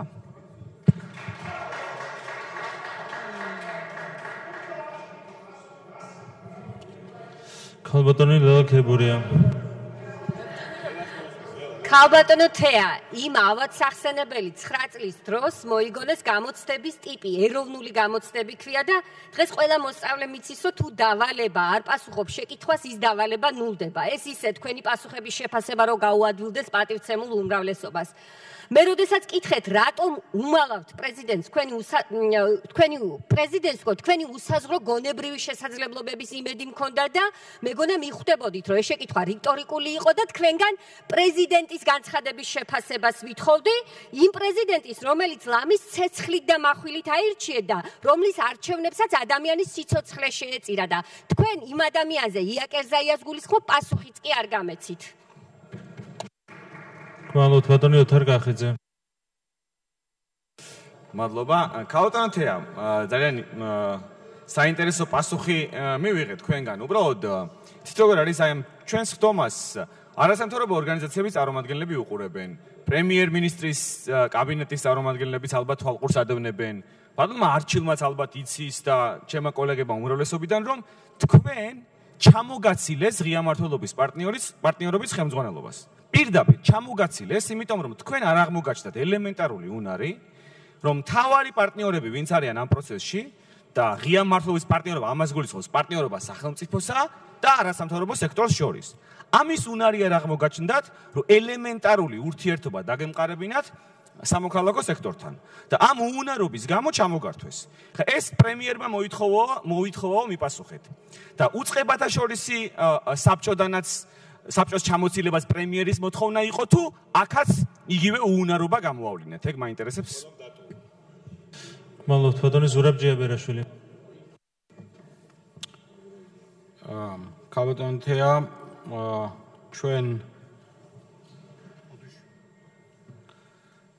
ჩვენ მაინც ვერ მივიღეთ პასუხი ერთ მთავარ საკითხზე, რომელსაც თქვენ გაეკეთეთ. რატომ დაჭირდა მოქალაქე ახობაძეს შიმშილობის დაწყება იმისათვის, რომ სასამართლო გადაწყვეტილება აღსრულებულიყო. და თქვენ ადამიანების შეურაცხყოფას იყენებთ არა მარტო პოლიტიკური ოპოზიციის მიმართ, რომელსაც ბუნებრივია ჩვენ შეგუებულები ვართ და ეს მხოლოდ თქვენ ღირსებაზე მეტყველებს და არა იმ ადამიანებისა, ვიზედაც თქვენ საუბრობთ. უბრალოდ თქვენ, როდესაც საუბრობდით თამაც ახობაძეზე, კიდევ ერთხელ თქვენი პასუხით დაადასტურეთ, რომ თავის დროზე მისი გათავისუფლებაც და წლების განმავლობაში არ აღდგენათ სასამართლო გადაწყვეტილების მიუხედავად იყოს სწორედ პოლიტიკური გადაწყვეტილება. გმადლობთ, ბატონო სიმონოზაძე. ბატონო მამუკა, მე გუშინ განცხადება გავაკეთე, რომ ხაშურში ციფრებსაც გეტყვით, გუშინ არ მithქვია ეს ციფრი, დაახლოებით ამ უпроსორად 2019-20 წლებისათვის დამთავრდება ან დაიწყება 150 მილიონი ლარის ღირებულების ინფრასტრუქტურული პროექტები. ასე რომ ხაშური არ არის დამოკიდებული იმაზე, მხოლოდ სასჯელ აღსრულების დაწესებულება რომ გააკეთდეს იქ. მე ქალბატონ მინისტრს შევხვდი რამდენიმე თვის წინ და ვთხოვე, რომ იუსტიციის სახლი გაკეთებულიყო ან სურამში ან ხაშურში დაწყებულია. დიდი მადლობა ქალბატონო თეა და მე ჩემ კოლეგებს დიდი სიამოვნებით მოვიწევ, როდესაც ამ პრეზენტაცია იქნება. რაც შეეხება პენიტენციურ დაწესებულებებს, მე ამას სრული სერიოზულობით გთხოვთ, გულთან მიიტანოთ ეს საკითხი, იმიტომ რომ ხაშურის ჩრდილოეთით მდებარე 20 ჰექტარი მიწა არის ისეთი, რომელსაც ძალიან კარგი პერსპექტივა ექნება ამ საქმისთვის თუ გამოვიყენებთ და პირობას გაძლევთ, რომ იქ ქართველ პატიმრებს, საქართველოს პატიმრებს არსებობის ღირსეული პირობები ექნებათ ხაშურის ძალიან იოლად მისადგომ ადგილას. დიდი მადლობა. გმადლობთ, ამოწურულია და ამაზუსტებელი კითხვები გთხოვთ ქალბატონო თეა.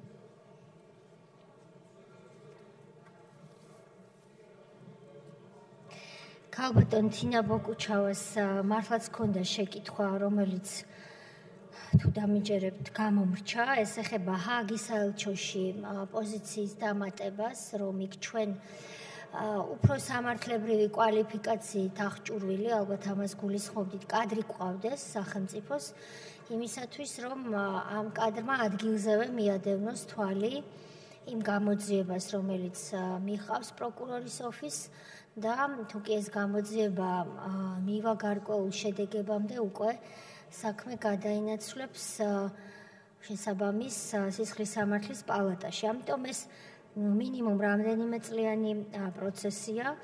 არ იქნებოდა ეს მართლაც ცუდი, უბრალოდ თქვენ მოგეხსენებათ, რომ საქართველოს რომელიმე საელჩოში იუსტიციის სამინისტრო კადრს ვერ დაუშვებს.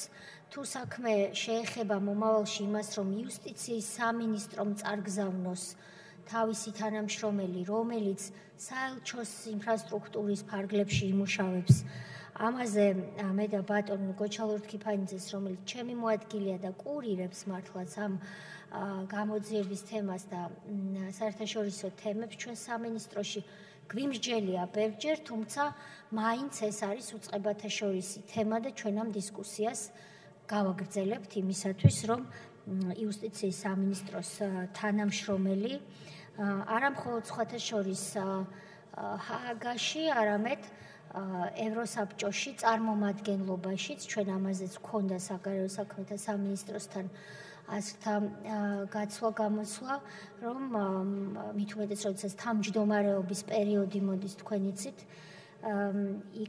იქაც გვყავდეს წარმომადგენელი. ამიტომ რატომაც არა მსჯელობთ ამაზე და შედეგსაც მოგახსენებთ.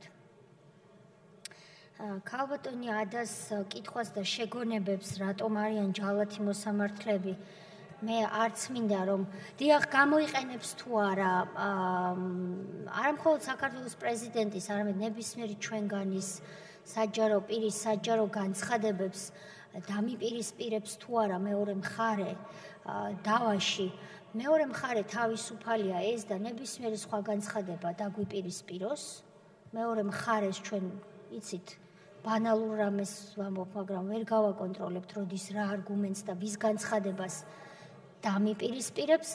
ჩვენი ფუნქცია რომ ნებისმიერი არგუმენტი ან სხვისი განცხადება მესამე პირის რაც შეიძლება დაგვიპირისპიროს, ჩვენ მეორე მხარეს ამის საშუალება არ მოგცეს. მე მაქვს, ჩემი პასუხი არის ის პასუხი, რაც არის, თუ არ გაკმაყოფილებთ ეს პასუხი, ეს თქვენი უფლებაა. ჩემი ვალია გაგცეთ პასუხი. ის 700 მეტი მტკიცებულება, რომელიც ჩვენ სტრასბურგში წარვადგინეთ და ცოტა ხანში ბატონი გიორგი ვოლსკის კითხვას დავუბრუნდები ამ ჭრილში. რა თქმა უნდა, ჩვენ ვიყენებთ ასევე ჰააგის გამოძიების პროცესშიც, იმიტომ რომ ეს ძალიან ძვირფასი მტკიცებულებებია. ქალბატონი ადამარშანიას რეპლიკას, რომ ჯალათი მოსამართლეები მიიღეთ თურმე წინა წლის დეკემბერში სასამართლო სისტემაში და როგორც ყოველთვის და განსაკუთრებით ჩემს მიმართ ქალბატონ ადას შეგონებები აქვს ხოლმე და ვერავით არ გამოსავალს მისგან ვერასდროს ვერ ვისმენ. მე მას კიდევ ერთხელ ვუმეორებ და კიდევ უფრო მკაცრად. თუ თქვენ არჩევთ ქალბატონო ადა თქვენს ტონს როგორ ესაუბროთ თქვენზე ბევრად უმცროს მინისტრებს, არ გაძლევთ არც თქვენი სტატუსი, არც თქვენი ასაკი და არაფერი იმის უფლებას, რომ მუდმივად მენტორის ტონით ესაუბროთ ადამიანებს. მე ამ ტონს არ ვიღებ და კიდევ ერთხელ გეუბნებით, რომ მე არ ვიღებ იმ პასუხისმგებლობას, რაც არ არის ჩემი პასუხისმგებლობა. სამი ტალღა მართლმსაჯულების რეფორმის არის ჩემი პასუხისმგებლობა, ისევე როგორც სისხლის სამართლის მართლმსაჯულებაში ძალიან ბევრი სხვა ცვლილება, თუნდაც მოწმის დაკითხვის ახალი წესი, რომელიც არ იყო მარტივად გასატარებელი რეფორმა და სამართალდამცავ სტრუქტურებში იმდენი ასთა სხვადასხვაობა იყო, რომ მომენტები იყო ეს რეფორმა საერთოდ ვერ მომეტანა თქვენამდე. არასრულწლოვანთა მართლმსაჯულების კოდექსი, ადვოკატების გაძლიერება პროცესუალურად იმისათვის, რომ ისინი გამხდარიყვნენ თანაბარი და თანასწორი ძალა შეჯიბრებითობისას პროკურატურასთან მიმართებაში, იმიტომ რომ ეს სასწორი პრაქტიკულად გადახრილი იყო პროკურატურის მხარეს და ამასაც რეფორმა დაჭირდა, საპროცესო შეთანხმების რეფორმა და ბევრი სხვა რამ, რაც იუსტიციის სამინისტროს ავტორობით და მთავრობის ინიციატივით შემოვიდა პარლამენტის სხვადასხვა მოწვევის პარლამენტის წინაშე, ყველა ამ რეფორმაზე მე ვიღებ პასუხისმგებლობას და განვაცხადე, მგონი სახელმწიფო ენაზე ვსაუბრობდი ქალბატონო ადა, როდესაც გითხარით, რომ ამ რეფორმების შედეგების გაზომვა მე თვითონ მოვინდომე, ეს არის უპრეცედენტო და დავდე პირობა, რომ შედეგებსაც გამოვაქვეყნებდი. გავზომეთ შედეგები და საზოგადოება ქალბატონი ადამარშანიასგან განსხვავებით ფიქრობს, რომ ყველაფერი იდეალურად არ არის, მაგრამ რეფორმებმა, რომელიც იუსტიციის სამინისტროს მიყავდა, მოგვცა უკეთესი სასამართლო, ვიდრე იყო ადრე. ეს იყო კიდეც მიზანი. თავარია, რომ რეფორმები გაგრძელდეს და ჩვენ მუდმივად არ ვიყოთ დაკავებული იმით, რომ ჭკუა დავარიგოთ სხვას, მაშინ, როდესაც არ ვიცით, რაზე დავარიგოთ ჭკუა. მოკლედ, ბევრი რომ არ გავაგრძელო, ქალბატონო ადა. მე ძალიან ბევრი წელია მოთმინებით გისმენთ, ვიცავ ყველა იმ ეტიკეტს, რომელიც ეგების თქვენი სტატუსისადმი, ასაკისადმი, წარსული გამოცდილებისადმი, მაგრამ მოდით შევთანხმდეთ იმაზე, რომ თქვენ არ გაქვთ ახლა მონოპოლია იმაზე, რომ ერთადერთი ხართ აფხაზეთიდან და ამიტომ ყველაფრის უფლება გაქვთ. მეც მყავს ოჯახში სხვადასხვა ასაკის დევნილები აფხაზეთიდან. რა გავაკეთოთ ახლა? გელაპარაკოთ ამის გამო მენტორული ტონით. საკმარისია მე მგონი ჭკუის დარიგება, როცა არ ვიცით, რაზე მარიგებთ ჭკუას. შეუძლია შემობრძანდეს, რა თქმა უნდა. ბატონი გიორგი ვოლსკის შეკითხვა, რომელიც ასევე გამომრჩა თინა ბოგუჩავას კითხვის მსგავსად და ვითხოვ ბოდიშს. ბატონი გიორგი მეკითხებოდა, რომ მტკიცებულებების პრობლემა ხომ არ იყო, თუ არის, რა წონა აქვს ამ მტკიცებულებებს, მათ შორის ისკანდერზე. როგორც ჩემი გამოსვლისას და კითხვა-პასუხის რეჟიმის დროს ბევრჯერ ვთქვი, დიახ, ჩვენ გვქონდა პრობლემები მტკიცებულებებთან ყველა საქმეზე, იმიტომ რომ სასამართლო დავა ისეთი რამაა, რომ იქ შენ გჭირდება მატერიალური ან დოკუმენტური მტკიცებულებები. ბევრი მათგანი ჩვენ არ გვქონდა დაწყებული ისკანდერიდან, რომელმაც საბოლოოდ მოკლა რუსეთის არგუმენტი, როგორც ეს გრძლად ახსენი ფოტოშოპთან დაკავშირებით და ის თუნდაც ნოტა მართალია ასლის სახით შემოინახა წინა ხელისუფლებამ და დედანი ვერ შეინახეს, მაგრამ ასლი რომ ავთენტურია ეს რუსეთმა ვერ დააყენა ეჭქვეშ, რომ რეალურად ჩვენ საქართველოს რა მნიშვნელობა აქვს ვინ იყო მაშინ ხელისუფლებაში, ვაცნობეთ, რომ ჩვენ გავდივართ საომარი ზონიდან ეტაპობრივად და 11 აგვისტოს უკვე ჯარი არამც თუ გორდში არ იყო, არამედ თბილისთან იდგა, ჩვენ ჯარზეა საუბარი. ამ ჯარის ინტერესს ვიცავთ ჩვენ, რომელიც მე არ ფიქრობ, რომ დიდად განსხვავდება სახელმწიფო ინტერესისგან.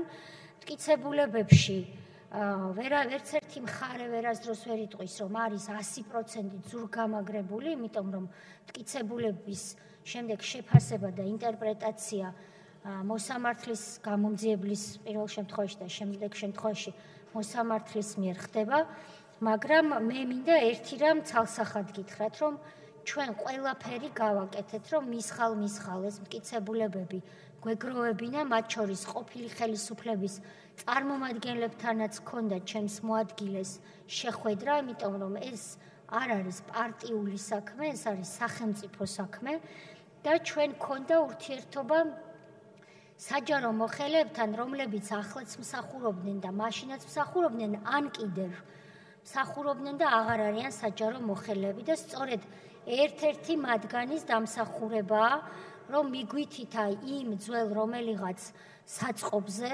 ძალოვანი სტრუქტურის, სადაც არაერთი მატერიალური მტკიცებულება რეალურად დაყრილი აღმოჩნდა. ეს არის.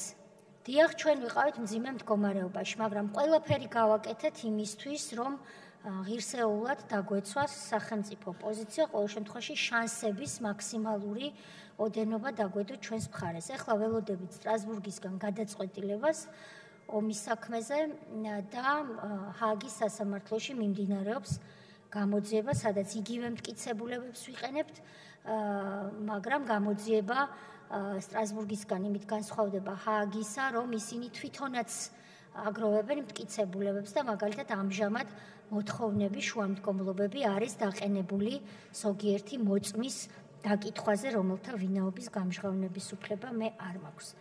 რაც შეეხება ეგრეთ წოდებული უდო ყველა საპატიმროსთან მიმართებაში თანაბრად გამოიყენება თუ არა, უდო საპატიმროების მიხედვით არ გამოიყენება, უდო გამოიყენება ინდივიდუალური საქმიდან გამომდინარე, იმიტომ რომ სისხლის სამართლის და ზოგადად სამართლის ზოგადი პრინციპია და სისხლის სამართლის ერთ-ერთი წარმმართველი პრინციპი სასჯელის ინდივიდუალიზაციის პრინციპი. ყოველი საქმე არის ინდივიდუალური, მას ინდივიდუალურად იხილავს მოსამართლე და იმ სასჯელის გადავადება ან პირობითი მსჯავრით შეცვლა ხდება ასევე ინდივიდუალურ საქმეზე დაყრდნობით და არა იმის დამიხედვით, ვინ რომელ საპატიმროში იხდის სასჯელს, ვინ ვისი მეგობარია და ვინ ვისი პოლიტიკური თანამებრძოლი. როდესაც საბჭო ჩათვლის, რომ სასჯელმა თავისი ფუნქცია შეასრულა, რა თქმა უნდა, იქ გამოიყენება ეგრეთ წოდებული უდო, თქვენ შეგიძლიათ პარლამენტარები ხართ და ნებისმიერ თუ კი ბატონი ირაკლი თანხმობას მოგცემთ, ნებისმიერ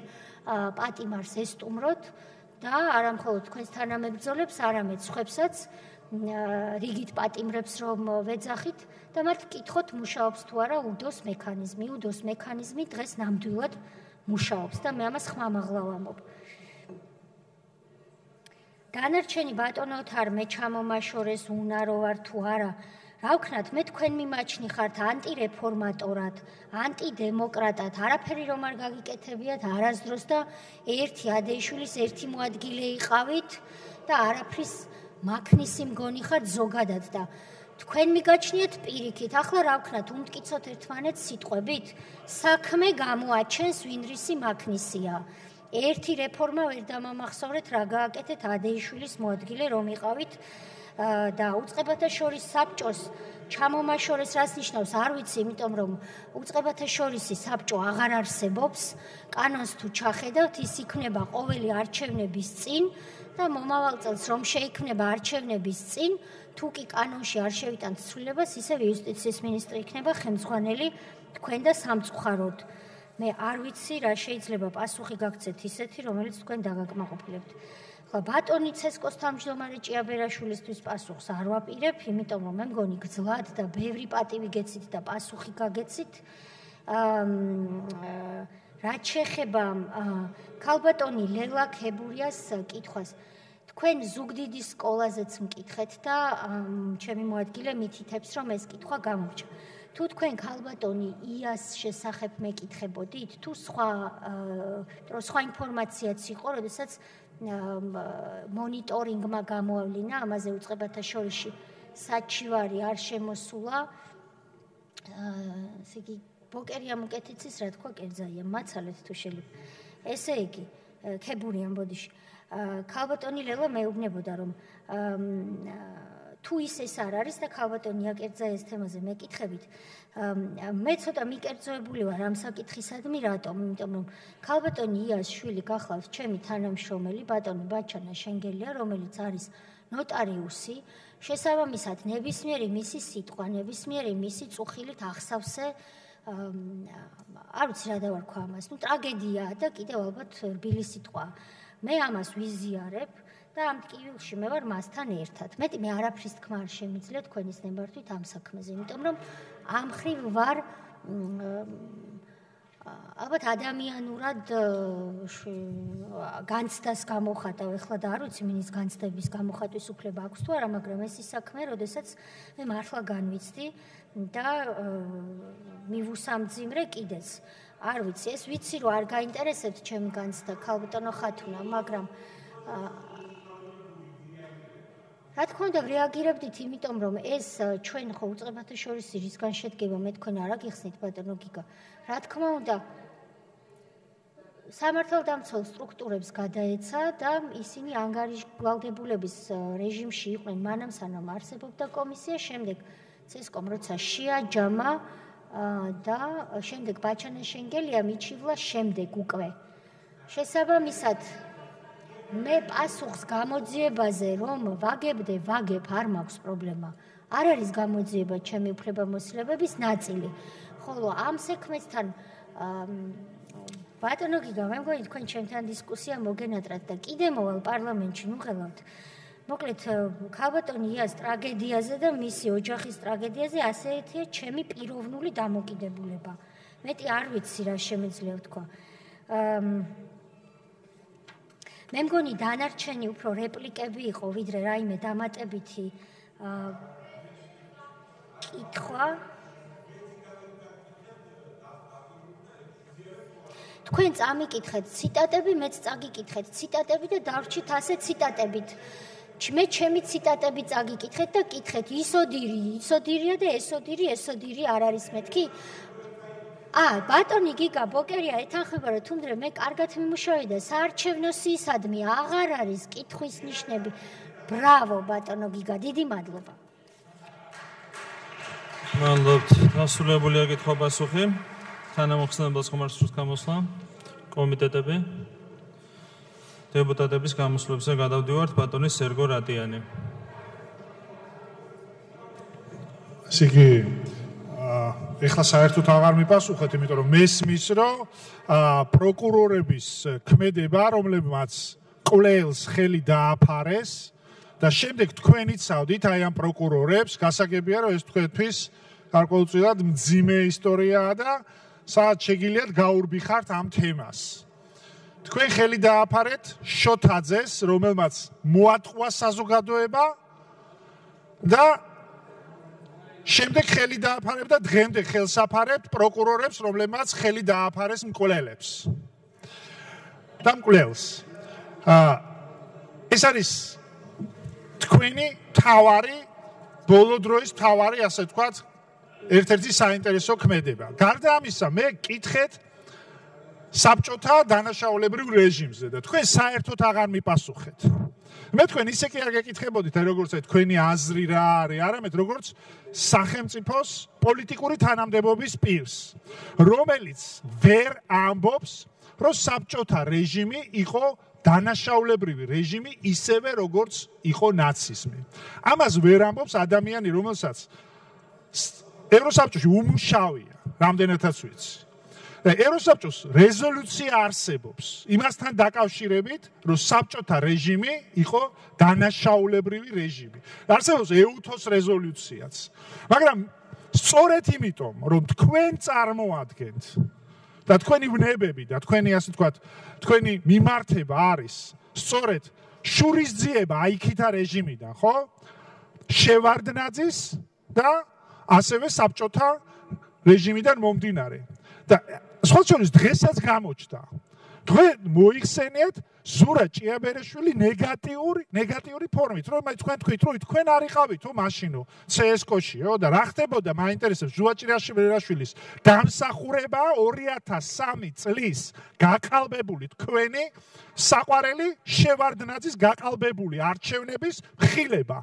და აი ეს ჩარჩენილი გაქვთ და ვერ პატიობთ ამას, იმიტომ რომ იქიდან მოდიხართ, ეს არის თქვენი მთელი ვნება და ეს არის თქვენი მთელი მიმართება. სწორედ ამიტომ არის, რომ თქვენ და თქვენი ხელისუფლება, ხო, დღემდე საუბრობთ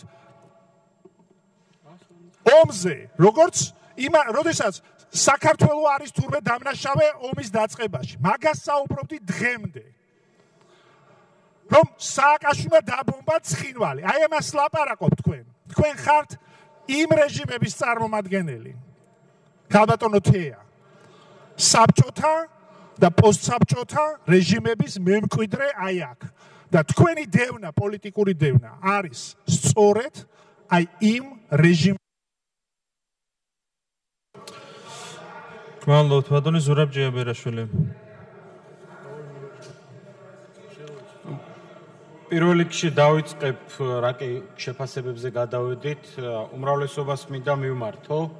როდესაც ჩვენ მეორედ გვაქვს უკვე მინისტრის საათი, პირველად იყო მაიაცკეტიშვილი და როდესაც დღის ასევე ბოლოს ტრიბუნასთან გავედი, მე ვთქვი, რომ ძალიან ბევრი პრობლემა არის ინფრასტრუქტურაში, აუთვისებელი თანხები, გაუკეთებელი ინფრასტრუქტურა, კორუფცია, მაგრამ ქალბატონ მაიას მინდა გითხრათ, რომ ძალიან ღირსეულად ეჭირა თავი იქიდან გამომდინარე, რომ თავადაც აღიარებდა პრობლემებს და რა თქმა უნდა, მისი თითეული პასუხი იყო საკითხზე ფოკუსირებული და ის არასოდეს არ გადასულა არც ცინიზმში, არც პიროვნულ შეურაცხყოფაში და არც პოლიტიკურ კინკლაობაში.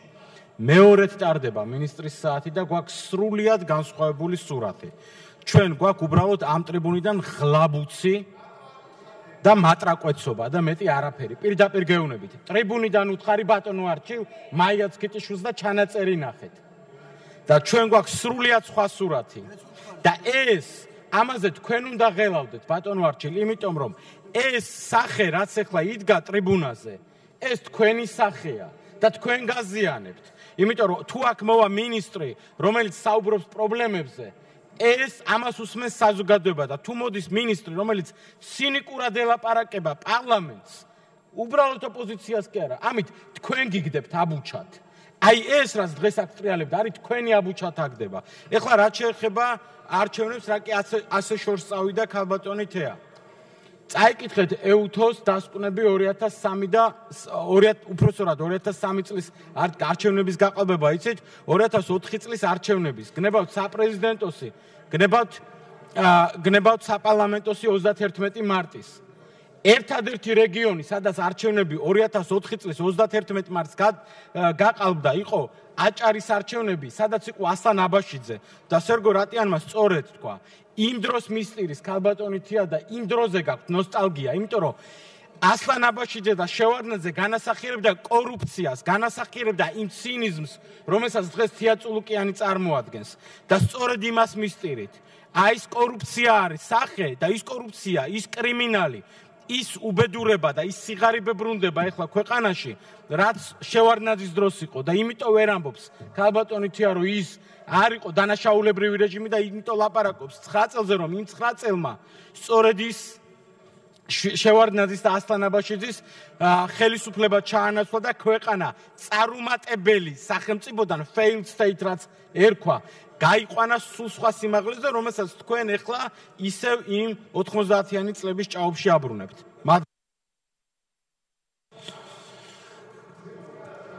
მადლობთ, ქალბატონი ხათუნა გოგორიშვილი. მადლობთ. ერთი სიტყვით სანამ გადავალ, უბრალოდ ყველაფერს ვიფიქრებდი გარდა იმისა, რომ ასლანაბაშიძისთვის არჩევნების შედეგების გაუქმებაზე ვინმეს დღეს ნეგატიური დამოკიდებულება ექნებოდა, ყველაფერს ვიფიქრებდი მაგის გარდა, ისე რომ იცოდეთ 2064 წლებში იყო მხოლოდ ჭიაბერაშვილი ცენტრალური საარჩევნო კომისიის თავმჯდომარე, ეს ისე ინფორმაციისთვის. ეხლა რაც შეეხება ჩემს მთავარ სათქმელს. ქალბატონ თეა, მე ჩემ შეკითხვაში დაგისვით ერთ-ერთი შეკითხვა იყო, რომელზეც თქვენ პასუხი არ გაგიციათ და მე შეგნებულად დაზუსტებაში არაფერი გითხარით. წინა მოწვევის პარლამენტში არ მიპასუხეთ სადეპუტატო შეკითხვებზე თქო და თქვენი პასუხი, რომელიც საპროცედურო საკითხთა კომიტეტს გაუგზავნეთ, მაშინ მდგომარეობდა იმაში, რომ გადაეცით მაგ ქალბატონ დეპუტატს, რომ არასოდეს გავცემ პასუხსო და რატომ მერე მიზეზები იყო. თუ არ გახსოვთ, მე შემიძლია ეს წერილი ამოვიღო არქივიდან და მოგაწოდოთ. უბრალოდ თქვენი დამოკიდებულება პარლამენტისადმი და პარლამენტის წევრებისადმი გაიზომება არა საქმით, არა საკითხით, არამედ იმით, ვინ არის. დღესაც თქვით აქ შეკითხვებში, რომ ეხლა სასიამოვნო დეპუტატთან გადავალ, თურმე უსიამოვნო და სასიამოვნო დეპუტატები არსებობენ თქვენთვის და წამოგცდათ შეიძლება, მაგრამ ესე თქვით, შეგიძლიათ ასევე ნახოთ სტენოგრამა, თუ ჩემი არ გჯერათ, კი, ასე ბრძანეთ. და მე მინდა ერთი რამე გითხრათ. თქვენ თუ გონიათ ეხლა, რომ დღევანდელი აქაური ტაში არაერთხელ, ხან უფრო შედარებით მკუხარე, ხან უფრო ნაკლები, ერთ რამეს ნიშნავს, რომ როგორ მაგრა დღეს, ესე იგი, როგორ შეუტიეთ ოპოზიციას და შეგაქებენ უმრავლესობის წევრები, შეიძლება დაგირეკონ შუშის სასახლიდანაც და ყოჩახთია რა კარგად უპასუხე ოპოზიციასო შეგაქონ კიდევ ერთხელ. თუ გონიათ, რომ ეს თქვენთვის პლუსია, ძალიან ცდებით, იმიტომ რომ ერთი რამეა და ჩემო ძვირფასო კოლეგებო, მინდა გითხრათ. როდესაც მინისტრი ასეთ ცინიზმს იჩენს პარლამენტის წევრების მიმართ, ეს არ არის. მე კი არ ველაპარაკებოდა გიგაბოკერიას და ოპოზიციას კი არ ელაპარაკებოდა. ელაპარაკებოდა პარლამენტს და ამბობდა, რომ დიახ, მას მთავრობის წევრს შეუძლია ასეთი ცინიკური და ასეთი თავხედური გამოსვლები ქონდეს პარლამენტში პარლამენტის წევრების მიმართ. მაგრამ თავხედობის და ცინიზმის გარდა ბოლოს უკვე მაზოხისტურ ეტაპზეც გადახვედით ქალბატონ თეა, იმიტომ რომ თქვით, რომ არაო, არ მეტყვი პრეზიდენტს ვინ დაიწყო ომიო. ჩემი საქმე ის არის, რომ თუ რამე ახალი მტკიცებულებები ექნება რუსეთს, მედგრად შევებრძოლო და კონტრარგუმენტები დაუდო. ეს იყო თქვენი პასუხი ბოლოს. იმის მაგივრად, რომ მთელი კამპანია მისქება დიდებაში გაატარეთ, მაშინ არ უთხარით პრეზიდენტობის კანდიდატს, რომ არა, არ შეიძლება ქართველი მით უმეტეს პრეზიდენტობის კანდიდატი ამბობდეს, რომ საქართველოს ომი დაიწყო. ეხლა უკვე არჩეული პრეზიდენტი დაასრულებინეთ. ქუშინ საღამოს კიდევ ერთხელ გაიმეორა, რომ დიახ დაიბომბა ცხინვალი და ეხა დღეს ყვირიან აგერ დარბაშიც და ინტერვიუებს იძლევიან, რომ ინტერპრეტაცია კეთდება სხვანაირი ჟურნალისტმა ვერ გაიგო. და თქვენ კიდევ ამას ყველაფერს, როდესაც ეს არგუმენტად ოფიციალურად გაფორმდება, მედგრად შეებრძოლებით და მერე კიდე დადგებით ტრიბუნაზე და თავს მოიწონებთ, როგორ გაანეიტრალეთ სალომე სურაბიშვილის ერთ-ერთი ახალი არგუმენტი. გმადლობთ, ქალბატონი თინა ბოგუჩავა. მადლობთ.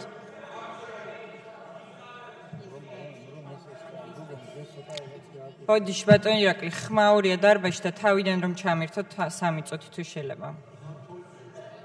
მადლობთ ქალბატონი თინას თქონას. მადლობთ.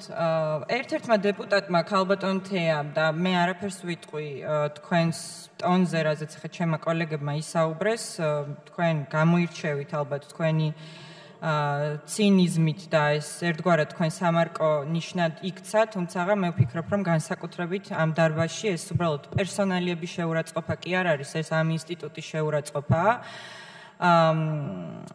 მაგრამ ერთ-ერთმა დეპუტატმა თქვენ კითხათ იმასთან დაკავშირებით, თუ რით აშანტაჟებდით თქვენ ბიძინა ივანიშვილს, ჩვენ ძალიან კარგად გვესმის, რომ ნომინალურ პრემიერს მამუკა ბახტაძეს თქვენ არ დააშანტაჟებდით, თქვენ აშანტაჟებდით ბიძინა ივანიშვილს და მაღალი ალბათობით თქვენ ფლობთ ინფორმაციას, რომელიც მისთვის სასიცოცხლოდ მნიშვნელოვანია მისთვის რეჟიმის გავლენის შესანარჩუნებლად. და აქ ჭორაობაზე და შიდა სამზარეულოზე კი არ არის საუბარი. აქ საუბარია ძალიან მნიშვნელოვან ჩვენი სახელმწიფოსთვის საკითხებზე და ამიტომ გთხოვეთ სწორედ, რომ გაგესაჯაროებინათ ის ინფორმაცია, რითიც თქვენ აშანტაჟებდით ბიძინა ივანიშვილს. სავარაუდოდ, თქვენ გაქვთ იმის ფუფუნება, რომ დააშანტაჟოთ ქვეყნის მთავარი მმართველი, იმიტომ რომ ფლობთ ინფორმაციას მათ შორის იმაზე, თუ როგორ გაიყვანა თქვენმა დანიშნულმა ბოტასების ქურდმა ფარცხალაძემ საკნიდან ვანო მერაბიშვილი, თქვენ ფლობთ ინფორმაციას იმაზე, თუ როგორ გაიტაცეს ქართულმა სპეცსამსახურებმა თბილისის ცენტრიდან ჟურნალისტი აბგან მუხთარლი, ფლობთ ინფორმაციას მათ შორის შესაძლოა ერასტო კიცმარიშვილის ძალიან ბუნდოვან გარემოებებში გარდაცვალებასთან დაკავშირებით, ფლობთ ინფორმაციას იმაზე, თუ ხელისუფლების სხვადასხვა შტოები როგორ უნისონში მოქმედებდნენ იმისთვის, რომ ივანიშვილს ხელში ჩაეგდო რუსთავი 2, იმაზე, თუ როგორ ალაგებს ბჭყალებში საქმეებს უჩა მამაცაშვილი.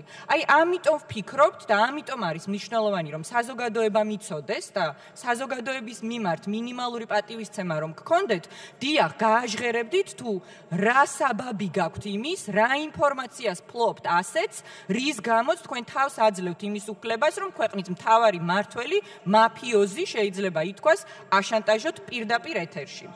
ძალიან მწუხარ, რომ არ მიპასუხეთ და დარწმუნებული ვარ, რომ ძალიან კარგად გაიგეთ ჩემი კითხვა, თუმცა გამოდის ერთგვარად, რომ თქვენს არ პასუხში, ასე ვთქვათ, პასუხიც იყო, როდესაც მე ვიკითხე, შეიძლება თუ არა ჰააგას სასამართლოში რუსეთმა თავის სასარგებლოდ გამოიყენოს სალომე ზურაბიშვილის განცხადებები. იმიტომ რომ ასეთი შესაძლებლობა არსებობს და ამაზე ვსაუბრობთ არა მხოლოდ ჩვენ, არამედ ასევე არასამთავრობო ორგანიზაციები, რომლებიც უფრო ჩართულები არიან ჰააგას პროცესში, ვიდრე დიახ თუნდაც თქვენი სამინისტრო ან საგარეო საქმეთა სამინისტრო დაასრულებინეთ. კარგია რომ აპირებთ კადრის გამოყოფას იმისთვის, რომ როგორც მინიმუმ ერთი ადამიანი მაინც ახდენდეს აპროცესის მონიტორინგს, მაგრამ ძალიან მიყვირს, რომ ამდენი დრო დაგჭირდათ ერთი კადრის გამოსაყოფად. როდესაც მილიონები იხარჯება სრულიად ხარჯებზე ბიუჯეტიდან, როგორც არის მაგალითად მთავრობის სხვადასხვა წევრების ჯიპები და პრემიები და ასე შემდეგ. მე ვფიქრობ, რომ იმსახურებს ჩვენი ქვეყანა, რომ ერთ ადამიანს გადაეხადოს ხელფასი ამ მნიშვნელოვან საქმეზე და ბოლოს ერთიც დამიმატეთ. დაასრულებინეთ. ილია ქალბატონო თეა, რომ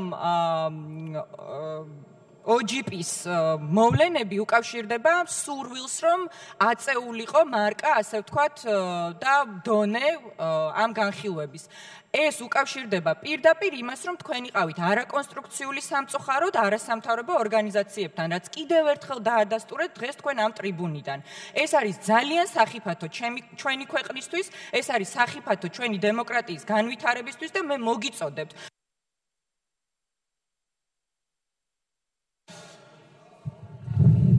მადლობთ, ქალბატონი ლელა ქებორია.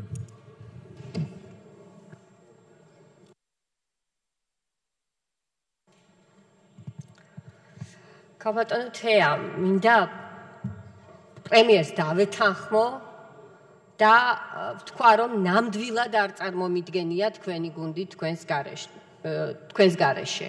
ამაში ნამდვილად ვეთანხმები. მეცაც გეტყვით, კომპლიმენტსაც გეტყვით ქალბატონო თეა და ისე უხდებით ამ ხელისუფლებას და ამ უმრავლესობას, როგორც ტორტს ალუბალი. იაკერზაიაზე, როდესაც კითხეთ, არანაირი მოლოდინი არ მქონდა, რომ სწორად და ობიექტურად შეაფასებდით ისეთ ფაქტს, რომელიც ნებისმიერი თავმოყარე ხელისუფლებისთვის შემაშფოთებელი იქნებოდა. მიუხედავად ბევრი მტკიცებულებისა და ფაქტისა, რომელთა ერთობლიობა ეჯგარეშე მიუთითებს პოლიტიკურ დევნაზე, უმრავლესობამ იცით როგორ დაიბანა ხელი? მოიწვია კომიტეტის სხდომა, სადაც მინისტრს უსმენდა ამ საქმეზე, მაგრამ პარალელურად მოიყვანა დირექტორები, რომლებიც გათავისუფლებული იყვნენ 2012 წლამდე. პროკურატურამ რაღაცა ფორმალური გამოძიება დაიწყო და პრეზიდენტმა საერთოდ არც კი ახსენა ადამიანი, რომელიც სამწუხაროდ მის არჩევნებს გადაყვა. და დღეს თქვენ აქ როგორც ამ ხელისუფლების ღირსეული წარმომადგენელი, ისევე როგორც უმრავლესობა, თავი გადაიქნიეთ, წუხართ, მაგრამ არაფერს აკეთებთ იმისათვის, რომ ამ საქმეზე დადგეს ჭეშმარიტება. ქალბატონო თეა, თურმე იმდენი რამე ქონიათ გასაკეთებელი 6 წელია პატიმრების რეესტრის ელექტრონიზაციაზე ოცნებობთ და ვერ გაგიკეთებიათ, მაგრამ მესმის. როდესაც პოლიტიკური ოპონენტების მიმართ დაგროვილი ბოღმა მოსვენებას არ გაძლევს, რთულია საქმის კეთება. მაგრამ მაინც საქმის კეთება ჯობია ქალბატონო თეა, იმიტომ რომ როცა დალალებს გაიზრდით და კოსას ჩაიწვნავთ და მოყვებით, თუ რატომ აშანტაჟებდით ბიძინა ივანიშვილს, იმის მეტი მოსაყოლი არაფერი დაგრჩებათ, გარდა იმისა, თუ რამდენჯერ მიმართეთ გიგა ბოკერიას სახელით და გვარით სამთავრობო საათის დროს. ქალბატონო თეა, აქ როდესაც ღვთიური ნეტარებით საუბრობთ იმ 9 წელზე და ანგელოზის ღიმილი გადმოგეფინებათ მხოლმე სახეზე, მინდა შეგახსენოთ, რომ იმის მიღმა, რომ ეს ყველაფერი სიამოვნებას განიჭებთ, ასევე იყენებთ ყველა იმ მავნებლობის, უხეირობის და დანაშაულის გადასაფარად, რომელსაც თქვენი ხელისუფლება სჩადის. და სწორედ ეს აფერხებს ქვეყნის განვითარებას. თქვენ გქონდათ შანსი, რომ როდესაც 2020-ში დადგებოდა თქვენი 8 წელი, სხვათა შორის ამ უმრავლესობასაც სანამ ამ დილით სასამართლოების შესახებ კანონს მიიღებდა, დადგებოდა თქვენი 8 წელი იგივე რიტორიკით. არ ესაუბრა თქვენ შემდეგ მოსულს თქვენს მიმართ.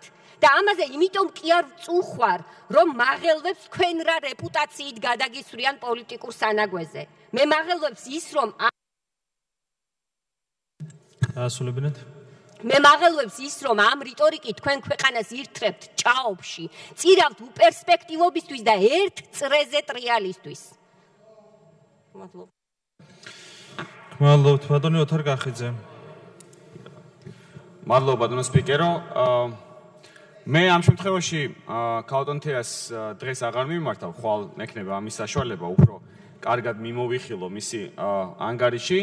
მე მინდა მიმართო ჩემ კოლეგას უმრავლესობიდან, თუ არ ვცდები, ბატონი კობა ლურსმანაშვილი იყო სოციალურ ქსელებში ძალიან აქტიურად შეარდება მისი ეს დღევანდელი კითხვა, როგორ ახერხებთ ქალბატონო თეა, რომ ესეთი მაგარი ხართ ოპოზიციასთან ბრძოლაში, ზოგადად ეს ახალი ტრენდი გახდა ქართული ოცნებისთვის, როგორ ახერხებთ რაღაცეებს და ესეთი მაგრები როგორ ხართ ეს ასეთი ტიპის კითხვები, როდესაც ქვეყანაში გვაქვს ძალიან ბევრი პრობლემა და მინისტრი როდესაც მოდის აქ ჩვენ უნდა ვესაუბროთ იმ პრობლემებზე, რომელიც საზოგადოებას აწუხებს. ეხლა რაც შეეხება კონკრეტულად აი ამ კითხვას ბატონი კობასი და არ არის დარბაზში, მაგრამ ალბათ საშუალება ექნება შემდგომ აქ დანდებით?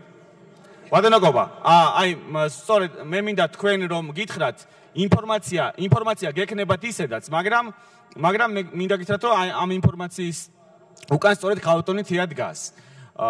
როდესაც ცდილობდა ქართული ოცნების ხელისუფლება, რომ მიხეილ სააკაშვილი დაესვა ინტერპოლის წითელ ცირკულარზე, ინტერპოლისგან მიიღო ოფიციალური უარი ამაზე და მიუთითეს, რომ პოლიტიკური მოტივაცია იყო სავარაუდოდ ამ ბრალდების უკან და სწორედ ქალბატონი თეაა, ვინც დამარცხდა ინტერპოლში, სწორედ სააკაშვილის ექსტრადირებასთან დაკავშირებით. ქალბატონი თეა დამარცხდა საფრანგეთის სასამართლოში, როდესაც დავით კეზერაშვილის ექსტრადირებას ცდილობდა. ქალბატონი თეა იყო, რომელიც დამარცხდა ლონდონში, გაერთიანებული სამეფო სასამართლოში, როდესაც ასევე კეზერაშვილის ხელმეორედ ექსტრადიციას ცდილობდა. ქალბატონი თეა იყო ის თანამდებობის პირი, რომელმაც მარცხი განიცადა ევროკავშირის წევრ კიდევ ერთ სახელმწიფოში, საბერძნეთში, ამჯერად ახალაიას ექსტრადირების პროცესში. ქალბატონი თეა იყო ასევე ის თანამდებობის პირი, რომელიც დამარცხდა ვანო მერაბიშვილის საქმეზე სტრასბურგში, ადამიანის უფლებათა ევროპულ სასამართლოში და წააგო უპრეცედენტო საქმე საქართველოსთვის ევროკონვენციის მე-18 მუხლი და ასეთი ტიპის მარცხით სწორედ ქალბატონმა თეამ განიცადა. მეცაც გეტყვით, ქალბატონი თეას ძალისხმევის მიუხედავად ზურა ბადეიშვილი ინტერპოლმა მოხსნა წითელი ცირკულარის ძებნიდან. ეს ეხლა რატო ჩამოგითვალეთ, იცით? არც ერთი პროცესი არ აქვს მოგებული ამ ოპოზიციის წინააღმდეგ ბრძოლაში ქალბატონ თეას. ბატონო კობა, რომ იცოდეთ თქვენ, ანუ თქვენ შეიძლება ფიქრობთ, რომ ის არის წარმატებული ოპოზიციის წინააღმდეგ ბრძოლაში საქართველოს, ანუ ქვეყნის შიგნით, სადაც მოსამართლეები ბეჭედს ურტყამენ სხვადასხვა ტიპის გადაწყვეტილებებს, მაგრამ მის ფარგლებს გარეთ დემოკრატიულ სასამართლოებში ქალბატონ თეა ყველგან დამარცხდა. დიდი მადლობა. მადლობთ, ბოლო გამოსვლელი დღეს ბატონი საზახუციშვილი. კიდევ ერთხელ მოგესალმებით კოლეგებო, სიმართლე გითხრათ არ ვაპირებდი გამოსვლას, მაგრამ აი ბოლოს წინა ორმა გამოსვლამ საერთოდ რაღაც გაუგებრობაში დამტოვა. ბატონებო, საკუთარი წარსულის გცხვენიათ? მოქალაქეთა კავშირში თქვენ რიგებში იმდენი ხალხი იყო, როგორც წინამოწვევის პარლამენტში და ისე ასე დღევანდელ პარლამენტში რო არ ვიცი. საერთოდ მინდა გითხრათ, რომ მე არ მახსოვს თქვენ თუ კარგად გახსოვთ შევარნაძის ინაუგურაციაზე შვილი რომ მიიყვანა და ედუარდი დავარქვიო, თეა წულუკიანი იყო თუ მიხეილ სააკაშვილი. და თქვენ მიხეილ სააკაშვილის რეიტინგით რო ხართ თუნდაც ევროპული საქართველო ამ პარლამენტში მოხვედრილი, ამაშიც ეჭვი არ გეპარებათ. და რაც შეეხება ბატონო ოთარის მიერ ნახსენებ кейსებს, ბატონო ოთარ, 10 წელიწად მისჯილი ირაკლი ოქრუაშვილი არ გადმოგცათ საფრანგეთის ხარემ. იმიტომ რომ ამ გადმოცემის პროცედურებს აქვს სხვა თქვენ იცით კარგად და ალბათ ჩემზე კარგადაც იცით და ამის გამოყენება ახლა ქალბატონი თეას საწინააღმდეგოდ აბსოლუტურად არ არის სწორი და მართებული.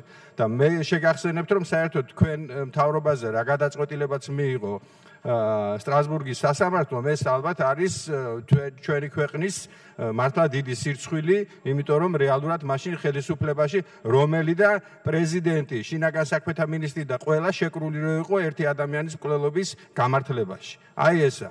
და მთელი ქვეყანა რო შეკრული იყო გირგვლიანის წინააღმდეგ. პოლიცია, პრეზიდენტი და ასე შემდეგ და ასე შემდეგ. გვალობთ, კოლეგებო. დღეს ვერ დავასრულეთ საკითხის განხილვა, საკითხის განხილვა გაგრძელდება ხვალ.